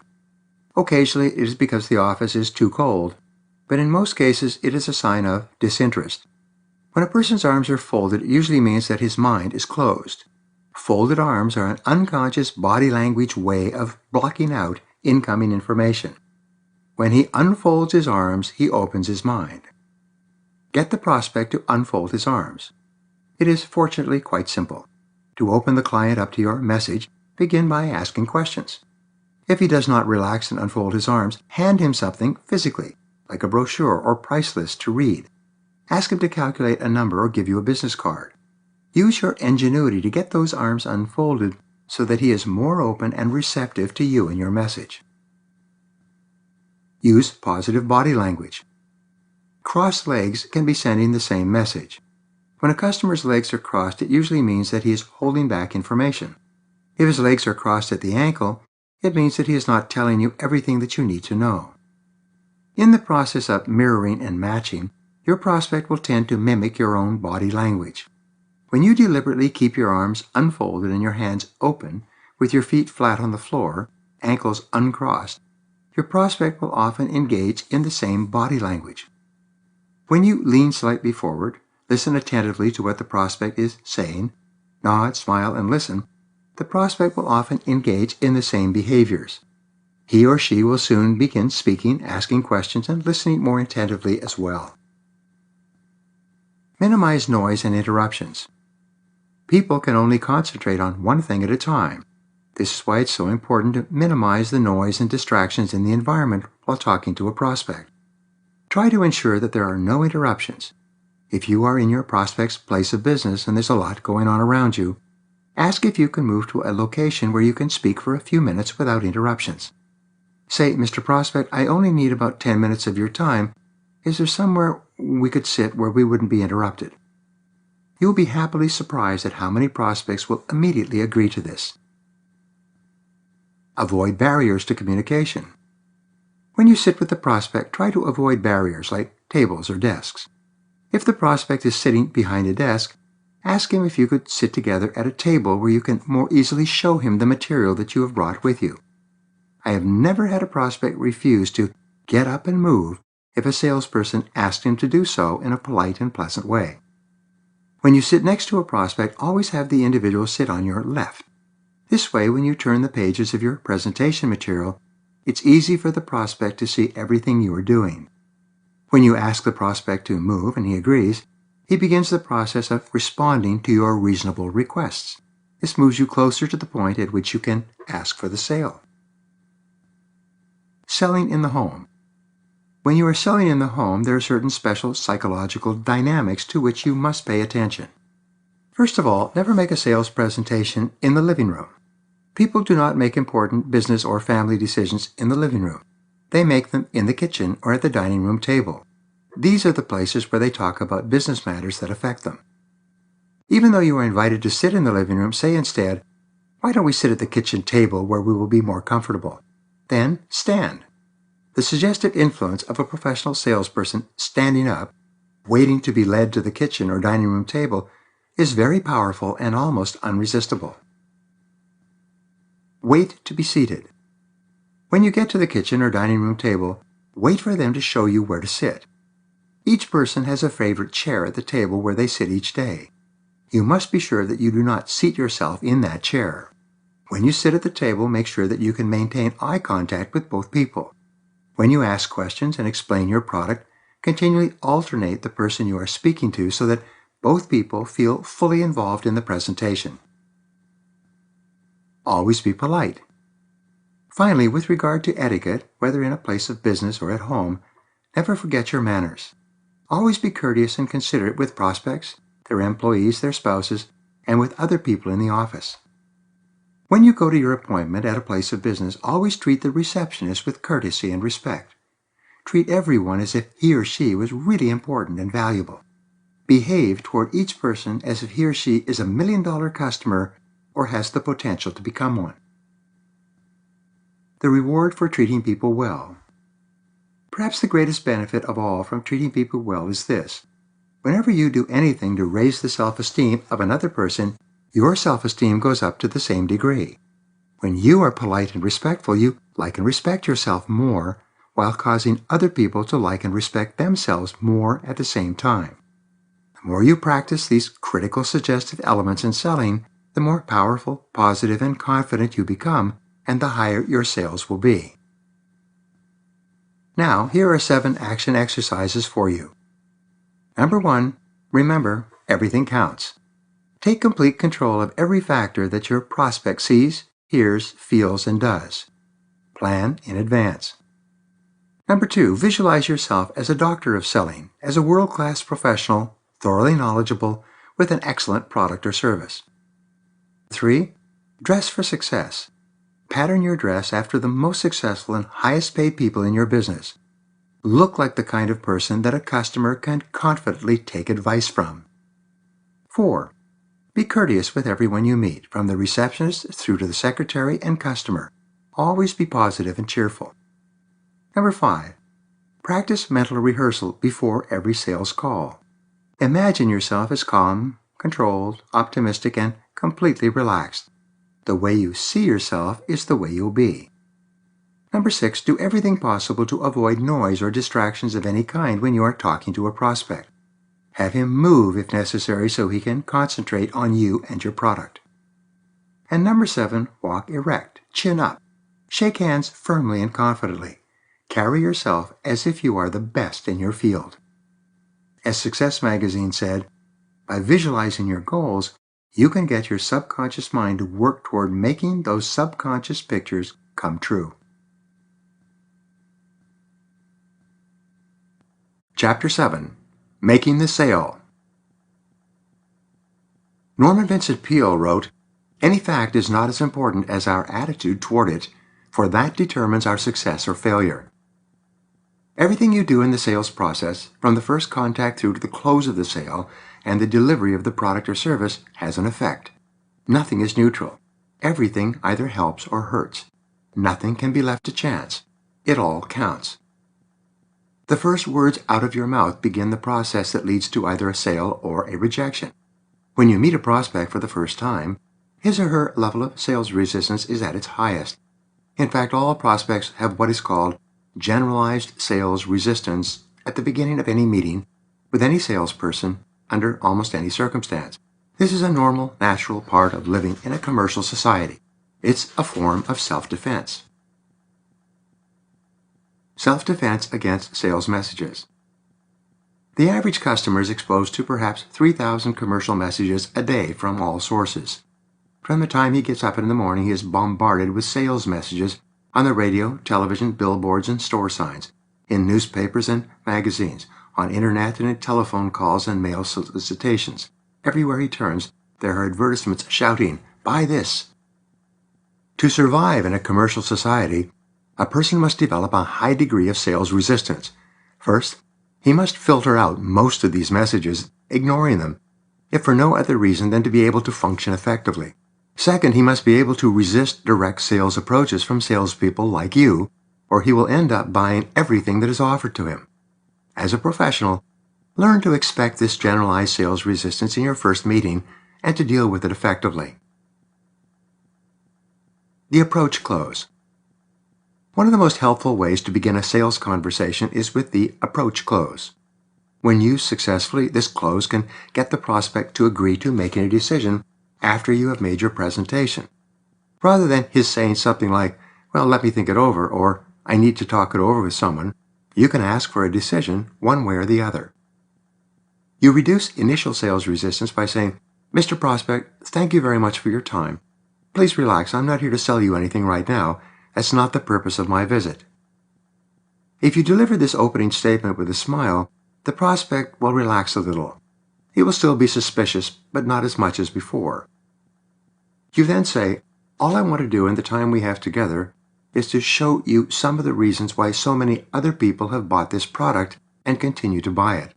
All I ask is that you look at what I have to show you with an open mind, determine whether or not it applies to your situation, and then tell me at the end of our conversation whether or not this product makes sense to you. Is that fair?" With this approach close, you're offering an exchange. You are saying, "I won't try to sell you anything if, in exchange, you will listen with an open mind." A fair exchange. Almost without fail, the prospect will agree to your offer. He has nothing to lose. In fact, he is now curious to know why so many other people have purchased your product and continue to purchase it.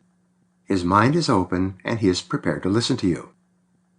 There is a very strong suggestive element involved in this close. You are suggesting that the product is already popular and being used by a great number of people. All that is being asked of the prospect is that he agree or disagree that the same reasons that other people are using what you sell apply to him. You then begin your sales process by asking questions to find out what he is already doing and how your product or service might apply to his situation. Like a doctor of selling, you conduct a thorough examination to uncover needs that the prospect has that your product or service can satisfy. Once you are clear about the prospect's situation and needs, you can present your product as the ideal solution to his needs at this time, all things considered. At the end of your presentation, you have the psychological advantage. Ask for an answer. If the prospect says, "Well, I have to think it over," you can respond by saying, "Well, Mr. Prospect, I appreciate that, but you promised you would tell me one way or the other if this applied to your situation or not." You then say, "And after what you've told me, it seems that this is ideal for you at this time, unless there is something else that I don't understand." This forces the prospect to give you a reason for hesitating or objecting. In either case, this allows you to answer the objection and go on to selling. But when a prospect ends with, "I want to think it over," there's nothing you can do. You cannot continue selling unless you have an objection that you can answer. By using this approach close, you force the prospect to give you an objection which you can probably handle. You can use this approach close with virtually any product or service. When you suggest that a large number of customers have already bought this and continue to buy it, you build a high degree of positive expectancy right at the beginning. You trigger the prospect's curiosity. You get him to listen to you with an open mind and to give you any reasons that might cause him to hesitate at the end, rather than putting you off with, "Let me think it over." The demonstration close. This is a powerful closing technique that you can use early in the sales conversation. It often sets up the conditions necessary for you to make a sale at the end of your presentation. The demonstration close starts with a strong question aimed at the chief result or benefit that the customer would enjoy when he buys your product and simultaneously qualifies the prospect. When I was selling mutual funds, this method was very effective. I would open with the question, "Mr. Prospect, if I could show you the best investment available in the market today, are you in a position to invest $5,000 right now?" Change the focus of the conversation. This question changes the whole nature of the conversation. It is no longer, "Will you listen to me?" but rather, "How much are you capable of investing if I can fulfill the promise contained in my opening question?" The prospect might say, "Yes, if the investment is as good as you say, I could invest $5,000 today." You could further qualify the prospect by saying, "If you really liked it, could you invest $10,000 or more?" The prospect can either say yes or no. In either case, you are qualifying the prospect more narrowly and determining exactly what his financial situation is, even before you begin talking about your product or service. Let's say the prospect says, I don't think I have $5,000. You can then ask, well, could you invest $3,000 if it was the best investment that you've ever seen? The prospect might then say, well, if it was as good as that, I could probably invest $3,000. The qualified prospect. With these questions, you have qualified the prospect exactly in terms of his financial capacity. By answering your question, he has now given you permission to give your presentation and to prove whether or not you have the best investment or the best deal or the best offer or the best combinations of features and benefits or the best of whatever it happens to be that you offered him in your opening question. You can then give your presentation and demonstrate that what you are offering is absolutely excellent for him right now, all things considered. At the end of your presentation, he cannot say that he can't afford it, or that he doesn't have the money right now, or that he has to talk it over with someone else. He has already agreed that if your product or service is an excellent choice for him, he's in a position to buy it at this time. It works with any product. You can use this demonstration close to begin the sales process for virtually any product or service. You can use it to sell software and systems, business opportunities, or financial investment advice, insurance, or business services. If you're selling life insurance, for example, you could ask, Mr. Prospect, if I could show you the most comprehensive insurance policy available to protect yourself, your family, and your home at perhaps the lowest available price on the market today, would you be in a position to make a decision right now? When I was selling sales training to businesses, I would ask, Mr. Prospect, if I could show you a way to increase your sales by 20 to 30% over the next 6 to 12 months, are you in a position to go ahead with it right now? If the prospect says, well, yes, if you can show me a way to increase my sales by 20 to 30%, I could make a decision immediately. Your job then is to show the prospect that your product or service will definitely deliver on the promise you made in your opening statement. You can demand an answer. The beauty of the demonstration close is that it forces the prospect to give you an answer at the end of the presentation. Instead of saying that he needs to think about it or talk it over with someone else or check his finances or some other excuse, he has promised to give you an answer immediately, one way or another. Buyer personality types. There are 6 basic personality profiles that you will run into every day in selling. It's important that you recognize these different personality styles and that you learn how to deal effectively with each one. 1. The apathetic buyer. The first personality type you will meet in selling is the apathetic prospect. This type of buyer represents about 5% of the total. He's the kind of person who's never going to buy anything, no matter how good it is. He is usually pessimistic, cynical, and often depressed or uninterested. The apathetic buyer doesn't care how good it is, how cheap it is, or how successful it is for other people. He's not going to buy, even if you give it away. You run into apathetic buyers occasionally. They usually have a lot of problems in their own personal and business lives. They are down on themselves, down on life, and down on you. They have so many problems that they just don't care what you have to offer. Even if you're offering an apathetic buyer a $100 prize for $5, he wouldn't take it. They waste your time. A friend of mine was once selling an excellent product for $295. The person with whom he was speaking was perfectly qualified to buy it and use it. He needed it and he could afford it, but he was an apathetic buyer. No matter what my friend said, this customer replied by saying, "It's too expensive, it's too expensive, it's too expensive." Finally, in exasperation, the salesperson asked him, "What if I gave it to you for $200? "It's still too expensive." My salesman friend said, "How about $100? The apathetic buyer said, "I still couldn't afford it." Finally, my friend said, "How about $5? I still wouldn't buy it." This is the typical apathetic buyer. They just don't care. They are negative and indifferent. When you meet these people, you will recognize them right away. Instead of tiring yourself out with them, extricate yourself as politely as you can and leave. Go and talk to someone else who will be more likely to buy. 2. The self-actualizing buyer. On the other end of the scale of buyer types, you find the self-actualizing buyer. The self-actualizing buyer is exactly the opposite of the apathetic buyer. These buyers also represent about 5% of the customer market. The self-actualizing buyer knows exactly what he wants, exactly the features and benefits he is seeking, and exactly what price he is willing to pay for it. If you have what he is looking for, he will take it immediately. right now, with few or no questions. He is positive, pleasant, and a pleasure to deal with. All you have to do is have the product or service he seeks, and the sale is made. These buyers are rare.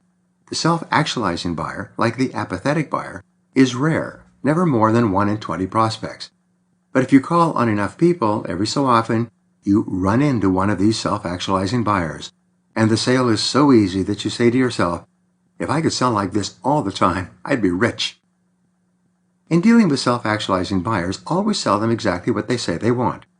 Don't try to sell them something else or something different, and don't change the specifications. You might give them some additional information, but don't try to talk them into something other than what they have their hearts set on. If you don't have what they want, tell them immediately that you don't have it, and suggest to them where they might find it. 3. The analytical buyer. The third type is the analytical buyer. This person represents about 25% of the market. This type of buyer is self-contained and task-oriented.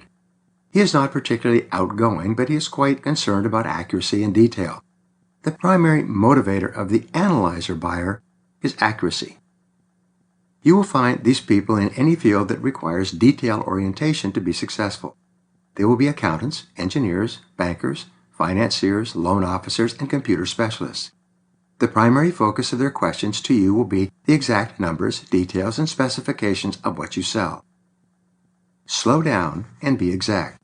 When you are dealing with an analytical buyer, you must slow down and avoid generalizations. Be specific and clear. Be prepared to prove on paper everything you say. The more precise you can be about the benefits of your product or service and how this customer can acquire them, the easier it is for this person to eventually make a buying decision. The more detail you give him about how your product works, what it costs, how it performs, how it will be serviced, and so on, the happier he will be. These buyers love details. They can sit and study details, charts, and graphs for hours. Analytical buyers do not make decisions in a hurry. They are slow to make up their minds.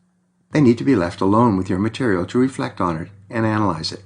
They will often come back to you with a series of questions for clarification. There's no point in trying to rush these people. They're far more concerned about making the correct decision than they are about saving money or speeding up the transaction. Number 4, the relator buyer. Another customer you will deal with is the relationship-oriented person. These represent approximately 25% of the customer market, depending on what you sell. They tend to be self-contained and not particularly exuberant or expressive. You have to slow down and relax to get along well with them. Relators are very concerned about people. They are sensitive to how people think and feel about various subjects. In considering a product or service, they're concerned about how people might react or respond to their choices. They imagine what people's opinions might be, positive or negative, and they're often hypersensitive to the opinions of other people. Relators naturally gravitate toward the helping professions. They become teachers, personnel administrators, psychologists, nurses, and social workers.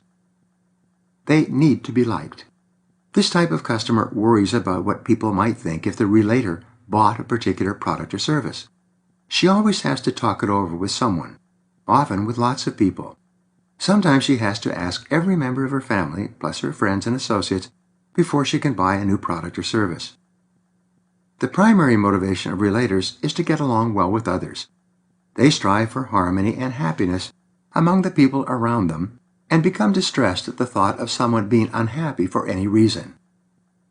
Focus on other happy customers. When you're selling a product or service to a relator, she will ask you a lot of questions about others who use the product. She will want to know if the product will be popular and accepted by the other people who will be affected by her purchase. She wants to be sure that others will find it attractive and suitable. If you're selling her a home, her primary concern will be the likely reactions of other people when they see and visit the home. When you sell a relator clothes or cars, her main interest will be how other people respond to her choices. Build a relationship. Relators like to talk and ask questions about you and how you think and feel. They like to talk about the product or service and how other people have reacted to buying and using it. They want to develop a relationship with the salesperson until they feel comfortable talking about your product or service in the first place. When you deal with a relator or an emotional buyer, she may want to spend an hour or two getting to know you, and then have you come back and spend another hour or two to build a relationship. She wants to feel comfortable with you so that she can get her mind around you and the product or service that you are offering. Don't rush them. Relator-type buyers tend to be slow in making up their minds. They are generally hesitant and indecisive. They like to think about things a lot. They can decide to buy your product and then change their minds completely if one other person voices criticism or disapproval of their decision. You must develop the ability to be patient, sensitive, and thoughtful when dealing with relationship-oriented buyers. Number 5, the driver buyer. The fifth type of buyer is more task-oriented than any other kind. He has the personality profile of the director. He is direct, impatient, and wants to get straight to the point. He is businesslike and practical. His greatest concern is getting results. Because the task-focused buyer is impatient and outgoing, he will be direct and to the point with you. He will want to know what your product is, what it does, what results he will get, how much it costs, how sure he can be that your product or service will deliver on your promises, and how long it will take. Get straight to the point. A driver buyer does not like small talk, and he has no interest in developing a warm relationship with the salesperson. He wants to get to the bottom line quickly and make a decision, yes or no. Results or task-focused persons gravitate to those occupations where this temperament is most in demand. They become entrepreneurs, hard-driving salespeople, and sales managers. They become senior executives in positions where they are directly responsible for measurable results. They are fire chiefs and the heads of SWAT teams. They are people who get the job done fast and do it well. They are busy and preoccupied. Task-focused buyers are busy. You are interrupting them and keeping them away from something that they consider to be more important than you. They want you to cut to the chase quickly. They don't want a big build-up about how your product or service was conceived and designed. They only want you to answer the question, what's in it for me? This type of buyer is a pleasure to deal with if you can demonstrate that your product or service will get him the results that he wants. Like all buyers, he seeks improvement. And the clearer it is that your product or service will improve his life or work, the faster he will give you a yes answer. Task-focused buyers are decisive and clear. They know what they want, and if you have it, they will want to get it and begin using it immediately. When you deal with a buyer like this, you must speed up your presentation, get to the bottom line quickly, and focus on the specific results or benefits that he will enjoy if he buys from you. This type of buyer represents about 25% of potential buyers, depending on what you sell. 6. The socializer buyer. The sixth type of buyer is the socializer type buyer. This person is outgoing and extroverted. He likes working with and through people to get results. He's often called the integrated buyer in that he operates with a nice balance between people orientation and task orientation. This type of buyer gravitates toward fields that require a high degree of coordination among different types of people to get the job done. They become supervisors, managers, and executives, as well as orchestra conductors, senior administrators in large professional firms, presidents of nonprofit organizations, and other positions where the ability to coordinate a variety of people to accomplish goals is necessary. The socializer is achievement-oriented. Because of his extroverted socializer-type nature, the chief concern of this person is himself and other people. He likes to talk about you as well as himself. He likes to talk about achievement and results.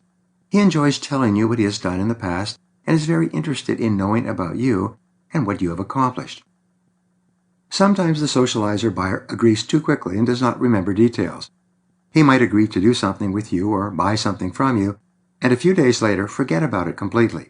Or even worse, he will remember the conversation differently and will be surprised at your interpretation of your meeting with him. Put it on paper. When you deal with this kind of extroverted, outgoing buyer, as soon as you reach an agreement of any kind, you should write it down and get a copy off to him. Send him an email. Remember, with this type of buyer, understandings prevent misunderstandings. This type of buyer represents about 25% of the customer market. You can always tell when you meet a socializer-type buyer because he will be warm, friendly, outgoing, interested in you, and will ask a lot of questions. Different strokes for different folks. Most successful salespeople tend to be either socializers or directors, or a combination of these two styles. A relator-type salesperson would usually be too sensitive to the opinions of others to ever ask for the order or try to close the sale. An analyzer-type salesperson would be so concerned about details and information gathering that he would never call on a prospect. If he did call on a prospect, he would be far too concerned about getting more information for the prospect than he would be in asking for the order. The great problem in sales is that we all tend to see the world through our own eyes. As a result, we tend to treat everybody else as if they are the way we are. If you're a socializer, you will treat everyone else as if they are also socializers. If you're a director-type salesperson, you will be blunt and to the point and expect people to make quick decisions once you have shown them good reasons to buy. Personal flexibility. To achieve success in sales, you must develop personality flexibility. This requires that you take a few moments to assess the type of prospect you are talking to and adjust your personality accordingly. If you're talking to a relator, slow down, ask a lot of questions, and focus on the relationship. Take the time to help the prospect understand how your product or service will be appreciated and accepted by others who will be affected by it. Don't rush the person or try to get her to make a quick decision. By going slowly and patiently, you will eventually succeed with a relator-type buyer. When dealing with an analyzer, again, you must slow down and concentrate on details. Take time to answer every question, preferably in writing. Be specific with regard to your claims. In your conversation, allow silences and give the prospect an opportunity to think about what you have just said. Be patient, polite, and persistent. Give the customer what he wants. In dealing with a director-type buyer, you must get straight to the point. Even if you are a socializer and you like to talk and get to know people, you must hold this tendency in check while dealing with the driver. Instead, answer his questions directly and focus on the bottom line result that he will get from using your product or service. The more convinced the driver is that your product or service will help him in a short period of time, the faster he will make a buying decision. When dealing with a socializer, be positive and open. When the prospect begins talking about personal or business matters that have nothing to do with your product, gently bring the conversation back to focus on the reason for your visit. When the prospect agrees to go ahead, write the sale up quickly and get a signature as fast as you can. Otherwise, he might forget or misremember. Take time to observe and analyze others. Before you begin to sell, figure out what type of person you are talking to, and then structure your answers and your presentation in such a way that it satisfies their needs rather than yours. Even better, develop 4 separate sales presentations: the analyzer thinker, the relator people person, the director driver, and the socializer achievement type of buyers. Be prepared to slip in and out of different sales roles as you find yourself dealing with different types of customers. Moving right along. The true beginning of the sales process is after the salesperson has established a certain degree of trust and rapport with the prospect. Trust is the major factor in the sales process today. Until a person likes and trusts you, he is not open to what you are selling or how good it can be for him and his company. Trust is everything. The bigger the product or service, the longer it usually takes to develop this feeling of trust and rapport. With large products or services, the entire first meeting can be taken up with feeling each other out and sensing whether or not there's a good fit between a salesperson and the company. The way to build trust. The very best way to build trust in a sales relationship is to ask the prospect questions and listen carefully to the answers. The more you show that you are genuinely interested in the prospect and his situation, the more the prospect will be open to giving you information and accepting your recommendations. And never even start talking about your product or service until you have activated the friendship factor. You have to develop a bond of friendship before you can bridge into the development of a customer relationship. Customers are careful.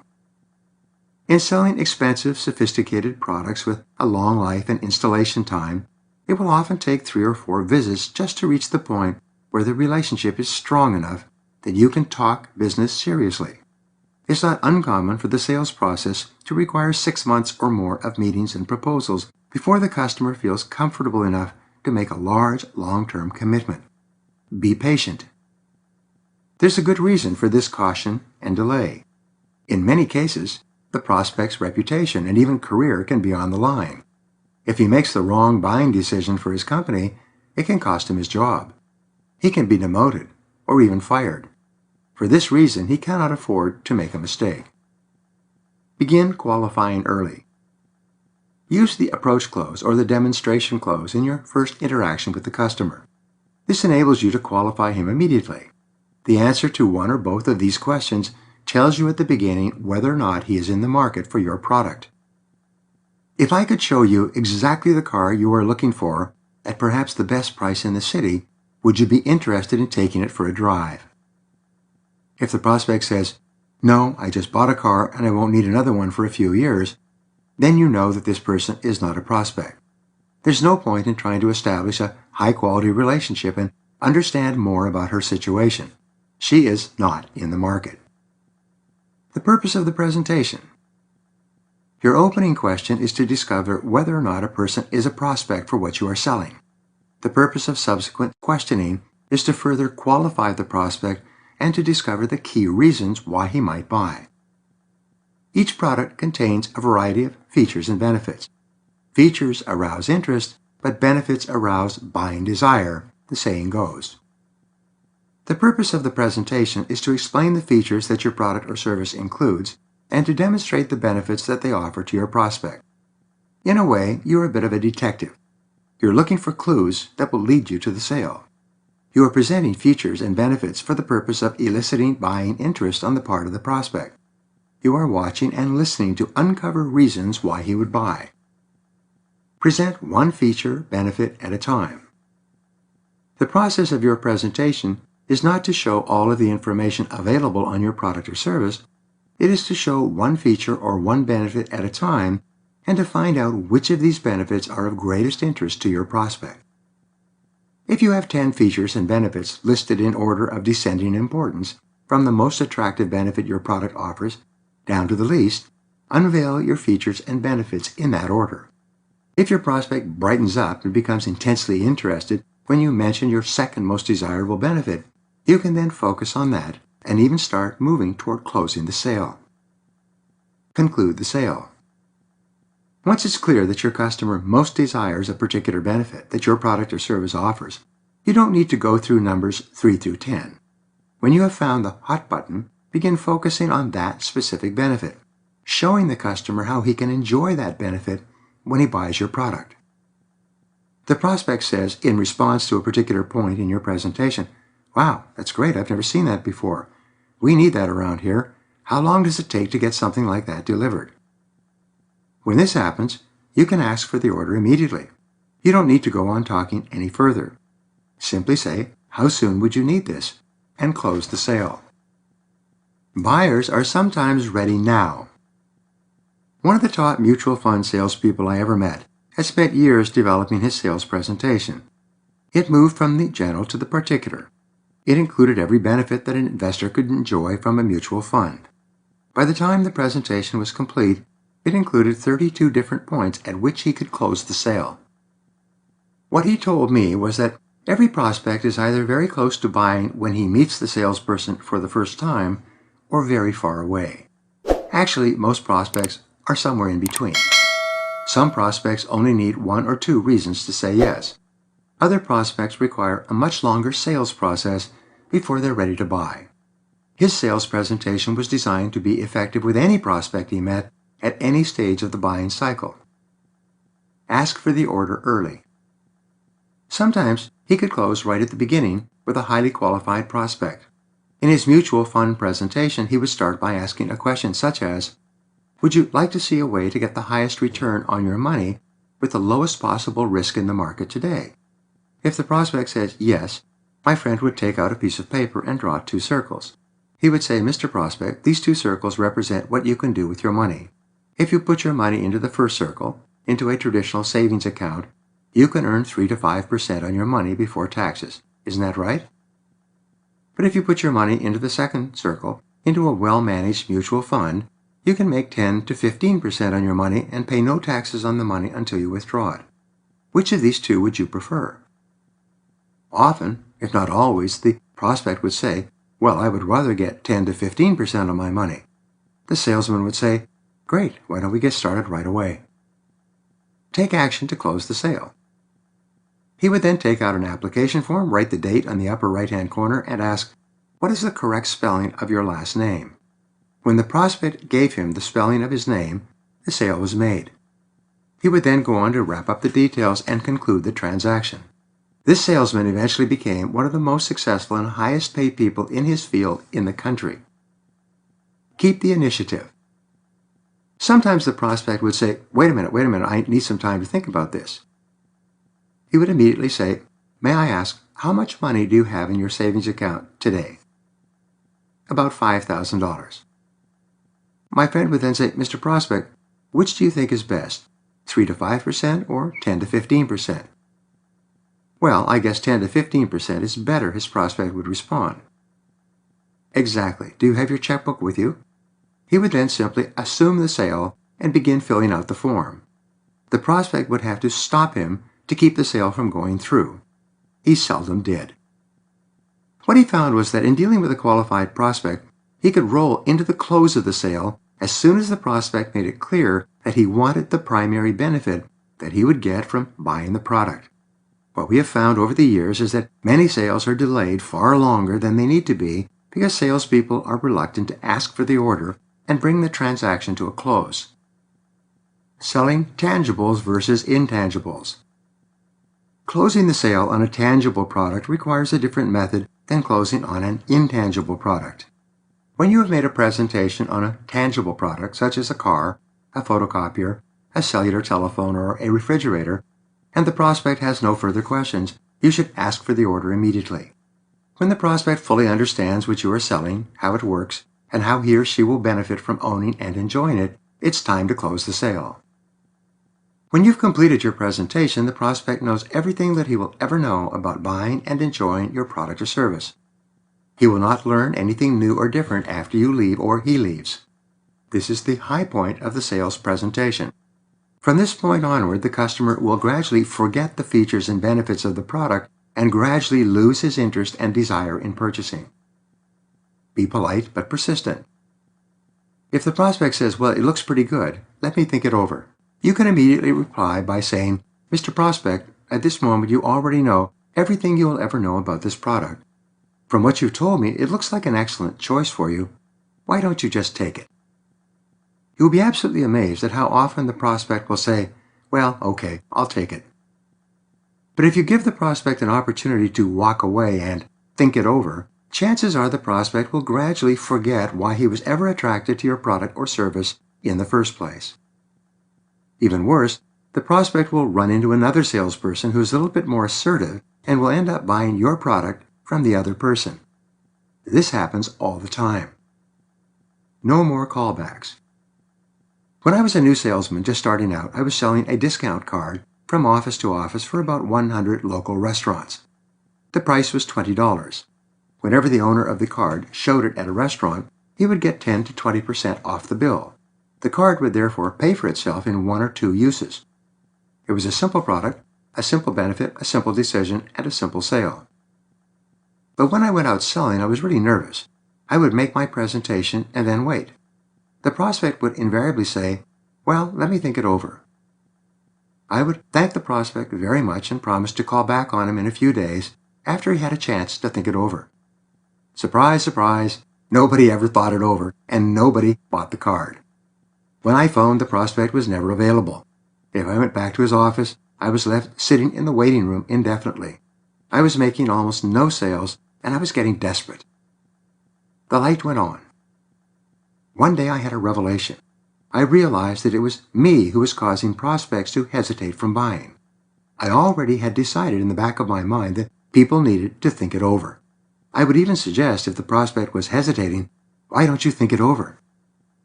But from that day forward, I developed a new tactic. After I had given my presentation, and the prospect said, well, let me think it over, I would say, I'm sorry, I don't make callbacks. I remember the first time I said this to a prospect. He was surprised. He said, "What do you mean?" I told him, "Mr. Prospect, you know everything you need to know to make a decision today. This is a great product that pays for itself in 1 or 2 uses. After that, you can save 5 or 100 times the cost of the card. Why don't you just take it?" To my surprise, the prospect said, "Okay, that makes sense. I'll take it." I walked out with a whole new attitude towards selling and closing. On my next call, I did and said the same things and again got a sale. On my third call, it was the same. Soon, I was selling more than anybody else in my company and more than most of them put together. I sold to virtually every person I spoke to because I refused to make callbacks. Think about how this might apply to your selling as well. Intangibles are different. If you're selling an intangible product where the prospect may or may not be in a position to benefit from the values contained in your offering, you usually need to make more than one call. On the first call, you merely separate prospects from suspects. You ask questions and qualify the prospect to determine whether or not he can benefit from what you sell. You find out his exact needs and then arrange to return for a second appointment with some recommendations and perhaps a written proposal. Use the sales two-step. In selling an intangible product such as an insurance policy, an investment, or any kind of service that requires customizing and tailoring to the specific needs of the customer, use the two-step sale. On your first call, you ask questions to determine if the prospect can benefit from your product or service. On the second call, you return with a proposal or recommendation, complete with prices and terms, and show the prospect how he or she can most benefit from what you are selling. The reason you use a two-step sale when selling a more complex service is because you're not in a position to make a buying recommendation in the first call. You do not have enough information, nor do you have sufficient rapport and trust to ask for the order. Prior planning prevents poor presentations. One behavior that separates highly paid professionals from poorly paid amateurs in the sales profession is the planned presentation. The planned presentation is 20 times more powerful than the spontaneous presentation. All sales professionals in the top 10% use a planned presentation. The low money earners, those in the bottom 80% of salespeople, simply say whatever comes out of their mouths when they meet with customers. This is not the path for you. The planned presentation is a step-by-step process of learning and teaching. It begins with your opening question. From your opening question, you move through the process of learning the situation and needs of the prospect, to teaching the prospect what your product does and what it can do for him. You move from the general to the particular, from the known to the unknown. Show, tell, and ask questions. The simplest process is a feature and benefit presentation. A simple format you can use for every feature and benefit is the 3 parts: show, tell, and ask questions. For example, if you were selling a new piece of computer software, you would show the prospect the software loaded onto the computer. You would then tell the prospect how the software can improve his business. Finally, ask a question. Would this be helpful to you in your business? 3-part presenting. Another 3-part method of presenting your product uses the structure, because of this, you can, which means. These 3 parts are the product feature, the product benefit, and then the customer benefit, which is the real reason why the customer will buy. For example, if you were selling a flat-screen television that hangs on the wall, you could say, because of this flat screen, the product feature, you can see from every angle, product benefit, which means that you can turn your living room into a theater for your family and friends, the customer benefit. List every feature and benefit of your product or service, and then write out both types of presentation. Show what it is, tell what it does, and then ask for feedback or approval. Explain the product feature, the benefit of that feature for the product, and then the benefit to the customer of both.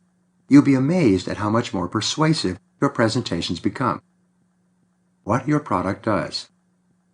There are 2 different approaches to presenting any product or service, one used by the professionals and the second used by amateurs.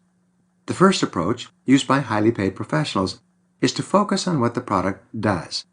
The second approach, used by low-paid amateurs, is to focus on what the product is. In reality, all the customer cares about is what the product does, what's in it for him. In selling to businesses, the primary reason that anybody buys anything is to either make or save time or money. These are the answers to what your product or service does. When you speak to business people, they are only concerned with the end result, the direct, measurable outcome that they will get from giving you money for your product or service. 4 questions you must answer. Business people ask themselves 4 questions. You must answer these questions clearly and distinctly if you're going to make the sale. The questions are: 1. How much do I pay? 2. How much do I get back? 3. How soon do I get these results? 4. How sure can I be that I will get the results you promise? Your entire sales presentation must revolve around answering these questions to the prospect's satisfaction. Often, you'll have to build a case for buying and using your product or service. Very much like a lawyer presenting a case in court, you'll have to present one piece of evidence after the other in sequence, with each feature and benefit leading to and reinforcing the next feature and benefit. Emotion or logic.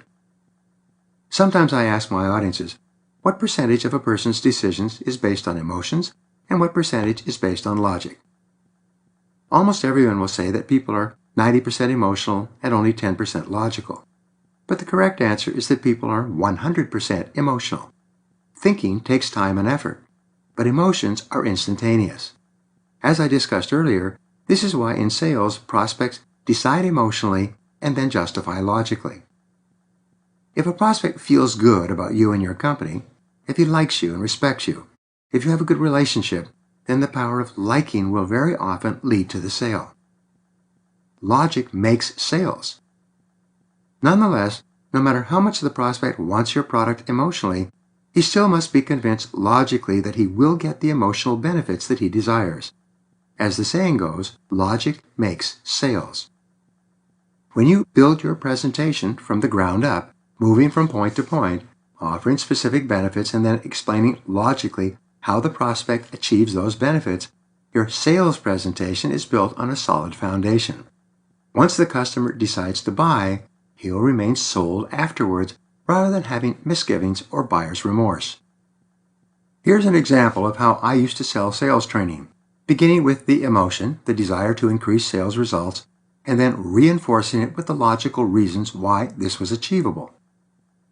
My opening question would be, Mr. Prospect, would you be interested in seeing a way to increase your sales by 20 to 30% over the next 6 to 12 months? If the prospect was responsible for sales and qualified, he would say, sure, what is it? I would respond, Mr. Prospect, this is a proven methodology that has worked for hundreds of companies to increase their sales, and it is unconditionally guaranteed. If it doesn't work, it costs you nothing. This would immediately relax the prospect and enable him to open up and listen to me with great interest. Ask logical questions. Mr. Prospect, who are your highest paid salespeople? Are they the ones with the highest levels of motivation or the lowest levels of motivation? The prospect would always say, my top people are the most motivated. I would say, great, that's what everyone says. Let me tell you what I think is the best definition of motivation.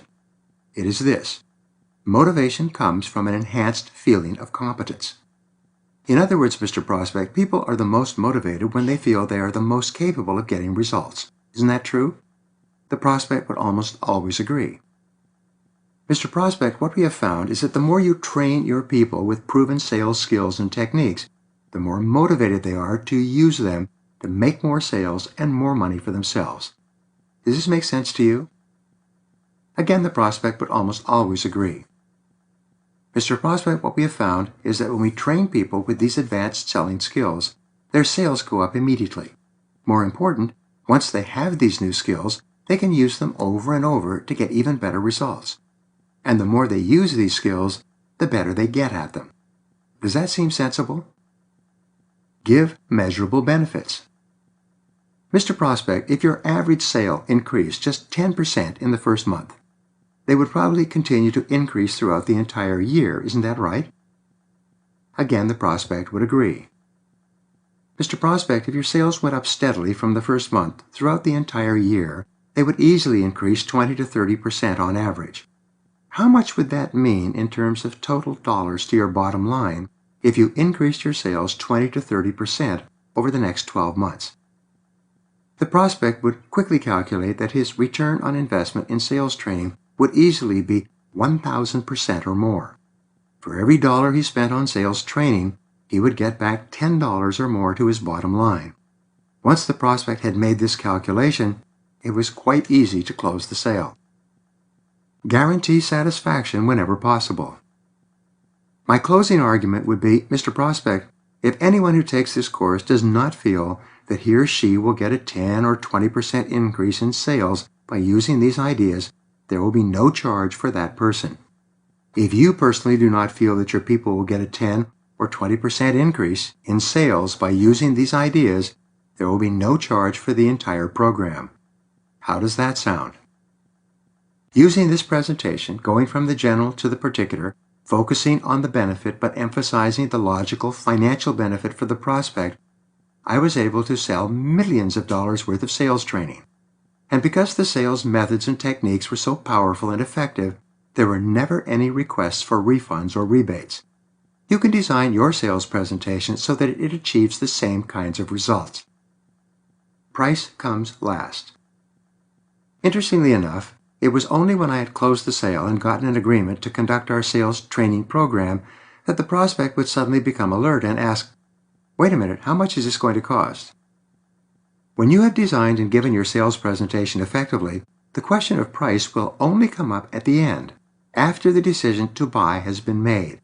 In fact, if the prospect asks you how much it is going to cost, before you have finished showing him what he will get and what your product or service will do for him, refuse to give the price. Put off the question. Say, "That's a good question. I'm going to get to that in a moment."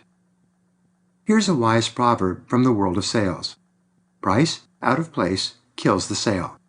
If you give the price too early, before the customer knows what the price is for, he will often become preoccupied with the amount you are going to charge rather than the benefits he is going to receive. Always delay discussion of pricing until the end of the presentation, when the prospect clearly wants to enjoy the benefits that your product or service offers. Learning and teaching continually. In a good presentation, during the process of learning and teaching, you learn what the prospect needs and you teach him how he will get it from the product or service that you are selling. As you go through your sales presentation, asking questions and inviting feedback, you learn more and more about what the prospect really wants. When your presentation is well planned, it has an irresistible logic and flow. When you reach the end of your presentation, the prospect should be ready to buy what you are selling.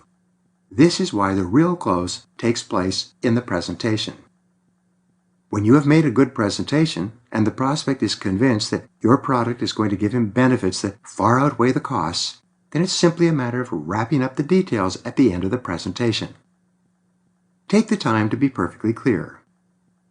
Before you can begin your sales presentation, you must be absolutely clear about the specific needs of this particular prospect and how your product or service can satisfy those needs.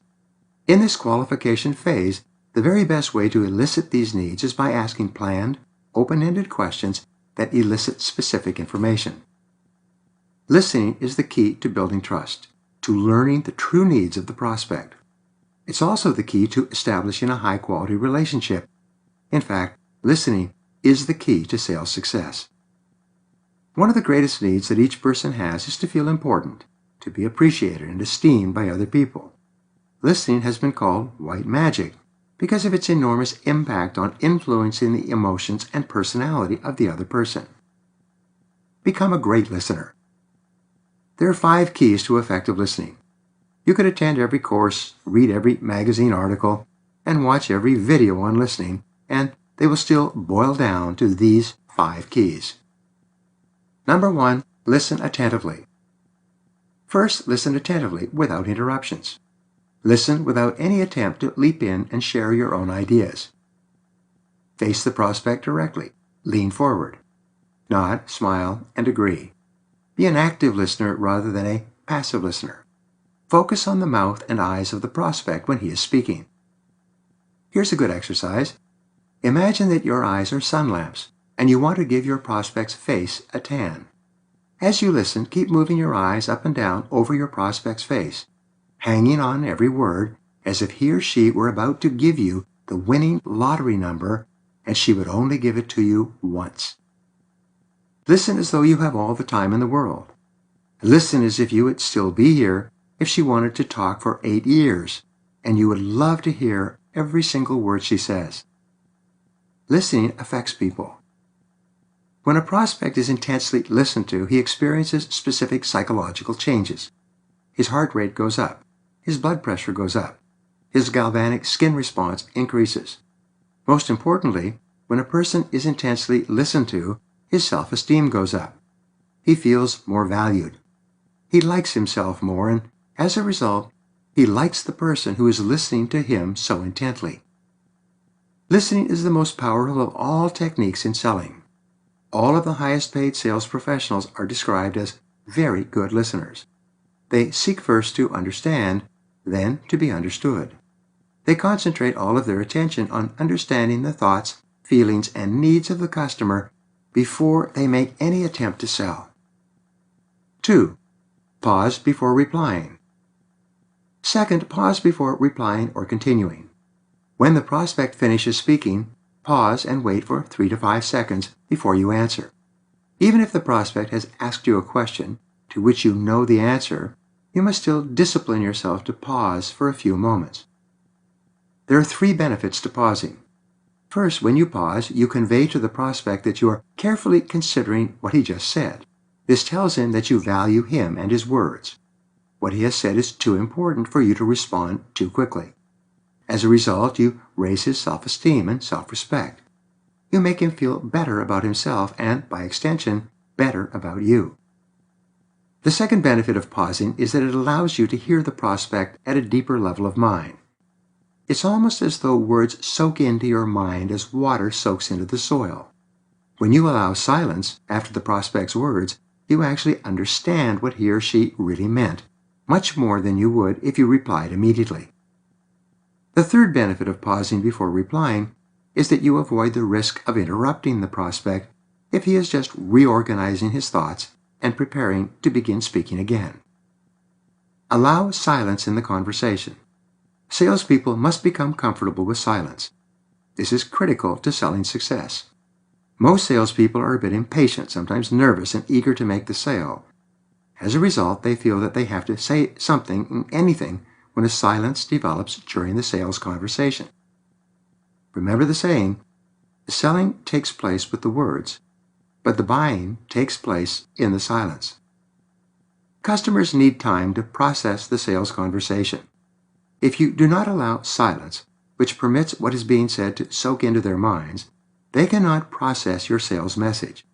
At the end of your time together, they will have no choice but to say, "Leave it with me, let me think it over." And when they say this, you have in all likelihood lost the sale completely. 3.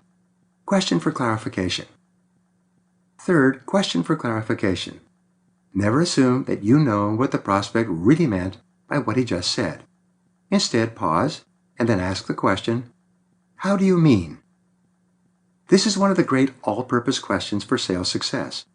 No matter what the prospect says or no matter what his objection, you can always follow it up with, "How do you mean?" It costs too much. How do you mean? We can't afford it. How do you mean? We're happy with our existing supplier. How do you mean? We don't have it in the budget. How do you mean? Each time you ask the question, "How do you mean?" the prospect will expand on what he just said. He will give you more detail, and each elaboration increases the likelihood that he will tell you what you need to know to help him to make a buying decision. Questions equal control.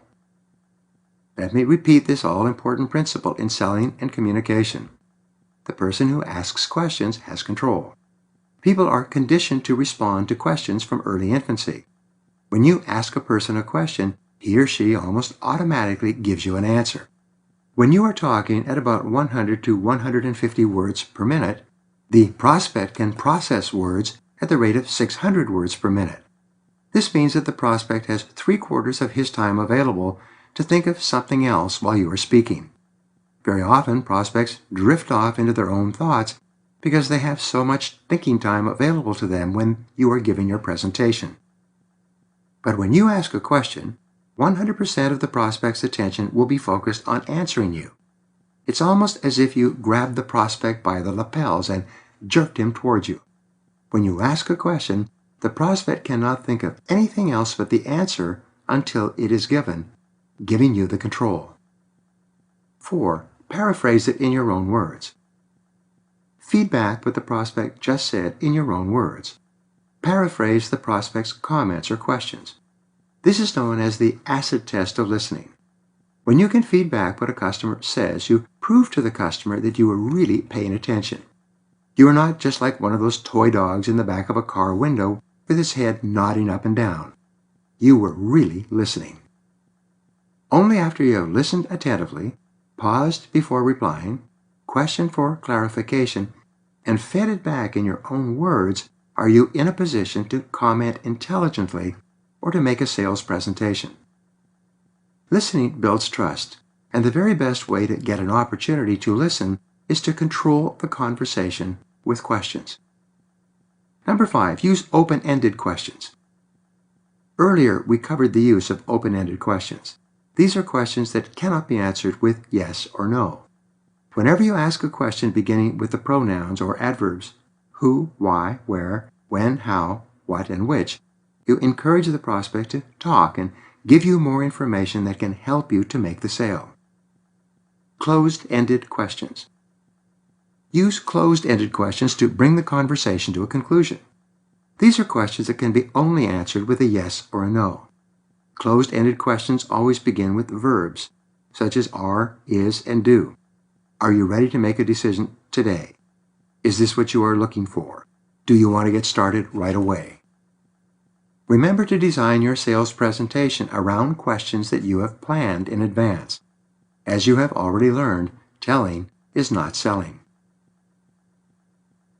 Presentation methods. Your presentation should always move from the general to the particular in a logical order. Use what is called the ascending close. With this, you present your product features and benefits in the order of importance from the most to the least. Usually, your most powerful benefit will arouse buying desire, but this is not always the case. Be prepared to walk through your features and benefits, remaining alert and aware of the prospect's reactions. Sometimes your third or fourth benefit will be what interests your prospect more than anything else. Get the prospect involved. Get the prospect involved and keep him involved. Cause him to move. A prospect who is sitting there like a lump of stone, neither reacting nor responding, is not likely to buy when you have finished your presentation. The very best salespeople are active in the sales conversation. Not only do they talk, but they move, use their faces, and gesture with their hands. They pass the prospect information and take it back. They ask him to calculate numbers and percentages. Ask the prospect to sit somewhere else. Don't be afraid to pull your chair around the prospect's desk and sit next to him while making your presentation. Even better, get the prospect to move to a table or to another office where there's more room for your materials as you present your product. The more a prospect talks and moves in a sales presentation, the more likely it is that he will agree to buy at the end of your presentation. Use visual aids to sell. Use visual aids whenever possible. There are 22 times the number of nerves from the eye to the brain as from the ear to the brain.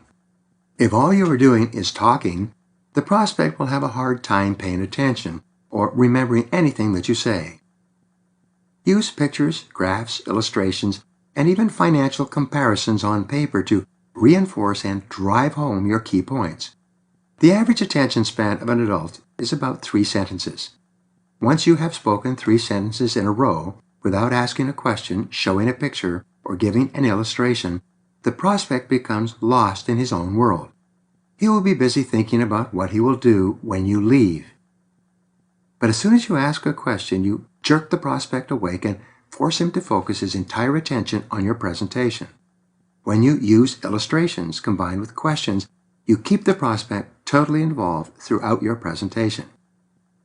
Telling is not selling. There's that adage again. That's because your most effective way of presenting is by taking every important piece of information that you have to convey and rephrasing it as a question. Instead of saying, "This costs $2.95 per person," you say, Do you have any idea how much something like this normally costs per person? Once you have asked it as a question, you will have the prospect's complete attention when you answer. The trial close. Begin using the trial close very early in the presentation. It's one of the most powerful of all closing techniques, and it can be used throughout your selling work. Sometimes it is called the signpost close or the check close. You use it to find out if you are on the right track or to check if what you are talking about is important to the prospect. It's a wonderful way to get feedback continually throughout the presentation.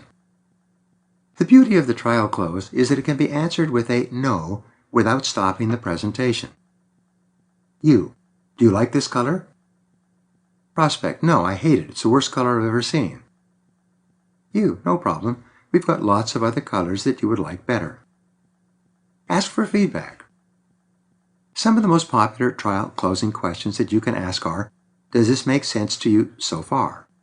Is this what you had in mind? Do you like what I've shown you up to now? Would this be an improvement on your current situation? Are we right so far? This new photocopier will produce 150 copies a minute versus the standard of 100 copies per minute. Would this be important to you in your business? No, I don't think so. We never need to produce a large number of copies in a short period of time. No problem. This machine has several other features that I think you will really like. And then you go on with the presentation. Feedback is essential. When the prospect says no to a particular feature or benefit, he is giving you valuable feedback.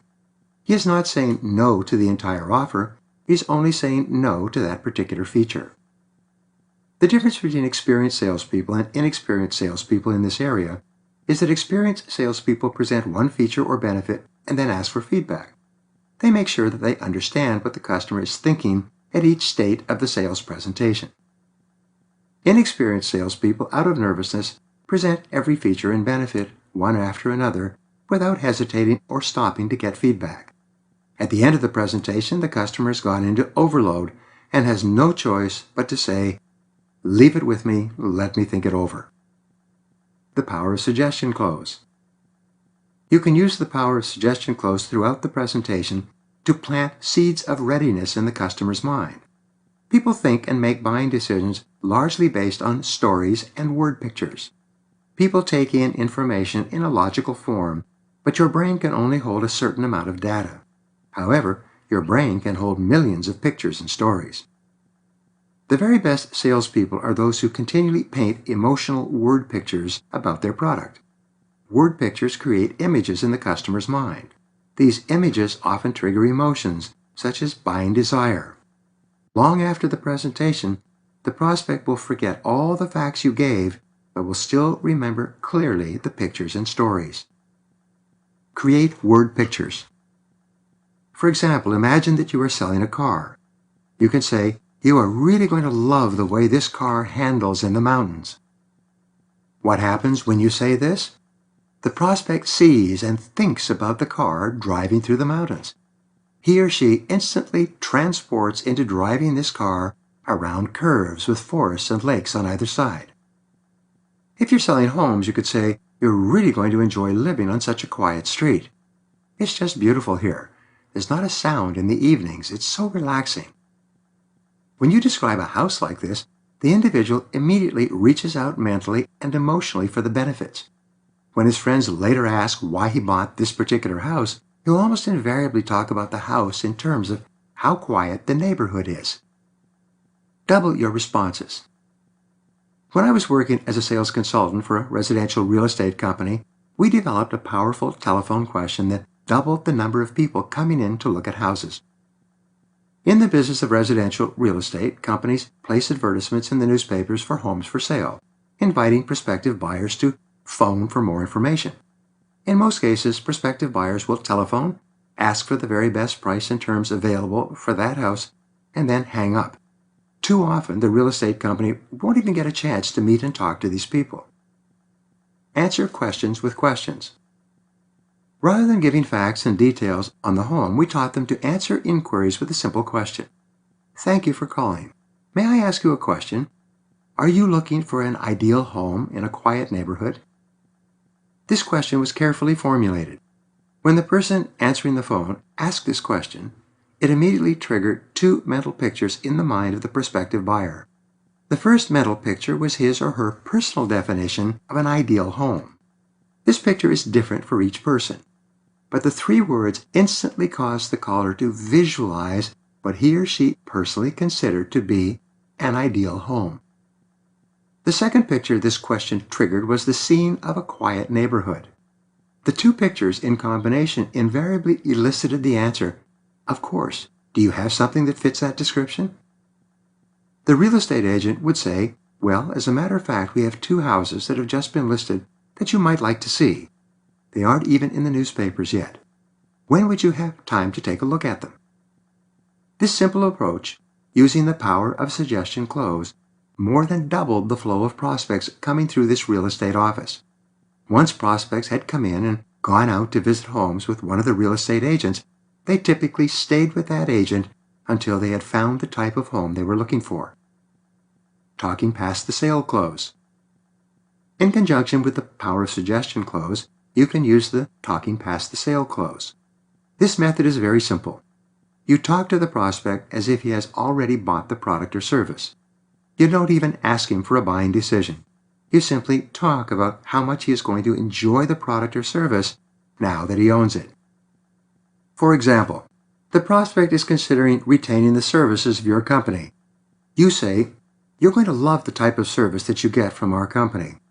When you place an order, it's confirmed within 30 minutes and out within 3 days, faster than any other company in the business." This immediately creates a mental picture of speed and efficiency in the customer's mind. The customer projects himself into the person of a satisfied customer and sees himself enjoying the benefits you just described. You're really going to adore living in this neighborhood. Even though it's quiet and peaceful, it's close to schools, shopping, and the freeway to get to work. This is a good choice. With this photocopier in your office, it will sit over there in your staff room producing 100 copies a minute, and it will be so quiet that you won't even know it's on. In every case, prospects become customers when they have a clear, exciting, emotional word picture of themselves enjoying the benefits of the product or service that you are selling. Your job is to create as many exciting pictures as possible of the customer benefiting from what you sell. The more of these pictures you can create, the more irresistible your offer becomes. Top sales strategy. One of my graduates is a top salesperson for a recreational vehicle dealership. She sells RVs that cost as much as $500,000 each. She outsells her competitors, both at her own dealership and throughout the state, by 3 to 5 times. She is a superstar in her field, and she has a simple technique to achieve this goal. When a couple comes in to look at a recreational vehicle, she first qualifies them to determine that they are serious buyers.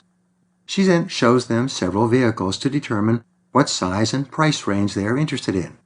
Finally, she arranges to take them out for a combination lunch and test drive in the vehicle that they seem to like the most. A couple of days later, as prearranged, she arrives at their home driving the vehicle. She has them make themselves comfortable inside, and then she drives them to an idyllic spot in a park overlooking the lake with the mountains in the distance. She swings the vehicle around so that this beautiful scene is facing the couple as they sit at the kitchen table.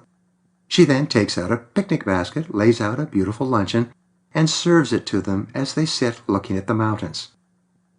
After lunch and after answering all their questions, she says, "Isn't this a beautiful way to live? Wouldn't you just love to be able to get away in this vehicle any time you wanted?" The couple looks at her, looks at each other, looks out over the mountains and the lake, and the decision is made. She sells more recreational vehicles than anyone else in her industry, and for good reason. Now, here are 7 action exercises for you. Number 1. Plan every sales presentation in advance. Design it so that it moves from the general to the particular, from the known to the unknown, starting with your most attractive benefit. 2. Ask trial closing questions throughout. Invite feedback and responses after every feature or benefit. 3. Take the time to determine the buyer personality style of the prospect you are talking to. Make note of the questions he or she asks. These are good indicators.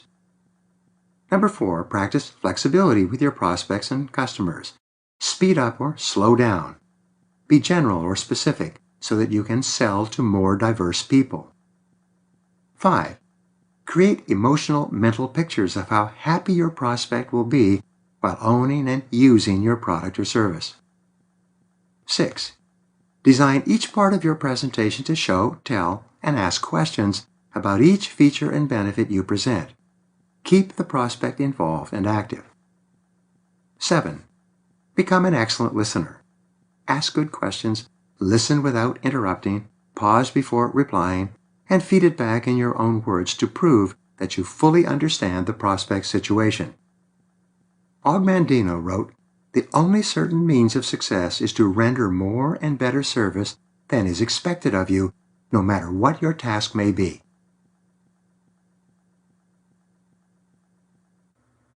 Chapter 8.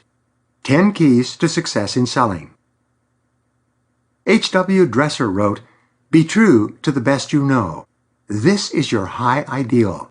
If you do your best, you cannot do more." The top 20% of salespeople earn 80% of the money. The top 5% or 10% of salespeople earn vastly more than that. Your goal is to become one of the very best and highest paid people in your profession. Fortunately, this is easier than you might think. Success is predictable. One of the turning points in my life was when I learned about the law of cause and effect. This law says that for every effect, such as high income, there is a specific cause or causes. If you do what other successful people do, you will eventually get the same results that they do. In the remaining part of this program, I would like to pass on to you some of the causes or reasons for great success. The more of them you practice, the better results you will get. Once you learn these ideas, you can practice them time and time again.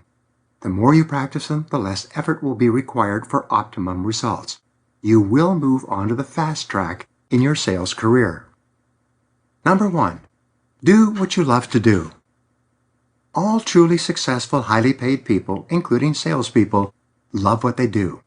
You must learn to love your work and then commit yourself to becoming excellent in your field. These two go together like a hand and a glove. Invest whatever amount of time is necessary. Pay any price. Go any distance. Make any sacrifice to become the very best at what you do. Commit to excellence. Join the top 10%. Excellence is a decision. Sadly enough, the majority of people will often spend their entire lives in selling, and it will never occur to them that they should commit themselves to becoming excellent in doing it. The good news is that you do not have to be the best in the world to live an extraordinary life. Success in sales goes to the person who's just a little bit better in the critical areas of selling. If you take the time and make the effort, if you really put your whole heart into what you're doing and learn to love the profession of selling, you will move into the big money ranks of sales professionals. Self-esteem and success. We spoke earlier about the importance of self-esteem and success. Psychologists have discovered that you can never really feel happy about yourself until you know that you are good at what you do. You can never genuinely like yourself and accept yourself as a worthwhile person until you have become very good in your chosen field. The reason many people are unhappy is because when they wake up in the morning and look at themselves in the mirror, the person who looks back at them is not very good at anything that makes much of a difference. Men especially get their sense of self-worth from knowing that they are competent in their fields. If a man is not particularly good at what he does, and is not recognized by others for his competence and ability, he feels unhappy and unfulfilled. You can be the best. Every single person has the ability to be good at something. Everyone has the ability to excel. It's almost as though nature has built an excellence gene into each person, and it is up to each person to discover what his or her area of excellence is, and then to put his or her whole heart into becoming really good in that area. Michael Jordan was once complimented on his skills as a basketball player. The journalist said to him, "You were lucky to be born with such tremendous athletic ability." Jordan replied, "Everybody has ability, but talent takes hard work." Many people make the mistake of thinking that if they have the ability to excel in a field, it will come naturally. But the fact is that excellence is the result of years of hard, dedicated effort in a single direction. There is no substitute for hard work. 2. Decide exactly what you want. Don't be wishy-washy or vague. Decide exactly what it is that you want in life. Set it as a goal, and then determine what price you're going to have to pay to get it. Most people never do this. According to the research, only about 3% of adults have written goals. And these are the most successful and highest paid people in every field. These are the movers and shakers, the creators and innovators, the top salespeople and entrepreneurs. Almost everyone works for them. The goals formula. Here is a simple 7-step formula for setting and achieving goals. I teach it everywhere I go, and it has often been life-changing for my seminar participants. First, decide exactly what you want. If you want to increase your income, be specific about the exact amount that you want to earn. Second, write it down. A goal that is not in writing is merely a fantasy. It has no power or energy behind it. It is like a cartridge with no powder, or like cigarette smoke in the air. Third, set a deadline on your goal. Your subconscious mind loves deadlines. It requires a forcing system to activate all its powers. If it is a large enough goal, set sub-deadlines. If it's a 10-year goal, set a goal for each year and then for each month of the coming year. Continually measure your progress against your goal and your deadlines. Fourth, make a list of everything you can think of that you can possibly do to achieve your goal. When you think of new activities, add them to your list. Keep working at it until your list is complete. The more individual steps you write down on your list, the more excited you become about achieving your goal, and the more motivated you will be. Henry Ford said any goal, no matter how large, can be achieved if you break it down into enough small steps. Fifth, organize the list by sequence and priority.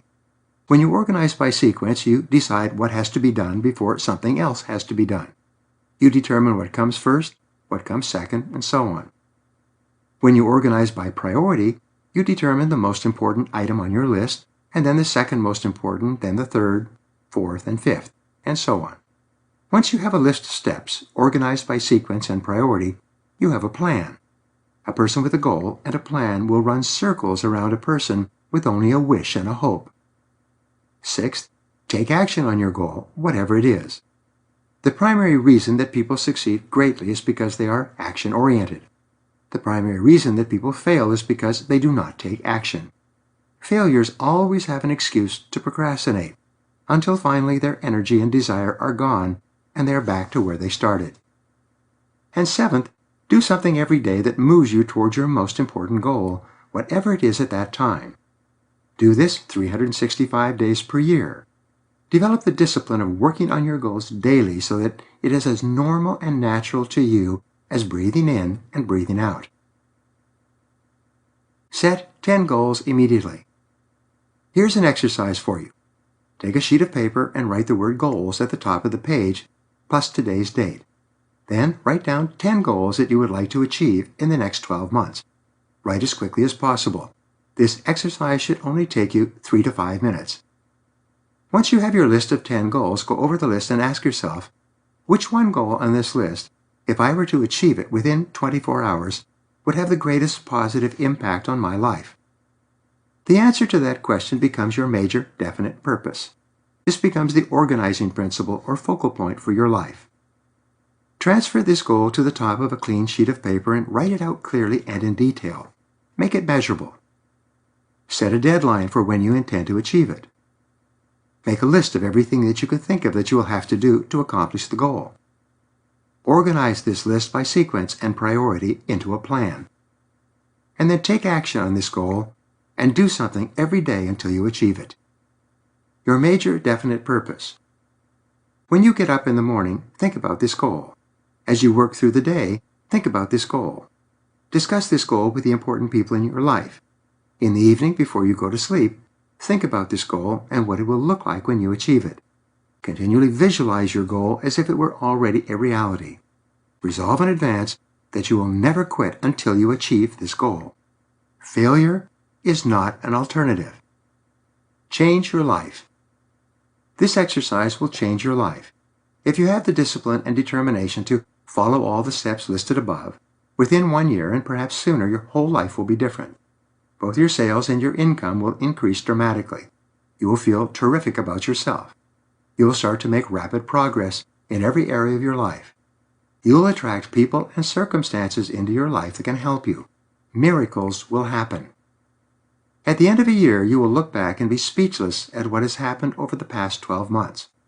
All it takes is a pad of paper yourself and less than 10 minutes. Give it a try.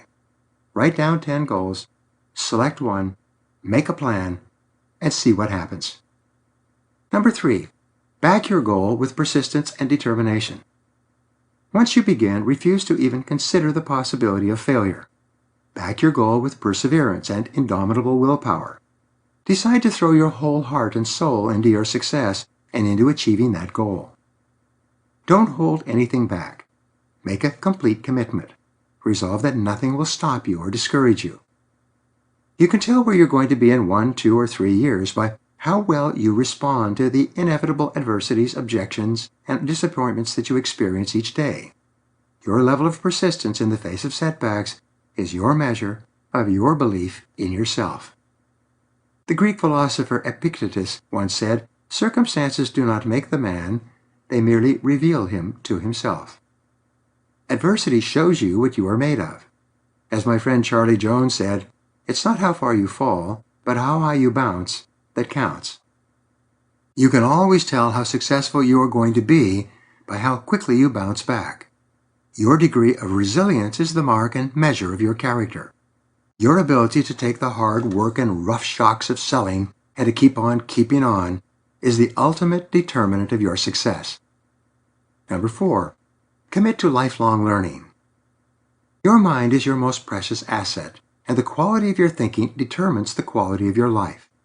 Commit yourself to lifelong learning. I cannot emphasize this too often. Not long ago, a college student sent out a 39-point questionnaire to all the presidents of Fortune 500 companies. 83 of those presidents completed the questionnaire and sent it back. This is an extraordinary number of responses from such a busy group of people. The student went through the questionnaires to find out what these business leaders considered to be the reasons for their success. Perhaps the most common piece of advice from these top people, repeated over and over again, was never stop learning and getting better. This applies to you as well. Your mind can appreciate in value. Read, listen to audio programs, attend seminars and courses, and never forget that the most valuable asset that you will ever have is your mind. But your mind can be made to appreciate in value. If you purchase a car, it begins to depreciate, to lose its value as soon as you drive it off the dealer's lot.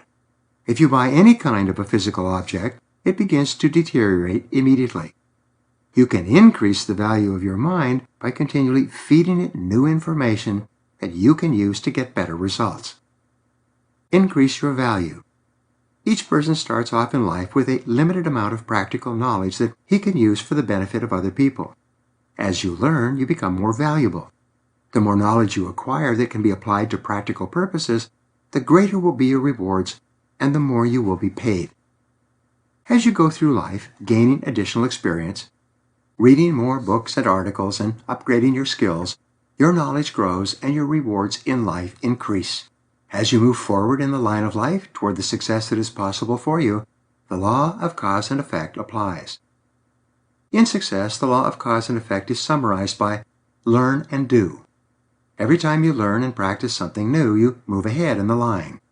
When you stop learning and doing, you stop moving forward.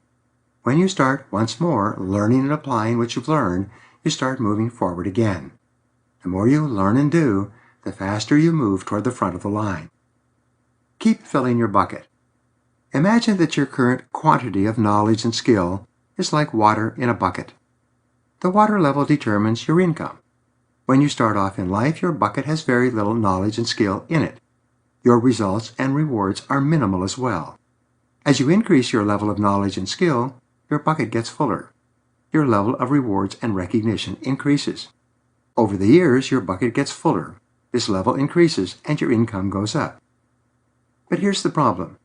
There's a hole in this bucket. If at any time you stop learning and practicing new skills or adding new knowledge and ideas, you don't stay in the same place. Your water level drops. You actually begin to fall back in the line of life. People start to pass you. If you do not continually upgrade your knowledge and skill, you lose your edge. Your current knowledge and skill becomes increasingly obsolete and of less value. Never stop learning. An enormous number of adults do not understand this. They get their basic education and then they try to coast on their minimal knowledge and skill for many years. They're flabbergasted and angry when younger people pass them in the race. They become frustrated. No one has ever told them that continuous learning is as essential as bathing or brushing their teeth each day. If you don't do it for any period of time, it soon becomes evident to everyone around you. If you are not continually learning and growing, the knowledge you have is actually diminishing. The incompetent person of tomorrow is the person who has stopped learning today. The illiterate person is the person who is no longer learning, growing, and increasing his value every single day. The person who does not read is no better than the person who cannot read. Resolve that you are going to learn and practice something new each day. Read every morning. Listen to audio programs in your car. Take all the training you can get, and continually put your new knowledge into action. 5. Use your time well. Your time is all you have to sell. It is your primary asset. How you use your time determines your standard of living. Resolve, therefore, to use your time well. Because of the 80-20 rule, some things you do are worth vastly more than other things, even though they take the same number of minutes and hours. Your goal is to focus on those activities that contribute the very most value to your life and your work. Begin every day with a list. The best time to make up your work list is the night before, prior to wrapping up for the day. Write down everything that you have to do the next day, starting with your fixed appointments, and then moving on to everything you can think of. Never work without a list. Time management experts say that you will increase your productivity by 25%, or gain 2 extra hours per day by the very act of planning your day in advance. Your list becomes the key to your time and life management system. Set clear priorities. Once you have a list, set priorities on your list. Determine what is more important and what is less important. Ask yourself, if I could only do one thing on this list before I was called out of town for a month, which one thing would it be? Whatever your answer, put a circle around that item. Then ask yourself, if I could only do 2 things on this list before being called out of town for a month, what would the second item be?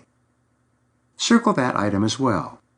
Then ask yourself this question one more time. This exercise forces you to think about what is really important, rather than what is merely urgent or busy work. Once you've determined your highest priority task, you know where to start and what to work on. Select your most important task.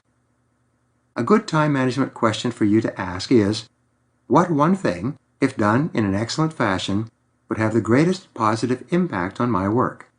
There's always one thing that you can do that, if you do it well, can have a significant influence on your results and your rewards. A variation of this question is, what can I and only I do that, if done well, will make a real difference? Every hour of every day, there's only one answer to this question. There is something that only you can do that will make a real difference. This is something that no one else will do for you if you don't do it. But if you do it and you do it well, it can make a real difference. What is it? The final question you ask in setting priorities is, what is the most valuable use of my time right now? Again, ask this question every hour. There's always a single answer to this question. Your job is to make sure that whatever you are doing, it is the most valuable use of your time at the moment. Focus and concentrate. The final key to time management, once you have made a list and set priorities, is for you to begin on the most important task before you and then to concentrate on it fervently until it's complete. Your ability to focus and concentrate, to be absolutely clear about your most important task, and then to do only that task until it's done, will do more to double and triple your productivity and performance than anything else. Number 6, follow the leaders. Do what successful people do. Follow the leaders, not the followers. Do what the top people in your field do. Imitate the ones who are going somewhere with their lives. Follow the people who are achieving the kind of things you want to achieve sometime in the future. Look around you. Who are the people that you admire the most? Which ones are getting the results that you want to achieve in the months and years ahead? Identify the very best people in your field and pattern yourself after them. Decide to be like them. Associate with them as much as possible. If you want to know how to be a successful salesperson, go to the top people in your business and ask them for advice. Ask them what books you should read and what audio programs you should listen to. Ask them what courses you should take. Inquire about their attitudes, philosophies, and approaches to their work and their customers. Learn from the best. Successful people will always help other people to be successful. People who are extremely busy with their own lives and work will always find time to help you if you genuinely want to be successful. When you ask for advice from a successful person, take that advice. Do what the winner encourages you to do. Buy the book and read it. Get the audio program and listen to it. Attend the course and practice what you learn. Then go back to that person and tell him or her what you have done. That individual will want to help you even more. Choose your role models. At a seminar for more than 1,000 sales professionals not long ago, a salesman came up to me at the break and told me an interesting story. I knew immediately that he was successful because of his appearance. He was well-dressed, well-groomed, confident, positive, relaxed, and easygoing. He had the feeling of success about him. He told me that when he started out, he hung around with the junior salespeople. Over his first 6 months, he noticed that there were 4 top salespeople in his company who seemed to associate mostly among themselves.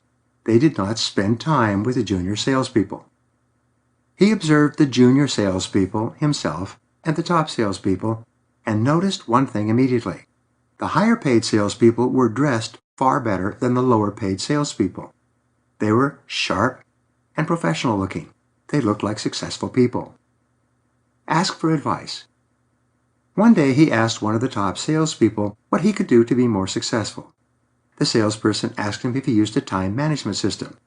As it happened, this young fellow had never been introduced to a time management system. The successful salesperson told him the system he used and showed him where to get it. And he did, and he used it, and he began to use his time more efficiently. After that, he began to model himself after the top salespeople. Not only did he ask them for advice about what to read and listen to, but he observed them and made them his role models. Each morning, before he started out, he would stand in front of his mirror and ask himself, "Do I look like one of the best salespeople in my branch?" Look the part. He was critical of himself, especially with regard to his dress and grooming. If he did not feel that he looked like a top salesperson, he would continue to make changes until he did. Only then would he go off to work. Within a year, he was one of the top salespeople in his branch. He only associated with the other top salespeople. He had become like them. Moving up. As a result of his high level of sales, he was invited to the National Sales Convention. At the convention, he made a point of going to each of the top salespeople from around the country sometime during the convention and asking for their advice. Not surprisingly, they were flattered and told him some of the things that they had done to move from the bottom to the top of their field. When he got back home, he wrote them letters of thanks and put their ideas to work. His sales went up and up and up. Soon he was the top salesman in his branch and later the top salesman in the state. Over a period of 5 years, he transformed his life. At the national sales conventions, he was invited onto the stage to receive prizes and awards. By his 8th year in the business, he was the top salesman in the country. What he told me was interesting. He said that all of his success had come from asking other top salespeople what they were doing and then following their guidance. But what he learned was that even though these top salespeople had been going up on the stage and receiving prizes for sales excellence year after year, he was the first person who had ever sought them out and asked them for advice. Fly with the Eagles. David McClelland of Harvard, author of The Achieving Society, observed that the main difference between success and failure in life is your choice of a reference group. He concluded that birds of a feather flock together. The reference group, the group that you choose to associate with most of the time, largely determines what you accomplish in life. You tend to take on the values, attitudes, dress, and lifestyle of the people around you. If you associate with successful people, you tend to adopt their attitudes, philosophies, manners of speaking and dress, work habits, and so on. In no time, you start to get the results that they do. The fatal error. What McClelland also found was that the choice of a negative or unmotivated reference group could be enough in itself to condemn a person to lifelong underachievement and failure. A person could go to the best university, get the finest education, and have the greatest talents and abilities, but if he associated with unsuccessful people, he would be a failure as well. What we have found is that a change in your reference group, moving from one company to another, or starting to associate with successful people, can transform your life and your results.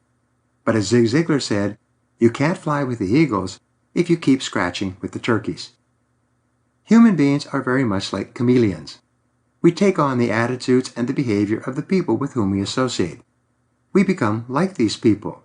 We adopt their opinions. The power of suggestion, especially the outlooks and view of other people, exerts an enormous influence on how we think and feel about ourselves and how we behave on a day-to-day basis. 7. Character is everything. Guard your integrity as a sacred thing. Nothing is more important to the quality of your life in our society. In business and sales success, you must have credibility. You can only be successful if people trust you and believe in you. In study after study, the element of trust has been identified as the most important distinguishing factor between one salesperson and another, and one company and another. As Stephen Covey said, if you want to be trusted, be trustworthy. Honesty means that you always keep your word and you always tell the truth. Be true to yourself. There's another element to integrity that is equally important. As Shakespeare said, to thine own self be true, and then it must follow, as the night the day, thou canst not then be false to any man. You must be true to yourself to the very best that you know. You must live in truth with yourself and refuse to engage in self-delusion. You must be perfectly honest and not wish that things could be or would be other than they are. Develop the ability to face the world and see life as it is, not as you wish it would be or could be. Most people are pretty honest. They don't lie, cheat, or steal. They do their work, pay their taxes, and deal straightforwardly with others. But even the most honest people sometimes wish and hope and want to believe things that are not true. Practice the reality principle. Jack Welch, president of General Electric, said that the most important principle in leadership is the reality principle, and that this principle is based on the need to seek the truth wherever it may lead. Deal with the world as it is, he said, not as you wish it would be. Whenever he had to deal with a problem or difficulty at General Electric, his first question would be, what's the reality? In your life, it's absolutely essential that you be true to yourself and that you live in truth with yourself. It is vital that you be true to the best that is in you. You must do the things every day that lead to the goals you have set for yourself. Face the reality of your life, whatever it is. This is the mark of the truly honest person. Number 8, unlock your inborn creativity. Think of yourself as a highly intelligent person, even a genius. Recognize that you have great reserves of creativity that you have never used. Say aloud over and over, I'm a genius. I'm a genius. I'm a genius. This may sound like an exaggeration, but it isn't. The fact is that every person has the ability to perform at genius levels in one or more areas. You have within you right now the ability to do more and be more than you ever have before. You have the inborn capacity to exceed all your previous accomplishments. You have enormous reserves of creativity and intelligence. As Dennis Waitley says, you have more potential than you could use in 100 lifetimes. Use your inborn talents. One of your foremost aims in life must be to identify your special talents and then to develop those talents to a high level. This is where your intelligence shines through. In testing, 95% of young children performed at genius levels. But when those same children were tested as adults, only 5% still performed with high levels of creativity and imagination. In the intervening years, they learned that If you want to get along, you have to go along. The very best area of genius or special talent for you would be in the art of selling. Only about 10% of salespeople are completely suited to perform all 7 of the key skills in selling at a high level. If this is the case for you, then you are virtually guaranteed a lifetime of high earnings and great professional success. How to detect your special talents? There are several ways that you can detect your area of special talent. First, it is something that you enjoy doing. When you're not doing it, you think about it and about getting back to it. Second, it's something that absorbs your attention completely. When you are doing what you are uniquely suited to do, you lose track of time. You often forget to eat, drink, or rest when you are doing what you are meant to do. Third, you love to learn about it and become better at it throughout your life. You are hungry for books, audio programs, and courses that give you ideas to be even better in your area of special talent. Fourth, you love to talk about it, discuss it, hear about it, and associate with people who are doing what you are ideally suited to do yourself. Sometimes you hear people say, "When I'm at work, I do my work, but when I leave, I don't think about it at all." This type of person has a limited future in whatever he is doing. A person who does not think about his work when he is away from it is a person who is not suited to that line of work. If you are doing the right work for you, your work and your personal life are interwoven, with only a thin dividing line between the two. Fifth, and perhaps the best indication of your natural talent, is that it is something that is easy to learn and easy to do. In fact, you forget how you learned it in the first place. It was so easy for you. It seems to be a natural expression of your personality. You do it easily and well, almost without effort. One of the reasons for underachievement is that many people consider themselves to be average rather than exceptional. They look at other people who are doing better than they are, and they assume that those other people are better than they are. But if they think in that way, their logical conclusion is that if someone else is better, they must be worse. If someone else is worth more, they must be worth less. This feeling of worthlessness and mediocrity can lead to an acceptance of average performance, even when they are really capable of superior performance. Number 9, practice the golden rule. Practice the golden rule in all your interactions with others. Do unto others as you would have them do unto you. Think about yourself as a customer. How would you like to be treated? Obviously, you would want a salesperson to be straightforward with you. You would want her to take the time to thoroughly understand your problem or need, and then show you step by step how her solution could help you improve your life or work in a cost-effective way. You would appreciate honesty and straight dealing. You would want the salesperson to explain the weaknesses as well as the strengths of her product. You would then want the salesperson to follow through on her promises and to fulfill her commitments to you. If this is what you would want from a salesperson selling to you, then be sure to give this to every customer you talk to. The universal maxim. Practice the universal maxim of Immanuel Kant, the Dutch philosopher. He said, "Conduct your life as though your every act were to become a universal law for all people." Imagine that everyone in your world was going to behave and treat every other person the way you did. When you set this as your standard for behavior, you will find yourself practicing the golden rule and treating each person like $1 million client. Ask yourself, what kind of a company would my company be if everyone in it were just like me? Imagine that each person who meets you is going to judge your entire company, management, products, services, guarantees, and warranties, and follow-up support based on how you treated him or her one-on-one. The mark of superior people is that they set high standards for themselves and they refuse to compromise their standards. They imagine that everyone is watching them, even when no one is watching. You can tell the character of a person by what he does and how he carries himself when he is alone. And number 10, pay the price of success. Finally, and perhaps more important than anything else, resolve to work hard. This is one of the great keys to success in life. In the background research for The Millionaire Next Door, Drs. Stanley and Danko interviewed thousands of self-made millionaires, asking them to what they attributed their success. An astounding 85% of self-made millionaires in America admitted that they were no more intelligent or talented than others, but that they worked much harder than anyone else for a much longer time.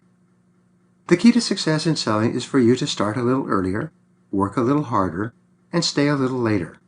Do the little things that average people always try to avoid doing. When you begin your workday, resolve to work all the time you work. Don't waste time. Get going, move fast. Develop a sense of urgency, a bias for action. Give it full throttle. Hard work and life success can be compared to taking off and flying an airplane. When you get into the plane and taxi to the end of the runway, you call the tower and request clearance for takeoff. As soon as you get your clearance, you give the plane full throttle, 100%, to move yourself down the runway and into the air. Here's my point. If you only gave the plane 80% or even 90% throttle, you would never reach takeoff speed. You would stay on the ground until you ran out of runway and crashed. Don't hold back. In life, it is much the same. Many people work hard, but they do not work all out, with 100% commitment. As a result, they never reach the point of takeoff that puts them in the top 10% in their field. They always stay aground among the average. They remain in the 80% of salespeople who only earn 20% of the money that's available. The good news is that if you push your throttle on full and barrel down the runway, gaining speed and lift, you soon take off. By keeping your throttle wide open, you will climb and climb until you finally reach cruising altitude. Once you reach cruising altitude, you can pull back on the throttle. Take it a little easier, and you'll remain at that high altitude throughout your journey.